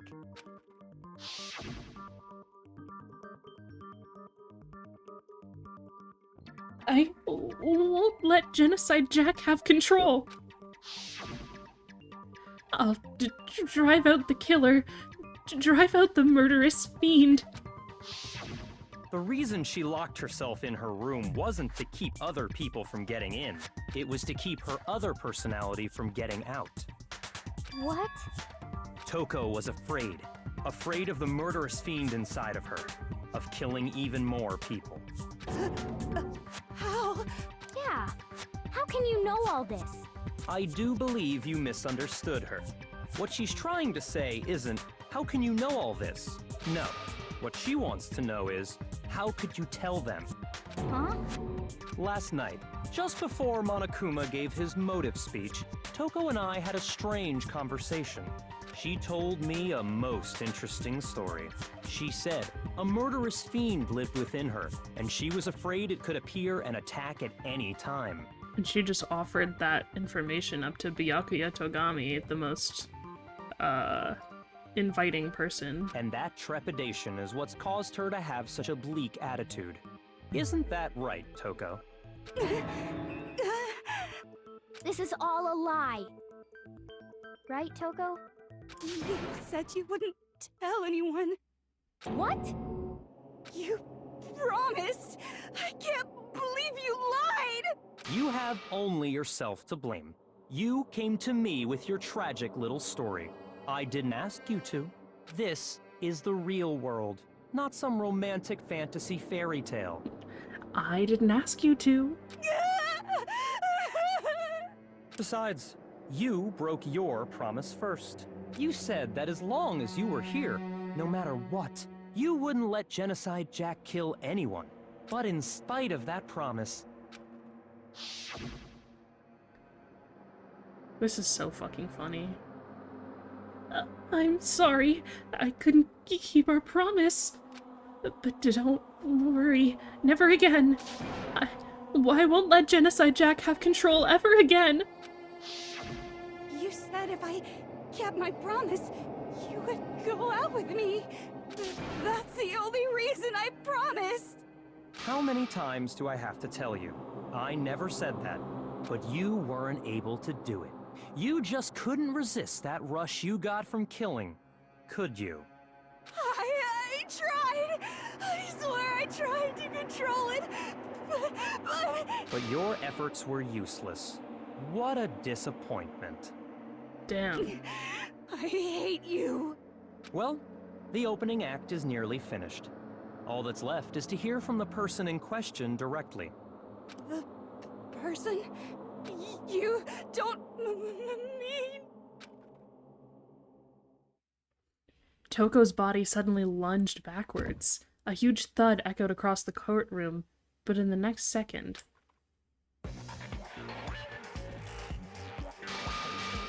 Well, hello there! Is it me you were hoping to see? Yes! What the heck? So you figured it out, huh? Well, whatever. What are you gonna do? I'm the ultimate murderous fiend, Genocide Jack! Or better yet, let's go with Genocide Jill! What the fuck is this? Toko, what happened to you? Not Toko, that's a loser name, and what happened is a textbook split personality. So what if one of them happens to be a serial killer? You should turn a blind eye to one's faults. She's so intense. Like they say, sound in murderous mind, sound in murderous body. This one is so different from the one we've come to know. Yes, well, the world is composed of a front and a back, you know. Just like how every inning has a top and a bottom, or how in the depths of every truth lives a little lie. Bro, why did she say that again? That's just her, like... That's her, like, words to live by, I guess. Behind every dark and gloomy soul lives another that shines as bright as the sun! This is the murderous fiend, Genocide Jack? This is beyond insane! Miss Jack, Jill, can I ask you a question? What's up? Some of us think you might be the mastermind behind our entire situation. What are your thoughts on that? Well, I'll tell you. I am the mastermind of all masterminds. Just kidding. Then it's not true? Of course it's not true! How dare you try to link me to that creepazoid! And another thing, the police and government and society in the outside world are totally powerless! I mean, they just let this idiotic bloodthirsty maniac go buck wild all over town! Sure, I'm a bloodthirsty maniac, but life is pain, right? To live is to hurt other people. It's a necessary evil if you want to survive. The act of living itself causes pain for everyone. Just kidding again! This should be enough to convince you. This murderous fiend is responsible for Chihiro's death. There's clearly a motive, so there should be no doubt. A motive? Remember what Monokuma told us? If someone didn't murder and graduate within 24 hours, an embarrassing memory or secret would be revealed. Well, let's assume that Toko's secret was about Genocide Jack. How could that be? If a secret like that came to light, Toko's life would have undoubtedly been forever ruined. So she had a very clear motive to never have that side of herself exposed. Interesting. Very, very, very interesting. But sorry, as much as I hate to admit it, I'm not the culprit! Huh? But I cannot imagine anyone other than you could murder someone in such a bizarre fashion. Maybe so, but nevertheless, it's the truth! Do you really expect any of us to believe you? Yeah. I could never believe a word you say, you monster! Maybe she's totally right about that, but something's still bothering me. What she said. I need to get some more details about all of this. This is the best argument theme! Wow!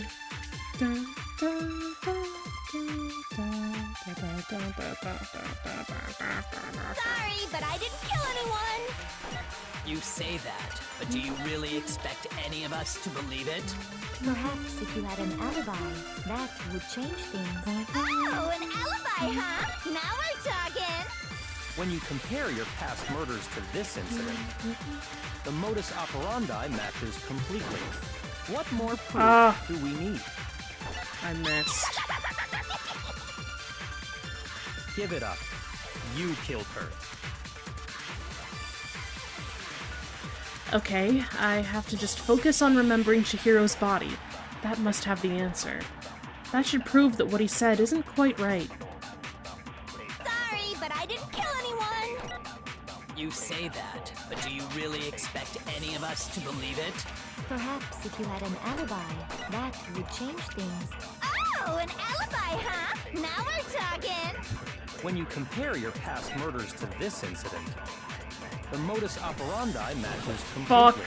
Fuck! What more proof do we...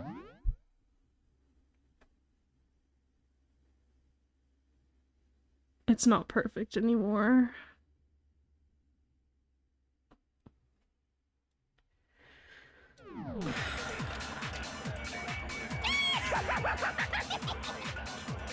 Fuck. Give it up. You killed her.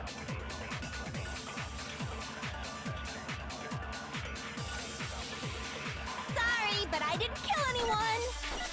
You say that, but do you really expect any of us to believe it? Perhaps if you had an alibi, that would change things. Oh, an alibi, huh? Now we're talking! When you compare your past murders to this incident, the modus operandi matches completely. No, that's wrong! It's not anymore. It's all Are the over. methods of murder really Fuck my exactly life. the same? I think there's a slight difference between the Genocide Jack cases and this one. Huh? How's it any different? Uh-oh, you don't know? Well then, human garbage, let me tell you! I murder with passion and conviction. I consider myself a professional, and I have a very particular way of doing things. Imagine you go to a fancy Italian restaurant. They're very picky about the noodles, the sauce, everything. The easiest ones to do perfect are the first. I'm gonna have to restart the whole fucking game and play the first trial again But what happened to Chihiro? before they start adding other shit. It'd be like if that same Italian restaurant started using ragu or Chef Boyardee. This is no creation of mine. Let me rephrase that in a way that maybe makes more sense. There are two clear differences between the Genocide Jack cases and this one. There's one clear difference between the murders. In the photos from the other Genocide Jack cases, look at the neck and stomach. Here you'll see a clear difference. I got it! For one, the cause of death is different. In the Genocide Jack murders, all the victims were killed the same way. According to the case file, they were all apparently killed with a pair of scissors. But Chihiro died from a blow to the head, right? Ah, yes. That is remarkably different from the other murders. Wouldn't it be strange for someone who kills the same way without fail to suddenly change their method? And there's more. One more conflicting detail. That's right. In my recipe of murder, if the bloody message is the tortellini, then the arrangement of the body would be the pesto sauce. Could you please stop comparing killing people to cooking? So, are you saying the other difference has to do with how the body was arranged? That's right. The second difference is related to how she was suspended. In the photos of the other Genocide Jack cases, all the other victims were stabbed through their hands. Here you'll see a clear difference. I got it! Do you remember what the killer used to suspend her? They used some kind of rope to hang her up by her wrists. What is your point? Well, in all the previous Genocide Jack cases, something else was used to suspend them. Specifically, pairs of razor-sharp scissors. And guess what? I used my own specially designed scissors for the murders and the arrangement. Like I said, I'm a professional, so naturally I'm very picky about the tools I use. And you know what else? Big Mac said there's two differences, but he's wrong. Big Mac? Are you referring to me? Listen up, Big Mac. There's actually one more difference. Huh? My word, you really didn't notice? Take a look at who the victims were in each Genocide Jack case. There's a pattern there, just waiting to be discovered. A pattern? Figure that out, and it'll be plain as death why I couldn't have possibly killed that little lolly girl. Plain as death. Let's see. There was a pattern surrounding the Genocide Jack victims, and Chihiro didn't fit it? If you look at the names of every victim, what you'll notice is... I think I figured it out. I know why she couldn't have killed Chihiro. I got it! Is it because Chihiro was a girl? I really liked the option Chihiro was her lover. Bingo! Bullseye! Right on the money! What are you talking about? In all the Genocide Jack cases, all the victims had something in common. Ken Harada, Tetsuhiro Honda, Shoji Gaku, Kano Ise, Takeshi Yoshida, Komatsu Nataro, Takefuma Gono, Uchida Naohira, Takeshi Masamune, Yuto Yumejima. They were all guys?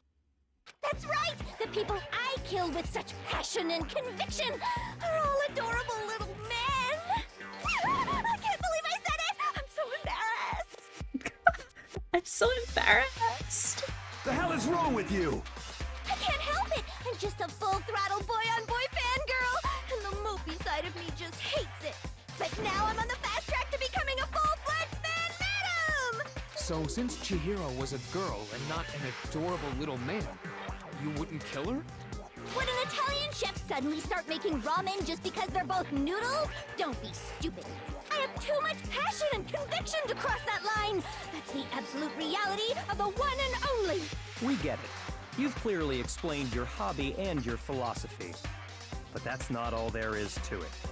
It's a different matter entirely, when you're forced to kill in order to survive. Quiet, lolly car! lowly, cur. Damn. Get him. I would never kill for a reason as petty as mere survival. And if by some fluke I did kill to survive, why would I bother with the message and arrangement? It'd make me the obvious suspect! That does make some amount of sense. Plus, whatever reason I have for killing, I would never leave out my prized scissors. Who would go out of their way to use a big, stupid, heavy dumbbell? Maybe you used the dumbbell because you couldn't find any scissors in the school? Any scissors? I don't just use any scissors. I only use my own set of high-class envy of the entire world scissors! Okay, whatever. There still aren't any in the school. Are you sure about that? That's what you think.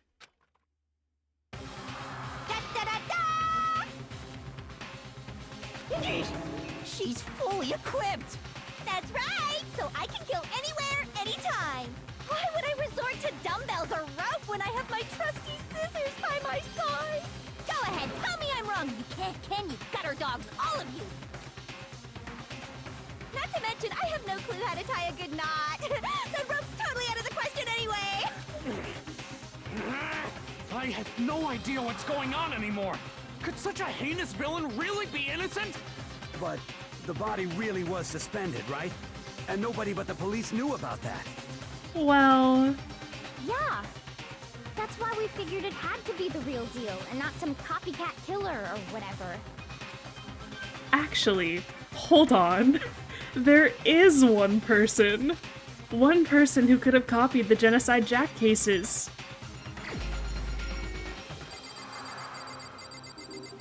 Where are you?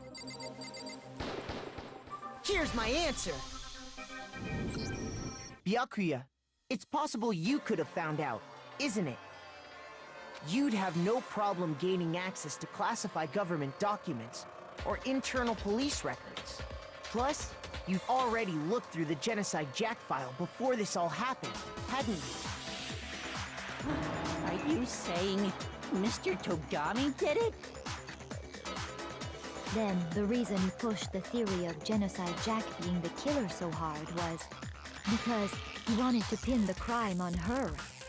So, he rearranged the scene to disguise it and make it look like I put my stamp on it! The adorable glasses man was behind it all! Oh, I'm on fire! Well, Byakuya, what's your response? I see. So now the suspicion falls on me. I see. Well, well, well. Then I must ask, when would you say I began acting suspicious? Surely you must have an answer. Looking back and thinking about it now, the way you were acting right before we discovered the body was a little strange. He was so giddy to show it off.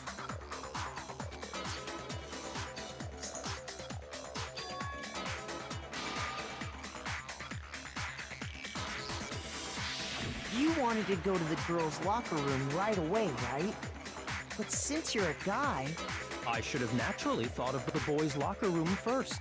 Is that what you want to say? The victim was Chihiro, a girl. Hence why I said we should check the girls' locker room. Nothing strange about that, I'd say. Yeah, there is. On the contrary, there's something very strange. Okay then, what's so strange about it? Go ahead, share with the rest of the class. There was a clear contradiction in what Byakuya just said. I need to make it clear to everyone. New element. No, don't tell me at all about it.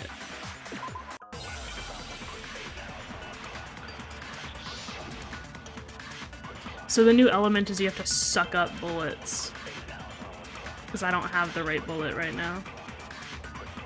So, you said Byakuya was acting kind of weird before we found the body. But he was acting weird... how? If you're presented with the opportunity to check out the girls' locker room, You absolutely take it! That's a natural reaction for any guy! The victim was Chihiro, who was a girl. So of course I would suggest we check the girls' locker room first. There was no time for pointless distractions. What's so strange about that? You wish you'd taken me with you. Hearing Byakuya's comment about Chihiro being a girl, I realized there's a clear contradiction there, because it doesn't make sense how he could have known before we'd even found it. Okay, I need to make that contradiction clear. So, you said Byakuya was acting kind of weird before we found his body. Scheisse. It's okay, I had already messed up the other one, it's fine. Except that it's not fine at all. So, I'm gonna have to you suck said it up Byakuya was again. acting kind of weird before we found the body.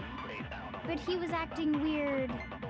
how? Wait, how was that one wrong? Presented with the opportunity to check out the girls' locker room. You absolutely take it! That's a natural reaction for any guy! The victim was Chihiro, who was a girl. So of course I would suggest How we is that check the wrong? girls' locker room first. There was no time for pointless distractions. What's so strange about that? What was wrong about my bullet? Should it be the other way around? So, you said There shouldn't have been Byakuya was anything wrong with acting my kinda weird before we bullet. found his body. But he was acting weird... how? If you're presented with the opportunity to check out the girls' locker room, you absolutely take it! That's a natural reaction for any guy! The victim was Chihiro. Are you kidding? No, that's wrong.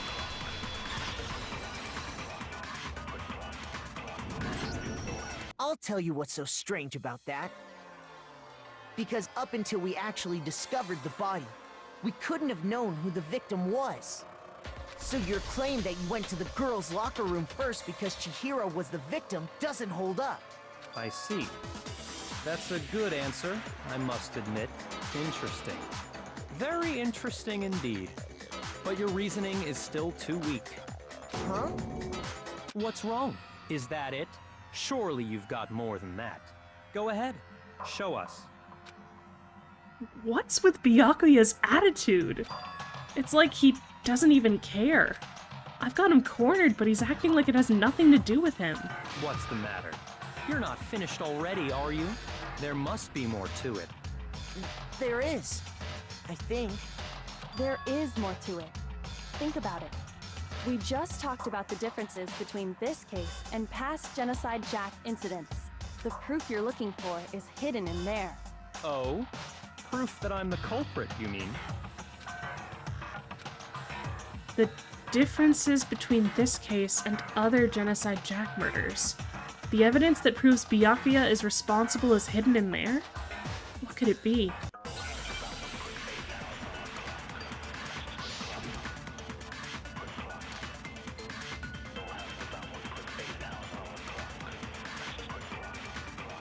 What? The difference between the cases? You want me to explain it again? When I want to kill, I use my very own special scissors. And I use those same scissors to arrange the body. But Chihiro was suspended with... it was some kind of rope. Was it not? That's right! It absolutely was!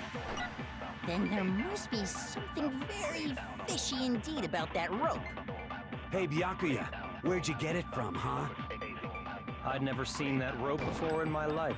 Fuck my life. Obviously, somebody else must have had it hidden away somewhere. What? The difference? You want me to explain? When I want to kill, and I use those same scissors. But Chihiro, it was some kind of... That's right. Then there must be Hey, Byakuya, I'd never seen that rope before in my life. Obviously, I'm gonna somebody else must have had it fucking hidden away lose my somewhere. mind.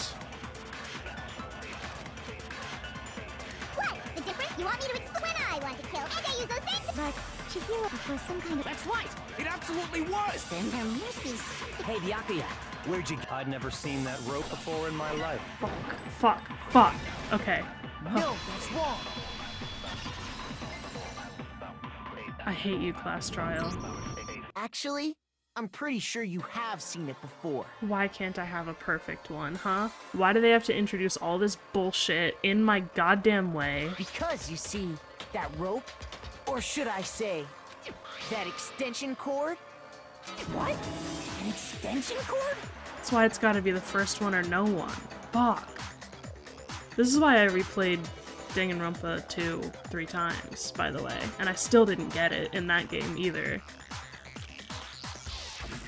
Byakuya, you've used the extension cord in the library more than once, haven't you? And the same extension cord that was in the library all this time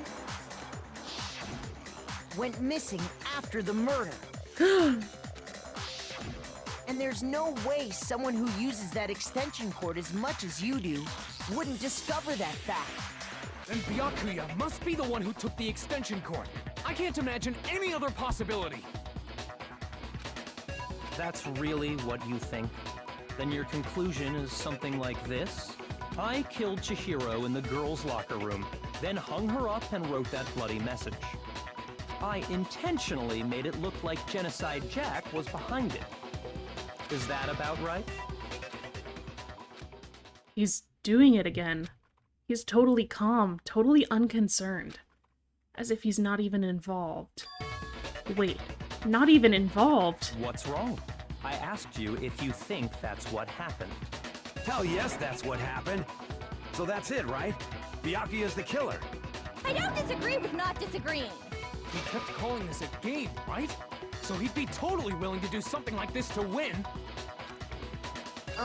Sorry, but could we hold on just a second?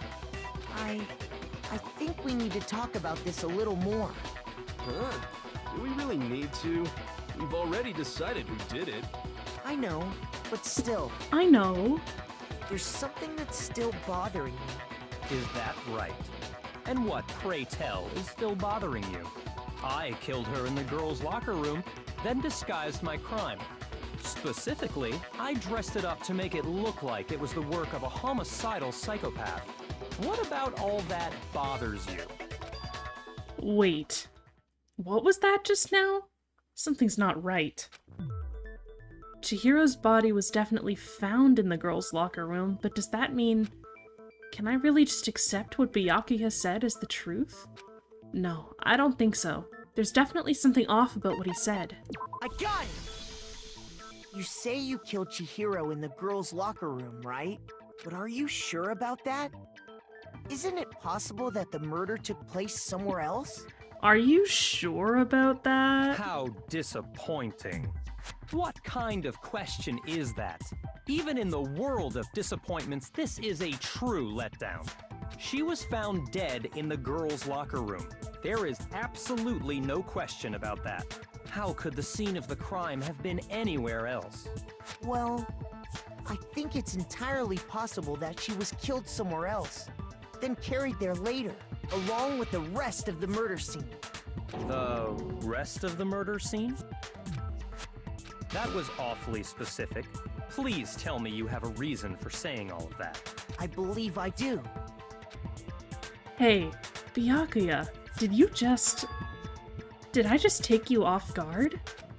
When the story suddenly moved to the crime scene, Byakuya, who'd been so confident up till now, maybe Byakuya never even realized that the actual scene of the crime could have been somewhere else. Hey, don't just move on without permission! What do you mean she was killed somewhere else? Come on, Makoto.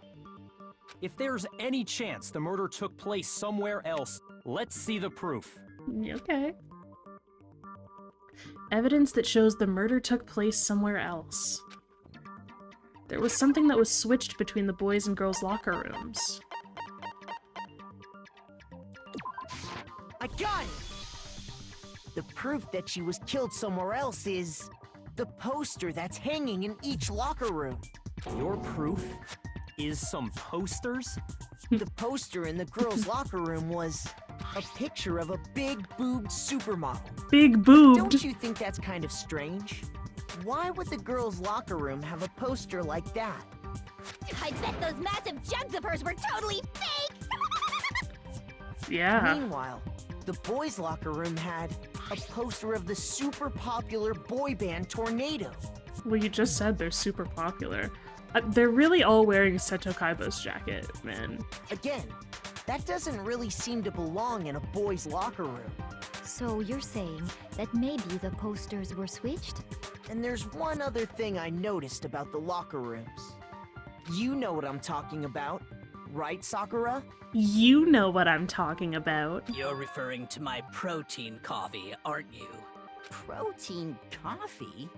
While I was in the girls' locker room earlier, I spilled some protein coffee on the carpet. But I noticed that after the murder, the stain had been totally scrubbed away. No, it's not that the stain was scrubbed away. It was moved.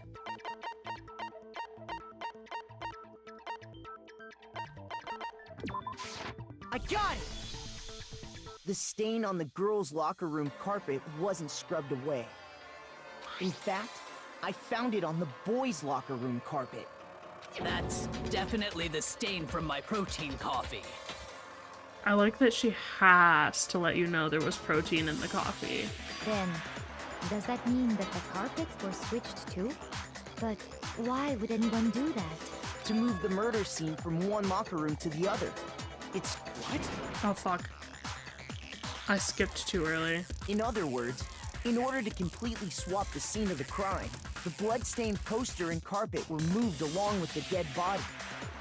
By doing this, the killer was able to change the entire room where the murder took place. I can certainly follow your reasoning, but why would the culprit bother doing that? Huh? Why would they go through all that trouble of switching the scene of the crime? Actually, an even bigger question. If the murder did take place in the boys' locker room, then how did Chihiro get in the boys' locker room in the first place? Oh. To get into the locker rooms, you have to swipe your e-handbook across the card reader device. But Chihiro's handbook should have only allowed her access to the girls' locker room. She had no way to get into the boys' locker room to begin with. No, she did have a way, and I can tell you what it was. I highly doubt that. Shut up! I'm telling you, Shut I know up! she could have done it. Is he right?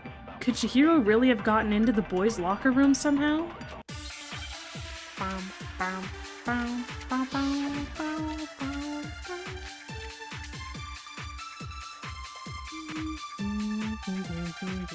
Is it really possible?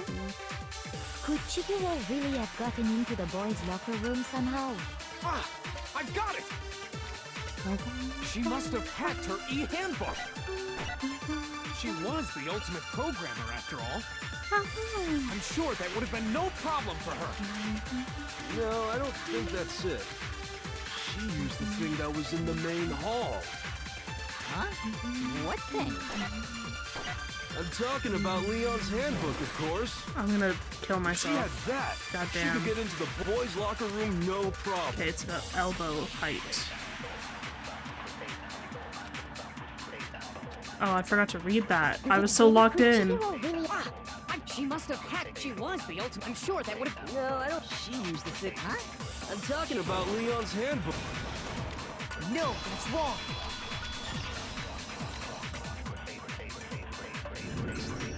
No, I don't think Chihiro used Leon's handbook. Why not? Because Leon's handbook was broken. Oh. Well, then, yeah, I guess that'd be pretty impossible, huh? I am struck silent by how quickly you gave up. Plus, isn't there a regulation against using someone else's handbook? No, that's also wrong. Actually, the rule states that loaning your handbook is prohibited. It says nothing about borrowing one. In other words, you could borrow a dead person's handbook all you want, and you'd be safe. Yup, yup, yup! Hit the nail square on the noggin! Of course, if it were broken, that wouldn't make any sense anyway. So then, she must have hacked hers, like I said. She used her ultimate programmer skills and... Psst! You can't fix an e-handbook! The instant you open one up, a security buzzer starts blaring! So, if she didn't use Leon's handbook, and she didn't modify her own handbook... Maybe Mr. Naegi's initial assumption is just... wrong? It seems like there's no way she could have got into the boys' locker room. So I guess so. Hey, Okay then, I vote for Byakuya! I'm not wrong. Is that it then? Chihiro was killed in the girls' locker room and Byakuya's the one who did it? Really? But still, I don't know what else I can do. Hold on a second. I agree with you, though. I think you're on the right track. What the? You finally decide to open your mouth and that's what you've got to say? There's no way she could get in the boys' locker room, right? So... Why are you so sure she couldn't get in? There's still one other way she could have gained access. What? What are you talking about? What other way is there? Well, to explain that, why don't we take a little break from the trial? I'd like you all to come see something. Wait. Just what do you think you're doing? Don't worry. This'll make the whole trial more exciting. I'm sure that thought must please you. Huh? It'll make things more exciting? Well, all right then. I declare an official class trial recess. Yay, recess. For real? Now then, what is it you want to show us? It better not be boring or I'll be very unhappy. Oh, I have no doubt it'll meet your lofty expectations. So, shall we go? So before I even knew what was happening, the class trial had been put on hold. We headed off with Kyoko in the lead, and where she took us was...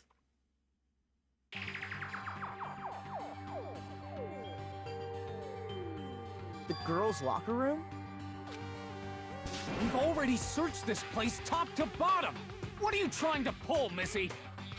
I'd like you to examine the victim's body one more time. You want to check it again? Be sure to examine the entire body very carefully. Take your time. Examine her carefully?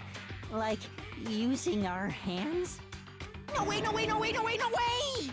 It's probably best if I don't run my hands all over a girl's dead body. It's not that I'm creeped out or anything, it's just... based on religious grounds, you know? All of these people want to die so bad. Very well. I'll do it. But you're a girl. You shouldn't have to touch a dead body. Just let one of the boys do it. No, it's okay. I think Chihiro would rather have a girl examine her. I don't. So just leave this to me. Sakura. What is this? Some kind of secret girl-on-girl action? Is that what you two are about? That's not it at all. Stop screwing around. Okay, here I go. I'm sorry, Chihiro. Please excuse the intrusion.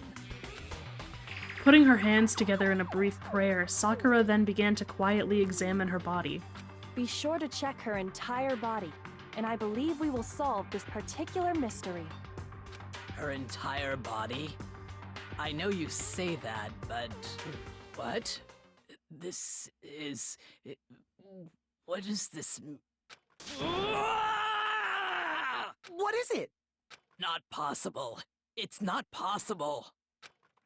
Sakura's eyes were staring wildly at Chihiro's lifeless form. Her massive frame trembled. This girl is what? Is a boy! Ah, I see. So she was actually a he. Interesting. Thank you for confirming this fact. What? You're joking, right? That's right. She was a femboy this whole time. I wouldn't joke about this. Then it's really true? Chihiro was a guy? Yeah. He was literally talking all the time about getting stronger. And not what, liking you the guys way he was didn't know? perceived. Heck, I knew that right off the bat.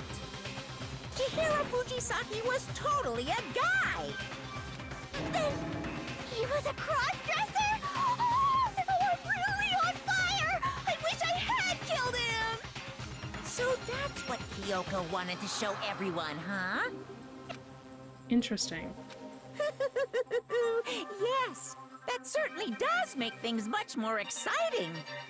Now let's ride this wave of excitement back to the courtroom and get back to the trial. Ahem. I do apologize for keeping you waiting. Now then, let's resume the class trial. We've all just learned of the shocking revelation that Chihiro was actually a boy. Let's pick up from there. Yes, well, I don't know his reason for hiding it, but the fact is, Chihiro was not a girl, but a boy. To think that Chihiro was actually a guy.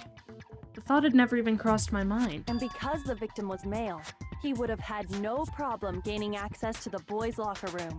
Assuming his handbook did, in fact, list his gender as male, then yes, that would be true. Of course his handbook said he was a boy. He dressed like a girl, but he was a boy through and through. So then, there should be no issue with Makoto's initial assertion. The victim was killed in the boys' locker room, and was then later moved to the girls' locker room. And the killer could have easily used Sayaka or Junko's handbook to get into the girls' locker room. So Chihiro really was killed in the boys' locker room? I still don't understand the motive for moving the body, but yes, that does seem plausible. Well, I must admit, I did find it rather odd. I knew he felt a little off. There was a certain incongruity to his female body. This is the most titillating situation! So now everything has been connected. All the mysteries have finally become clear. Okay, well, connected or clear or whatever. We still think you're the killer, remember? Very interesting. This has become very interesting indeed. Ah, he's off in his own little world. Oh, an ad break. What about you, Makoto? After everything we've learned, do you still think Byakuya's the killer? It's okay, we've still got a few things. Well, without a doubt, Byakuya is the one that made Chihiro's death look like Genocide Jack did it. But I think he might not actually be the killer after all. What? What? But aren't you the one who accused him in the first place? He just seems to be too easygoing about all this. Like he's enjoying us solving the mystery. And he is. He's having so much fun. The way he's acting, it makes it seem like it doesn't have anything to do with him. And you think that might be because it doesn't have anything to do with him? Plus, the evidence he left behind was a little too... how can I put it? Overt. He consciously chose to use the extension cord, knowing it could connect him to the murder. At least, that's how I see it. And Byakuya, when you found out the murder took place in the boys' locker room, it seemed to rattle you. And then again when you found out Chihiro was actually a guy. If you really were the killer, that stuff wouldn't have had any effect on you. So that's your thinking, huh? Well, it bothers me that you don't have more concrete reasons, but it's fine. I guess I'll mark it as correct for the time being. Partial points. You pass, I guess. Mark it as correct? He's right. I am not the culprit. I just happened to come across the corpse in the girls' locker room and decided to alter it. Are you fucking with us right now? No, I am not effing with you right now. I'm telling you the truth. Oh my god, Ray, that was just like you. Well, I find it very hard to believe. Byakuya is fun. Go ahead. Find it very hard to believe. You're free to be executed along with the rest of us. If you're really telling the truth, then why? Why do you do that to his body? My reasons hardly matter right now. Uncovering the culprit is much more important, wouldn't you say? Now then, if it wasn't me, who was it? Well, I don't think I can say for sure without talking about it a little more. I know you have ads. Rest in peace, ad haver. We're seriously gonna keep going? We're all good, aren't we? I thought it was clear Byakuya did it. No, I'm with Makoto. If there's any doubt whatsoever, we need to explore every possibility. Because if we're wrong, we all die here. That's true. Very well then. I'm with you too. Damn straight. Count me in. Do you not have a mind of your own? Of course I do. What am I, an ant or something? Bars. Anyway, let's discuss this all as a group one more time. We still have time to make our decision. That's very true. Our lives are all on the line. Excellent. Then shall we resume our game of hide and seek? Great. Excellent. But if Byakuya didn't do it, then who's the real killer? Who murdered Chihiro? There's one thing we can be sure that we all know about the killer. The killer was able to gain access to the real murder scene, which means... I got it! Since the crime scene was the boys' locker room, you would need a boys' handbook to get in. Since Leon's handbook is apparently broken, the killer would have had to use their own. In other words, it had to have been a guy. But that's still not enough. I need to find some more clues.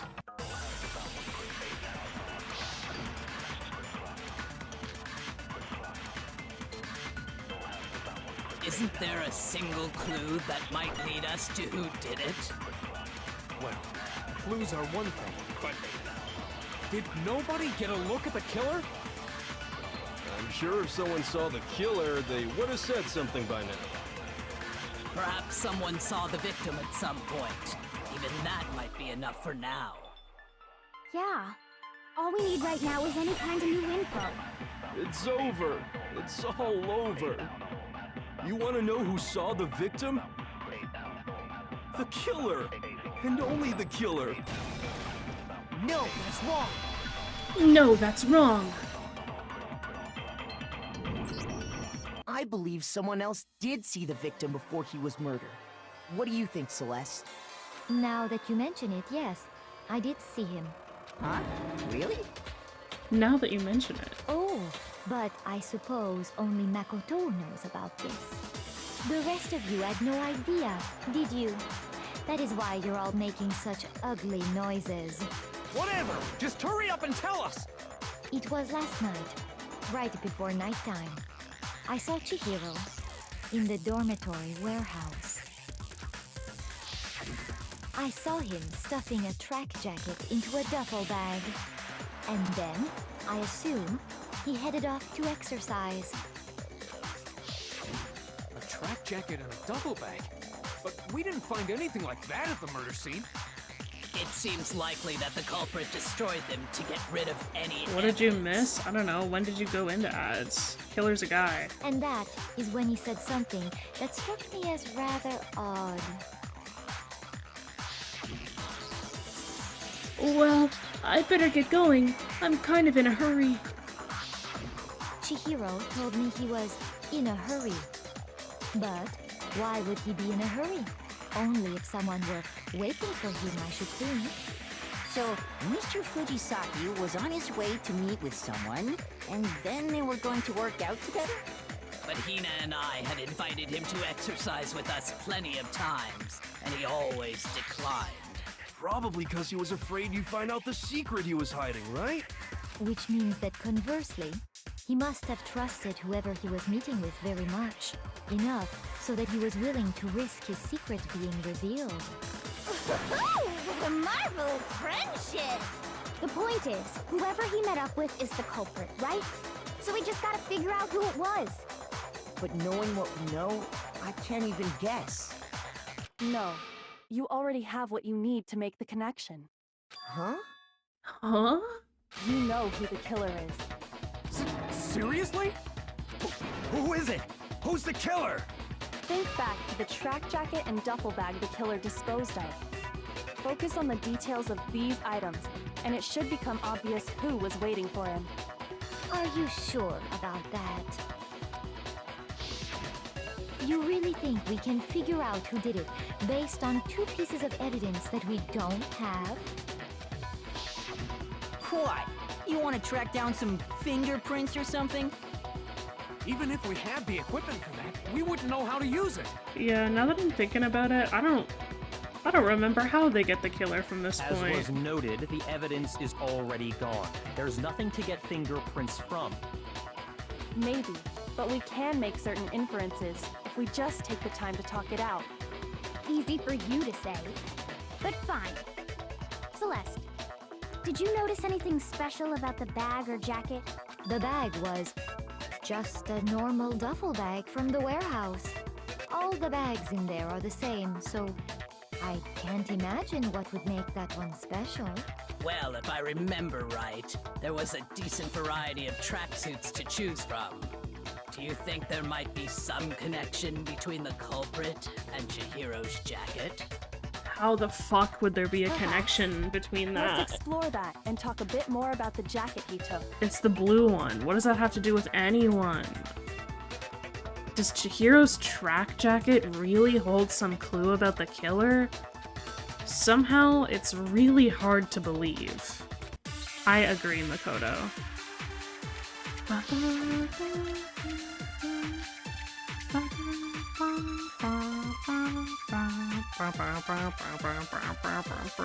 First of all, we know where Chihiro was headed. He was on his way to go exercise. So next we have to ask, why did he choose the specific tracksuit that he did? What do you mean, What? the specific tracksuit? I got it! We picked that tracksuit because it matched the one the culprit was wearing. So, what you're saying is, the killer was wearing the same blue tracksuit as him? No, that's wrong. You little fool! You little fool! Oh, how could you say that, you little Hold fool? on a second, Mondo. What did you just say? Okay, well, now I know how they found out. Huh? What'd I say? When Celeste testified a few minutes ago, she said, I saw him stuffing a track jacket into a duffel bag. And then I assume he headed off to exercise. she never said anything about the jacket's color. So why did you say Chihiro's blue tracksuit? Oh my god, you fucking got your ass, Mondo. You just... Hey, Celeste, what color was Chihiro's tracksuit? As a matter of fact, it was blue. And before we began the trial, did you tell anyone that? The only one I told about any of this was you. Then, Mondo, how did you know what color Chihiro's tracksuit was? Because I'm sure he saw the clothes at some point in the investigation. No one has seen them, Kyo. No, that can't be it. The bag and clothes were surely disposed of by the time we began our investigation. Then the only reason he could have known what color the tracksuit was is if he saw Cherry with it before he died! That's the only possibility! Man, sorry about your new bromance. Cherry? Are you talking about Chihiro? So, how about it? Did you see the tracksuit or didn't you? Just by chance. I just happened to see it last night. He walked past me, and he was carrying the tracksuit in his hands. No, that can't be it either. According to Celeste's testimony, She stuffed the jacket into her bag in a hurry. It was almost like she was trying to hide it. And just like that, she was gone. when Celeste noticed it, Chihiro made a point of making sure the jacket was completely in the bag. If you just ran into him briefly, you couldn't possibly have seen what color the tracksuit was. It would appear you dug your own grave. Perhaps. But you handed him the shovel, didn't you? That's why you said what you did. Focus on the tracksuit and it'll be obvious who he met with? What a bunch of nonsense. Ah, now I understand. It was all one big bluff, wasn't it? Your true intention was to draw a slip of the tongue from the culprit. That's why you said you knew who did it, to put them on edge. That's right. However, Mondo was my target all along. I had my suspicions about him from the very beginning. Now you're just saying things, Kyoko. But why? What made you so suspicious? That's a good question. Because I hate him is crazy. There was a certain turning point that tipped me off. Maybe you didn't notice it, Mondo, but you tend to refer to men and women differently. Oh, right. You only call guys dude. For girls, it's chick. And after he was killed, you happened to refer to him as dude. Once I picked up on that, it occurred to me that Mondo knew something we didn't. You notice such a tiny detail? Are you a witch? She's a witch! You're positively frightful. No, I'm not the frightful one. Not nearly as frightful as someone capable of murdering a friend. No, just you wait, Kyoko. Mondo, was it really you? Did you really kill Chihiro? I didn't kill anyone! You've been all over me, judging everything I say, putting words in my mouth. What gives you the right to treat me like a goddamn criminal? Yeah, he would never do something like that. This is a false accusation. It's true. My reasoning on that is pretty shaky. That was fast. Well, this does present us with a problem. It seems we are all out of leads. My time has nearly come. That's what my little ghost friend is telling me. Oh yeah, that reminds me. Hifumi, weren't you telling me you'd found some evidence? Really? What kind of evidence? Actually, now that I'm thinking about it here calmly, it might not be all that relevant. Jeez, does your confidence just get up and walk away? It's fine, man. Just tell us. If you really insist, then... here it is. What do you have there? It happens to be an e-handbook. I found it laying on the ground, so I scooped it up. You found it on the ground, right? Then it must belong to... I got it! We know Chihiro's handbook was missing from the scene of the crime, right? For a fact. For a fact indeed. I was totally sure I'd found it. Then it must hold some clue about the culprit, right? Well, that's what I was hoping. But it's busted. It won't even turn on. I imagine the culprit broke it to get rid of any evidence after the murder. That's odd. I didn't think the handbooks were quite so fragile. You're right. They're not. They're totally waterproof and shock resistant. It would take an awful lot to break one. And yet, this one does appear to be broken, as is Leon's, sitting useless in the main hall. For all your confidence, that is a remarkably high failure rate. Do you think there might be some kind of mystery in there somewhere? How precisely did the handbooks get broken? How did the handbook break? There's only one possible explanation. I got it! You already told us before that the handbook has one weak point, didn't you? Yeah! You remember that? Sure, maybe I let that slip, but I never told anyone what the weak point actually was. But if the handbook is supposed to never break, and two of them broke in quick succession, then... Then we can only assume that someone's figured out its weakness. You know what the weakness is, right, Monokuma? So, what is it? So what is it, huh? Huh? You're asking me? I think it's a necessary piece of information if you want this to be a fair trial. But if I tell you, and someone else decides to copy it, that would be very not good. Just tell us already! Why would we want to break our own handbooks? Oh well, I have a weakness for pushy demands. But you're sure you won't follow their example? Then allow me to make a special announcement. The weak point of my cutting-edge e-handbook is... When it's exposed to high temperatures for too long, it will suffer a meltdown and totally break! I flippin' knew it! You knew it? Yeah, because I found the handbook laying on the floor of the sauna. The sauna! The temperature in the sauna can reach over 200 degrees. Strange how you don't get burnt, huh? It's because as your sweat evaporates, it creates a cooling layer of air around your skin. Man, you know who was in the sauna? If the hot air of the sauna were somehow pushed directly onto your skin, you'd definitely get fried. That layer of air would get blown away. That's why you may feel a burning when you move around. So when you're in a sauna, make sure to keep nice and still. Wow, interesting. I learned one new fact today. That is a mere trifling speck of knowledge. Okay, guys, let's get back to the murder If trial. you found the victim's handbook in the sauna, then the killer must have been purposely trying to raise its temperature in order to break it. Meaning the culprit somehow knew its weakness. But how'd they find out? Monokuma said he didn't tell anyone, right? Indeed. Quite the mystery. What if they found out by accident?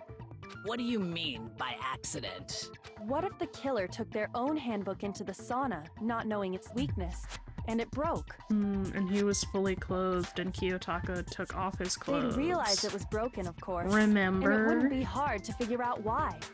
And once they had Chihiro's handbook, they knew they had an easy way to dispose of it.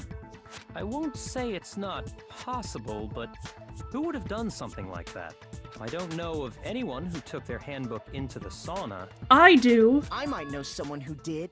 Whoa! Seriously? I think the one who may have taken their handbook into the sauna was... Oh, he's crying. His best bro. It had to be the one who wore all their clothes into the sauna. It was...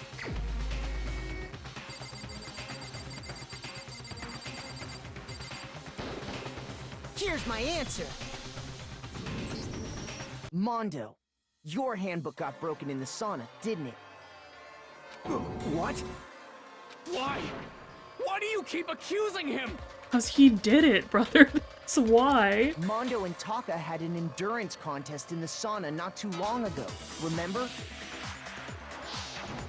And for the contest, Mondo just so happened to keep his school uniform on. But little did he realize, he'd also left his handbook in one of his uniform pockets. And when it was all over, Mondo discovered that taking your handbook into the sauna could easily destroy it. No, wait, hold on. You've got it all wrong. He would never kill. I don't accept this. Show me the proof. The actual solid proof. I mean, I don't want to believe it either, but I found something that proves it beyond a shadow of a doubt.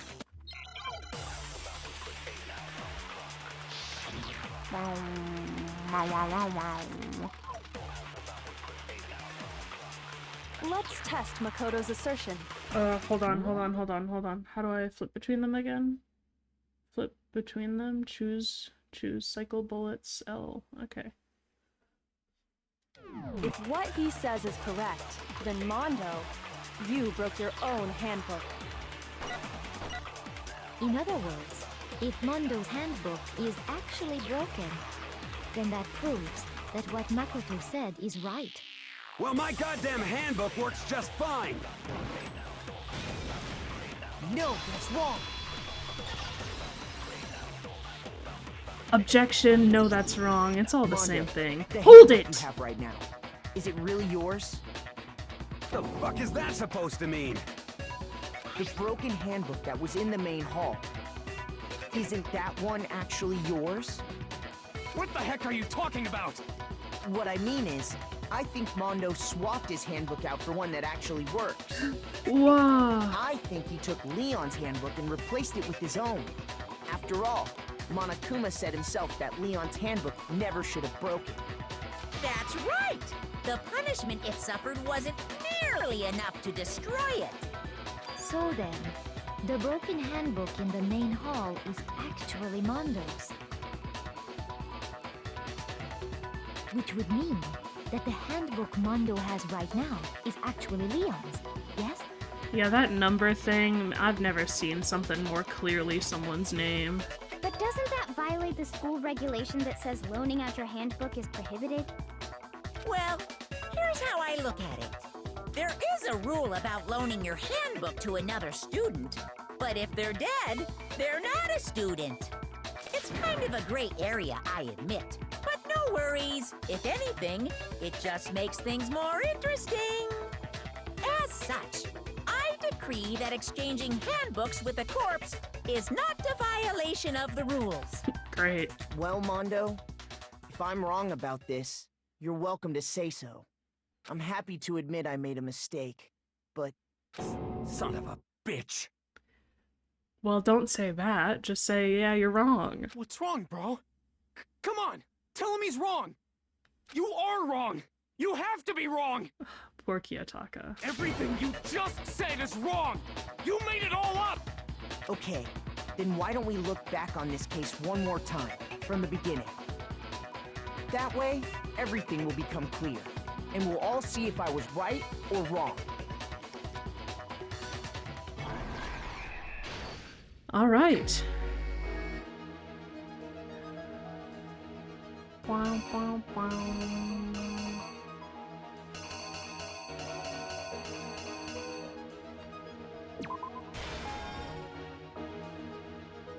Okay. Okay.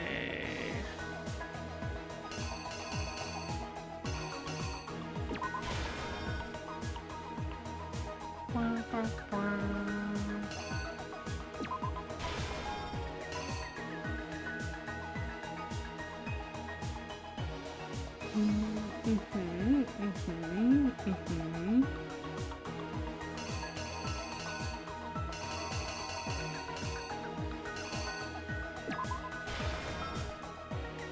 Yeah, we got murdered. We got just a little bit murdered.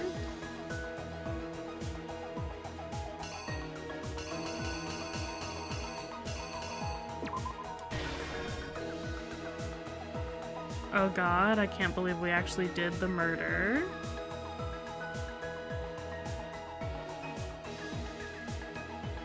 Rolling up the carpet.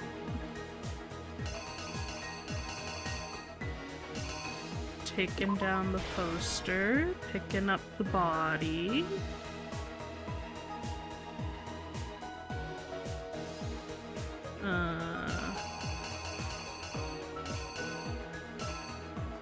Girls' locker room. We're getting in there.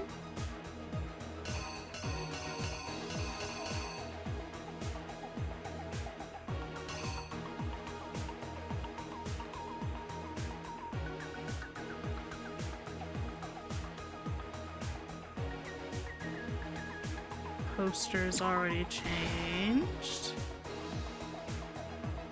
Byakuya decides to pull some bullshit.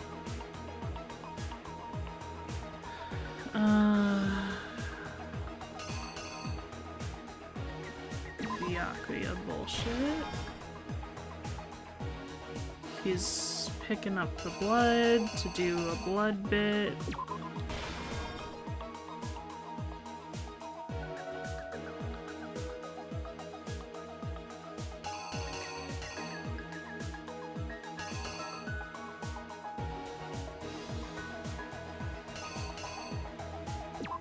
Going to the sauna.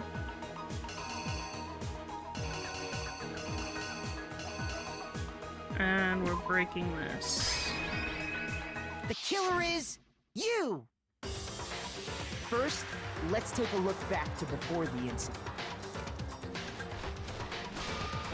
Last night, Celeste saw Chihiro in the warehouse, correct? At the time, she was apparently stuffing something into a duffel bag.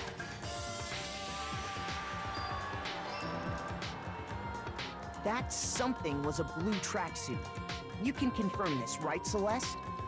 I like that the little comic book gave Celeste God's eyeball.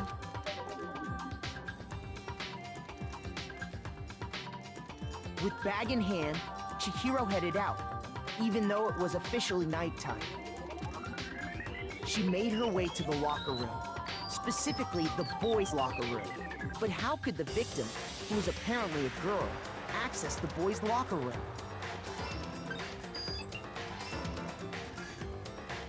Simple, because she was really a he, which is why he was able to use his own handbook to gain entrance to the boys' locker room. Once inside, he met with someone there, and the person he met was the one who killed him.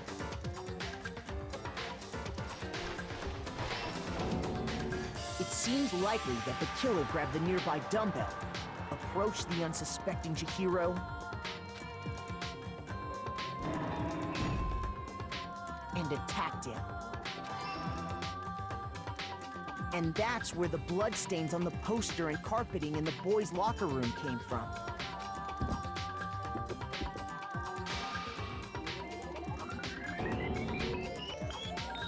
It was likely in the heat of the moment.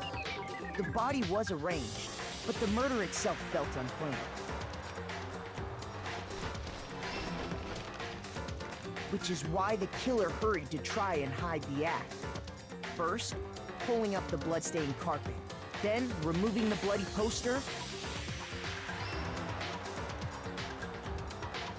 and finally carrying the corpse into the girls' locker room. A girl's handbook was necessary to get into the locker room, of course, but this alone doesn't prove that the killer was necessarily a girl. After all, Sayaka and Junko's handbooks had been placed in the main hall. Using one of those, a boy could get into the girls' locker room without much problem. And that's exactly how the killer did it. With the carpet and the poster they brought with them, they got to work. They changed the layout of the boys' and girls' locker room in what you might call a crime scene switch. Whoa. Then Byakuya came. That could have been the end of things, but no. Byakuya discovered the body and decided to intervene in the situation, making things even more complicated. Just did that for fun, for no reason. So, after stumbling on the crime scene, he went and grabbed the extension cord from the library, and then he got to work. He used the cord to string up Chihiro's lifeless body.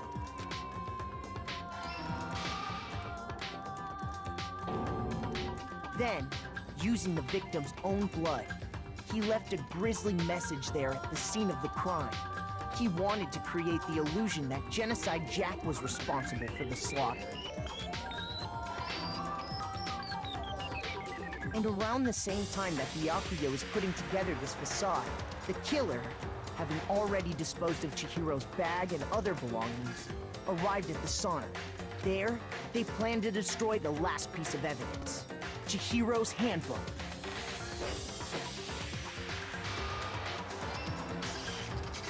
And just as the killer expected, the steamy sauna was enough to ruin the electronic gadget.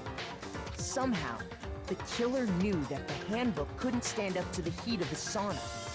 And the reason they knew that is because the sauna had already wrecked their own handbook. And that's how it all played out. Isn't that right, Mondo Owada? Got your ass, Mondo.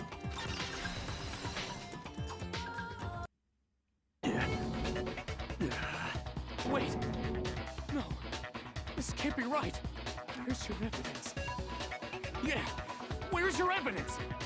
You need evidence! You need proof! Without any proof, you can't pin any of this on him!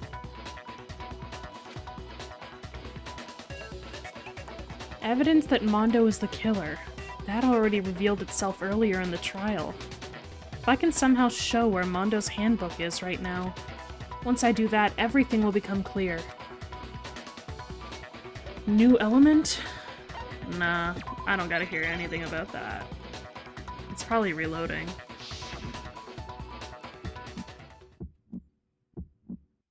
Show me some evidence!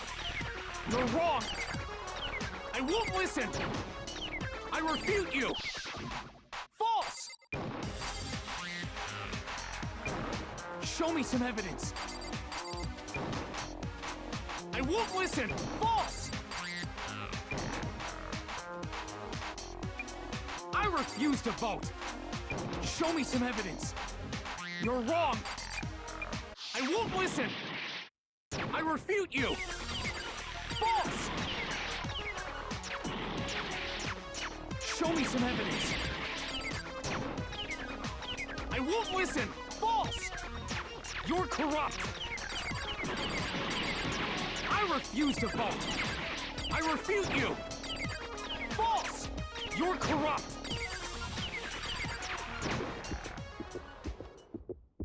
Show me some evidence! This should prove it! Got him. If my thinking so far is right, Mondo must have replaced his broken handbook with Leon's. In which case, we can just check each of our handbooks right now. Once we do that, we'll... We don't gotta do that. Damn. He's given up. Okay, guys, lock in. You're really... I think you're gonna like this punishment. Yeah. Yeah. I did it. I killed him.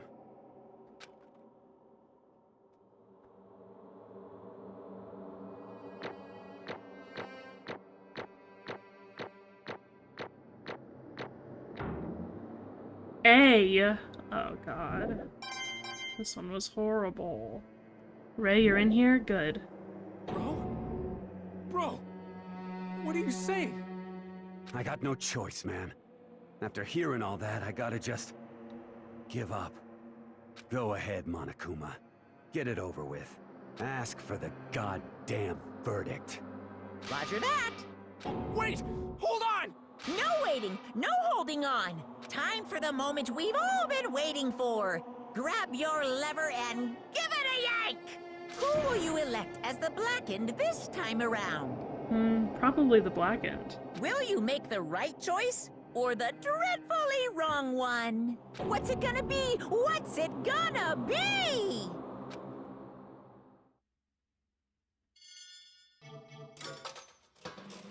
Yay!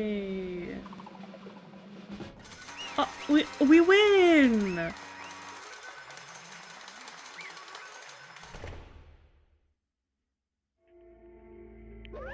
What? Uh-oh! This time it looks like you got it right again! Yes, it is so. The Blackened that killed Chihiro Fujisaki was... Mondo Owada! Unbelievable. In case you're wondering, the vote was not unanimous. Kiyotaka chose the wrong answer. You're treading very close to the danger zone, Mr. Ishimaru. You need to be more careful. I refuse to believe it. There's no way. No way he would kill someone. Sorry. What is this? Why are you apologizing? Why? Why? Why?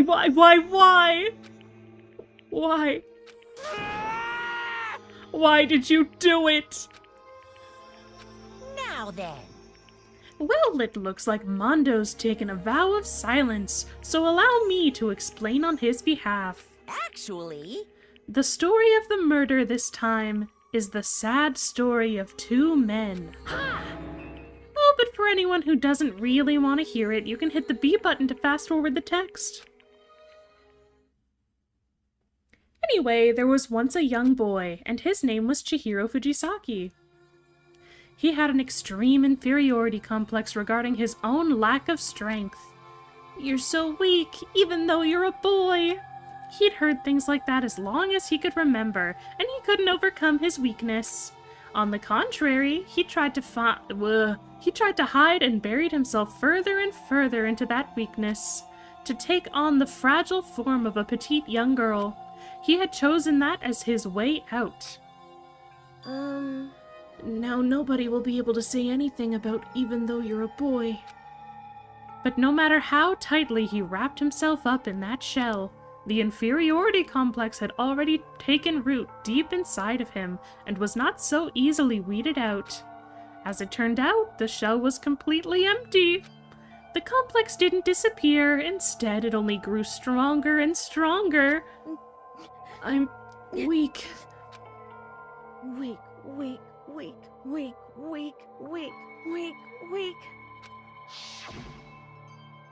Once the killing game had begun here at the school, he had no choice but to accept this fact.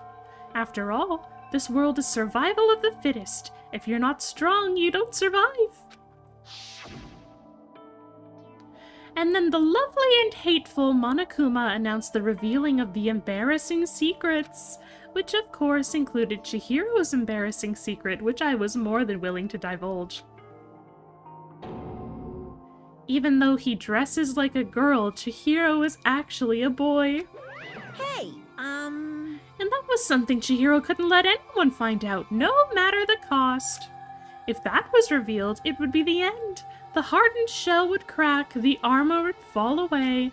Without a doubt, those around him would torture him more than ever before. Everyone figured being thrust into such a dilemma must have sent him spiraling into despair. What? And yet... I'm sorry. I don't really want to talk about it right now. But... I also don't want to leave things the way they are, so maybe I can talk about it later. After I try my best to become strong, then I can tell everyone. Annoyingly, he used the threat of discovery to motivate himself to become stronger. That's right. Now's my chance. I want to change. I'm going to get stronger and accept who I am. Strong enough so that when someone says, even though you're a boy, I'll be okay. I'll get better. With that thought at the front of his mind, he resolved to take immediate action. And so... that day, he made the commitment to begin exercising. He was prepared to retrain his mind and body. But sadly, that would be the first and only chance he would get at it. Hey, When he decided to start exercising, he thought it would be good to ask for someone's help. But he wanted to tell that person his secret first, and then ask them to help him from there. And the person he went to... Yeah, that's right. It was me. It sure was! The biker gang fella had been painfully clear about how important his manly promises were. So Chihiro probably figured that even if he confided in Mondo, his honor would make him keep the secret. uh-huh. Plus, Mr. Macho Mondo was the very symbol of a strong man that Chihiro had always aspired to. Maybe talking to Mondo about it will help give me some courage. That's not Chihiro talking anymore. So he went and asked Mondo to help him become strong.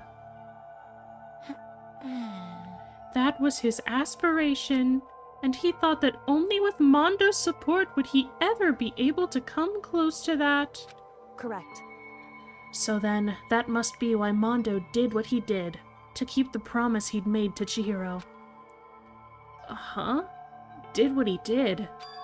You mean, that's why Mondo carried Chihiro from the boys' locker room into the girls' locker room? Indeed. Yes, that's exactly what I mean. Wasn't that to cover up what he'd done? Certainly. That could have been part of it, but I don't think it was the main reason. The real purpose was to keep the promise between men he'd made to Chihiro. But... How does moving the body keep his secret? Because... If everyone knew he'd been killed in the boys' locker room, then everyone would have been arguing about how she got into the boys' locker room, right? Once that started up, at least a few of us would have immediately begun to suspect his identity. So, he tried to protect Chihiro's secret by putting him in the girls' locker room and stealing his handbook, see? Then Mondo did all that to keep the promise he'd made to Chihiro, who he'd also killed? Why would he do that? The more I hear, the more you talk. Whoa. Yeah, the more I hear you talk, the more I don't understand. I mean, you guys trusted each other, right? So why? Why did you?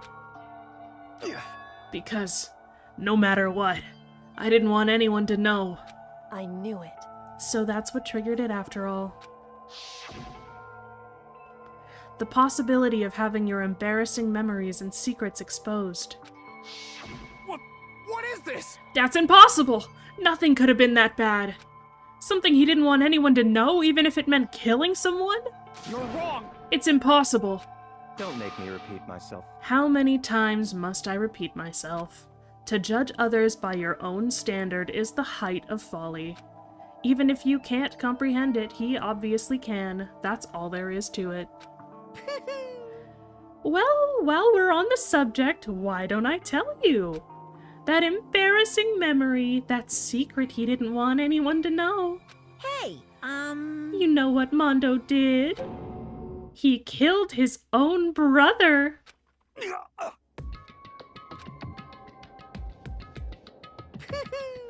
Mondo, the ultimate biker gang leader, makes all the hoodlums and riffraff across the country tremble. But the only reason he had the chance to join a gang in the first place was because of a certain someone. Mondo's older brother's name was Daya Owada. Mondo had nothing but respect for him. It was because of Daya that Mondo ever got on a motorcycle. Mondo's brother was his only family growing up. He was the only one Mondo could trust or respect. He wanted to measure up to his big brother, so he imitated him in everything he did. Mondo was the epitome of the starry-eyed kid brother. Meanwhile, the charismatic older brother had put together a local motorcycle gang. And before anyone knew it, it had grown into the biggest biker gang in the country. Daya, the older brother, number 1 in the gang, and his number 2, his younger brother, Mondo. In the beginning, everything was peaches and gravy. But when Mondo started to think about how he would have to take over the gang from his brother someday, his brother's greatness, his reputation, began to gnaw on Mondo's very soul.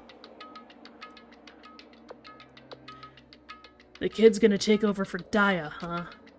Daya created this gang with his bare hands. Mondo's just along for the ride.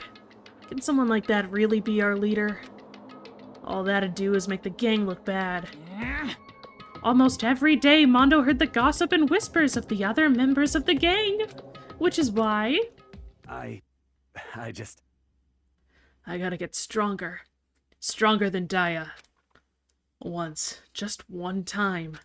No matter what, I gotta win. Don't fuck with me. I don't care what it takes, I gotta come out on top.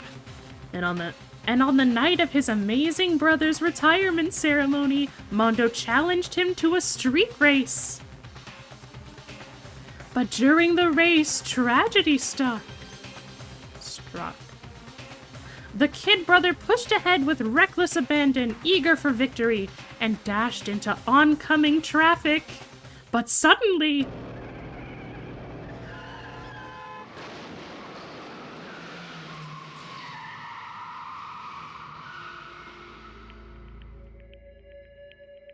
Laying in his kid brother's arms, the older brother delivered his final words. Hold on, I'm gonna make myself a little bit smaller.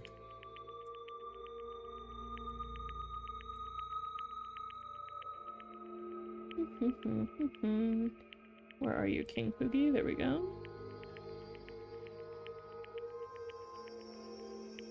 Yeah, I'll just shove myself in the corner for now, it's fine.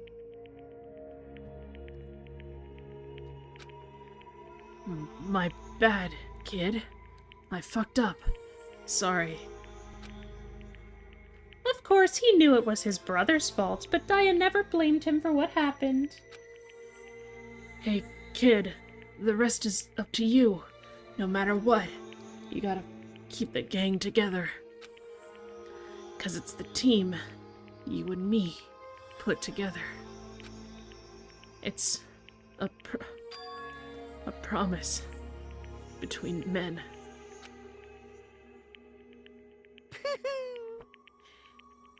He decided to hide the truth of what happened from everyone else in the gang.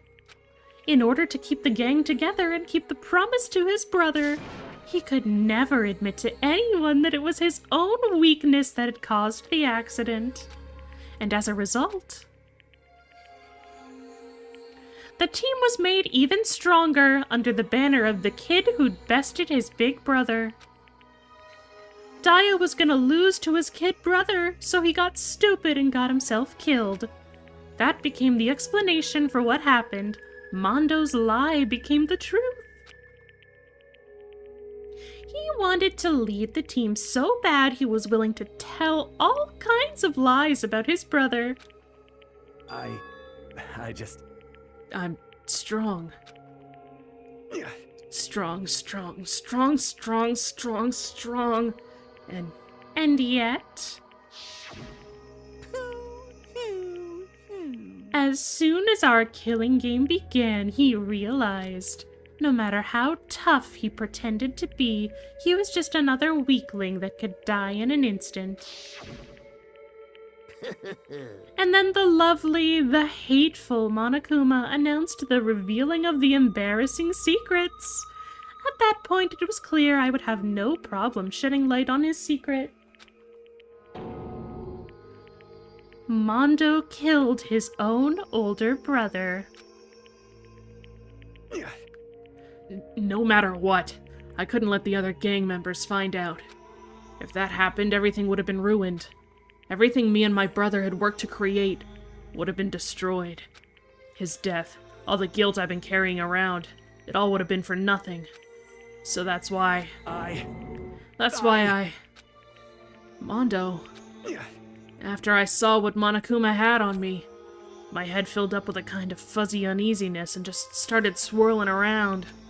I'd never felt anything like it before. I didn't know what to do about it. I wasn't sure what to think or say, but after a while that fuzzy uneasiness turned itself into a rock-hard lump of anxiety way down in my stomach. And it was right around then that Chihiro asked me to start working out with him. And right there, he told me a secret. Seriously? Jesus. I'm sorry. I'm sorry I lied to you. But why? Why now? Why are you telling me this all of a sudden? Huh? 'Cause I mean, you've kept that secret all this time, right? If anyone found out, you would... But... You're right, but... I want to change. I wrapped myself in lies. I'm weak. I want to destroy that version of me forever. His words were like a knife in my gut. I felt like he was exposing the lie I'd been living myself. I have to change. I don't want to be weak anymore. You're so strong. It can't hurt you, right? Whatever secret Monokuma might tell us. You piece of... So what? You're saying I should just say it? What? You're saying if I really am, I should just be able to tell everyone my secret? Huh? I was jealous. I was jealous of Chihiro's strength. He had the strength to face his own weakness, to try and overcome it. It was the kind of strength I've never had. So I was jealous of him. And that jealousy broke me. What? Are you making fun of me? I'm strong? Are you fucking with me right now? No! I'm not making fun of you. You really are strong, Mondo. I felt like I could hear something starting to creak. Something inside my head. What did he want me to do? What was I supposed to do? Was I supposed to just sit back and let my secret get revealed and ruin everything? What's wrong? Damn you! Why did you have to tell me all that? Are you trying to rub my failure in my face? I just wanted to... No, I really admire you. I admire your strength. Yeah, that's right. I am strong. Strong. I'm strong. Strong, strong, strong, strong, strong. Stronger than you. You son of a bitch! And stronger than Daya! I don't remember anything after that. When I woke up again, he was laying at my feet, covered in blood. I had the dumbbell in my hand, and I was just staring at him, down on the ground. Hey! I killed him. I killed Chihiro. Even after all this time, I'm still just as weak as I've always been. And thanks to that, I did something I can never take back. Mondo. He was normally so aggressive, so angry. He hid that weak side away from everyone. That was his secret. A weakness like that lived in a heart like his, and it turned him cold-blooded. God damn it. Look at him! You see? You're all just like him! For a secret from the past, for a memory, for that he killed another living human in cold blood. He couldn't cut free of his regrets from the outside world. He doesn't know what true strength is. Do you see hope anywhere in there? 'Cause I sure don't. You bastard. Just shut up, you son of a bitch! Go ahead, say that again, I dare you! Yep. Okay, I'll say it as many times as I want, is what I want to say, but... Unfortunately, I can't do that right now, because the time for punishing is fast approaching. Okay, lock in for real for real. Punishing? It can't be. You mean execution? Well now, well now, well now, well now. That's what I promised you, right? The Blacken that disturbs the peace will be punished. Ridiculous. Hold on. Now then, I've prepared a very special punishment. For Mondo Iwata, the ultimate biker gang leader. No, wait! Wait! Let's give it everything we've got. It's punishment time! Sorry, man. I couldn't keep the promise we made. From one man to another.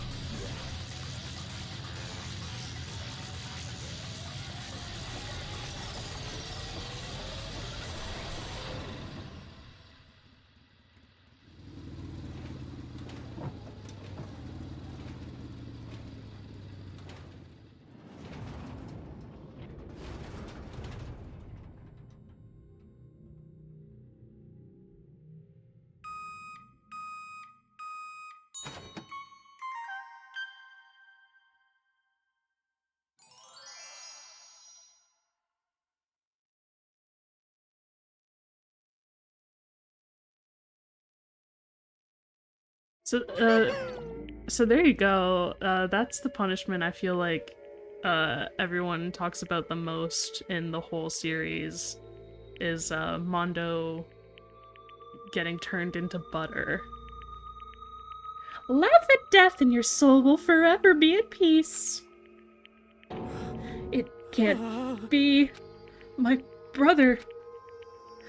Another murder and another execution. I want to feel again. Everyone's lives are taken so lightly here. I feel like I might be going mad.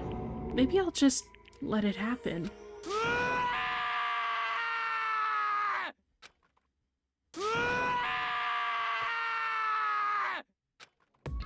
As Taka's sad screams invaded our skulls, we were each forced to realize once again. But of course he had to... What a disappointment. This is the end of the game. Byakuya? What is this? You're completely insane, you know that? A game? One of our friends is dead, do you realize that? Naturally. Of course I do, because this is a game of life or death. Hey. I don't have anything to say to you. I don't have a response except that... However... I just don't understand why. Why did you go out of your way to disguise Mondo's crime? What? Why? Isn't it obvious? Because it made things more interesting. His voice was calm, emotionless, like the voice of death. It chilled me to the bone. Last night, when the murder took place, I was in the library as usual. Honestly. So you ignored the nighttime rule too. That rule never mattered to me. I don't recall agreeing to it. There is nothing to be done.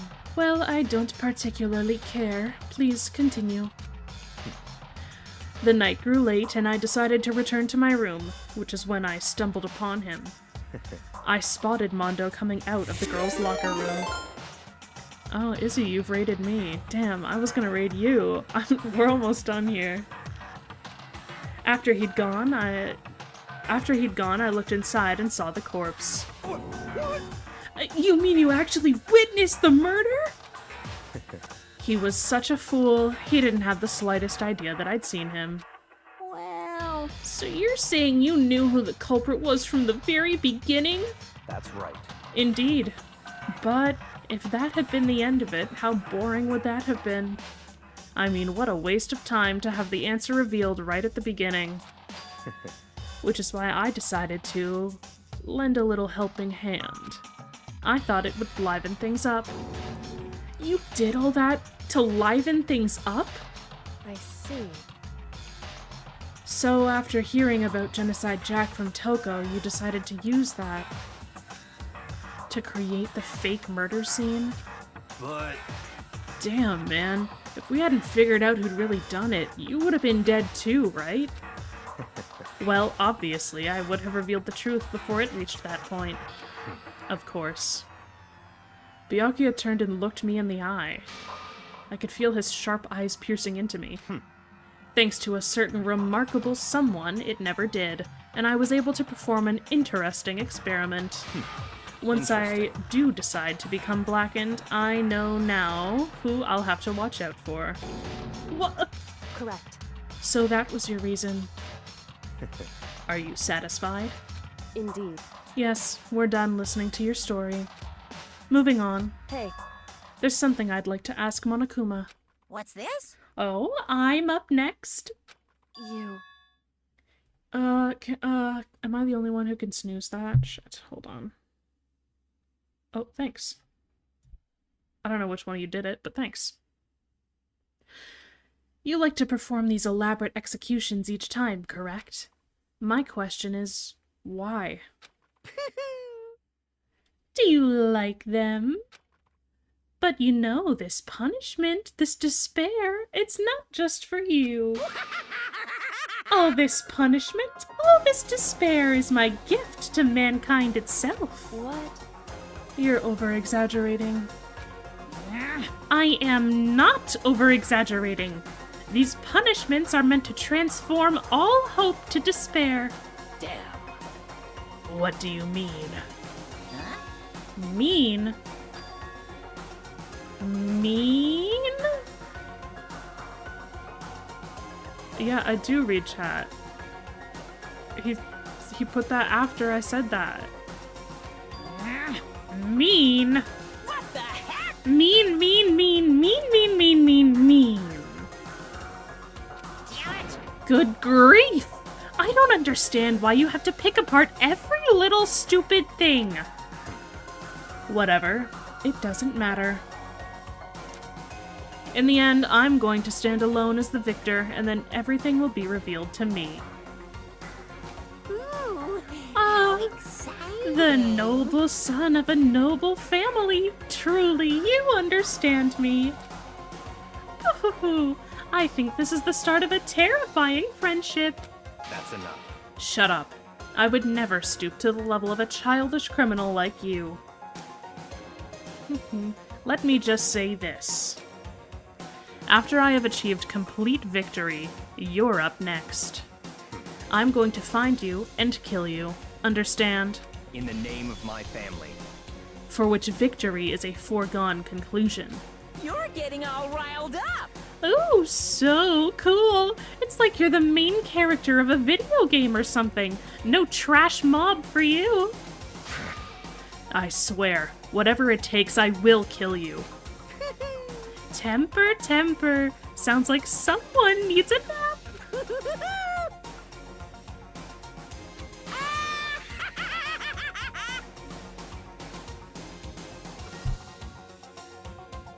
Monokuma's laughter peeled across the courtroom, and the curtain closed on the case of Chihiro and Mondo. But I knew that wasn't the end. The killing game would still continue, because the mastermind wouldn't let it end. For those of us who were still alive, our worst fear and despair kept on multiplying. It was the kind of despair that felt like a blind puppy and hell had more of a future than us. All of our courage, our effort, our friendship, it felt like it amounted to nothing at all. It was the worst kind of despair.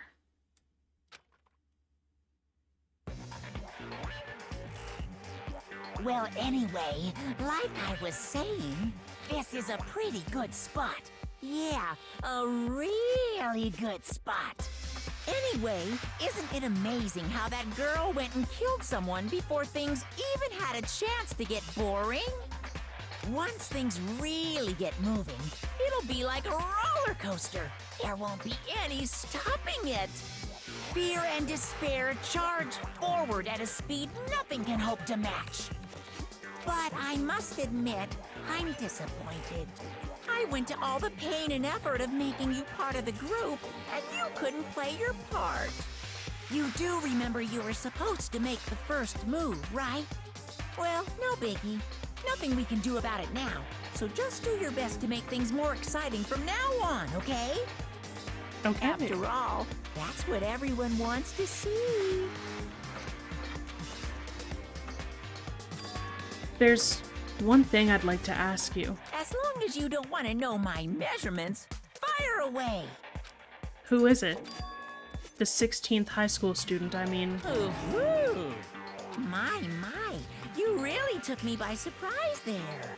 I know I said you could ask anything, but... Super denied, ultra denied, demonic denied. Because you see, that's my ace in the hole. And nobody be dumb enough to reveal that, right? No matter how close they were to their friends.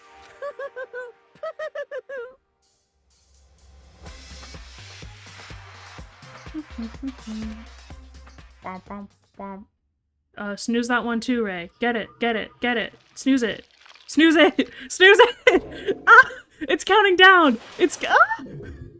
Thank you.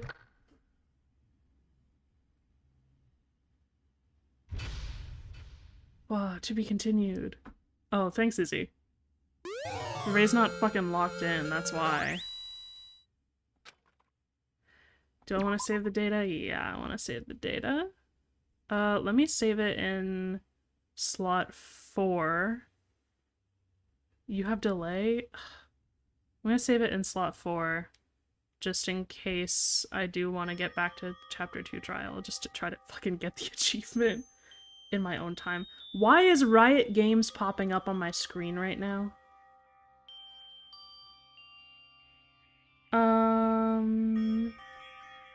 We don't want to go any further.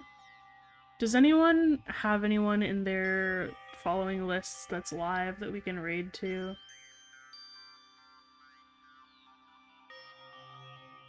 League of Legends does beckon, bro. They want me to play Kayn so bad.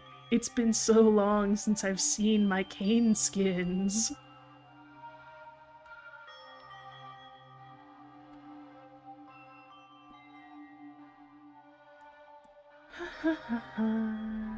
What is K-Torin playing? Do we know? Free random games, huh? Yeah, okay. We'll raid out. Yes, you need to re-download League, bro. Of course. Okay. So, Danganronpa is not on the rest of this week's schedule. However, I didn't have my work schedule when I made it, so there's a possibility that I might do something on Saturday, but I might also just fully take the day off. I haven't decided. If I don't do something Saturday, Danganronpa will be on the next schedule I release, which you can find on Twitter or in the Discord, of course. And I will put together these 2 VODs from the class trial and from the actual chapter, and I'll put those out probably next week. Tomorrow's release is Persona 4. I haven't decided what the other release this week is, but I don't think it'll be Danganronpa yet. Yeah.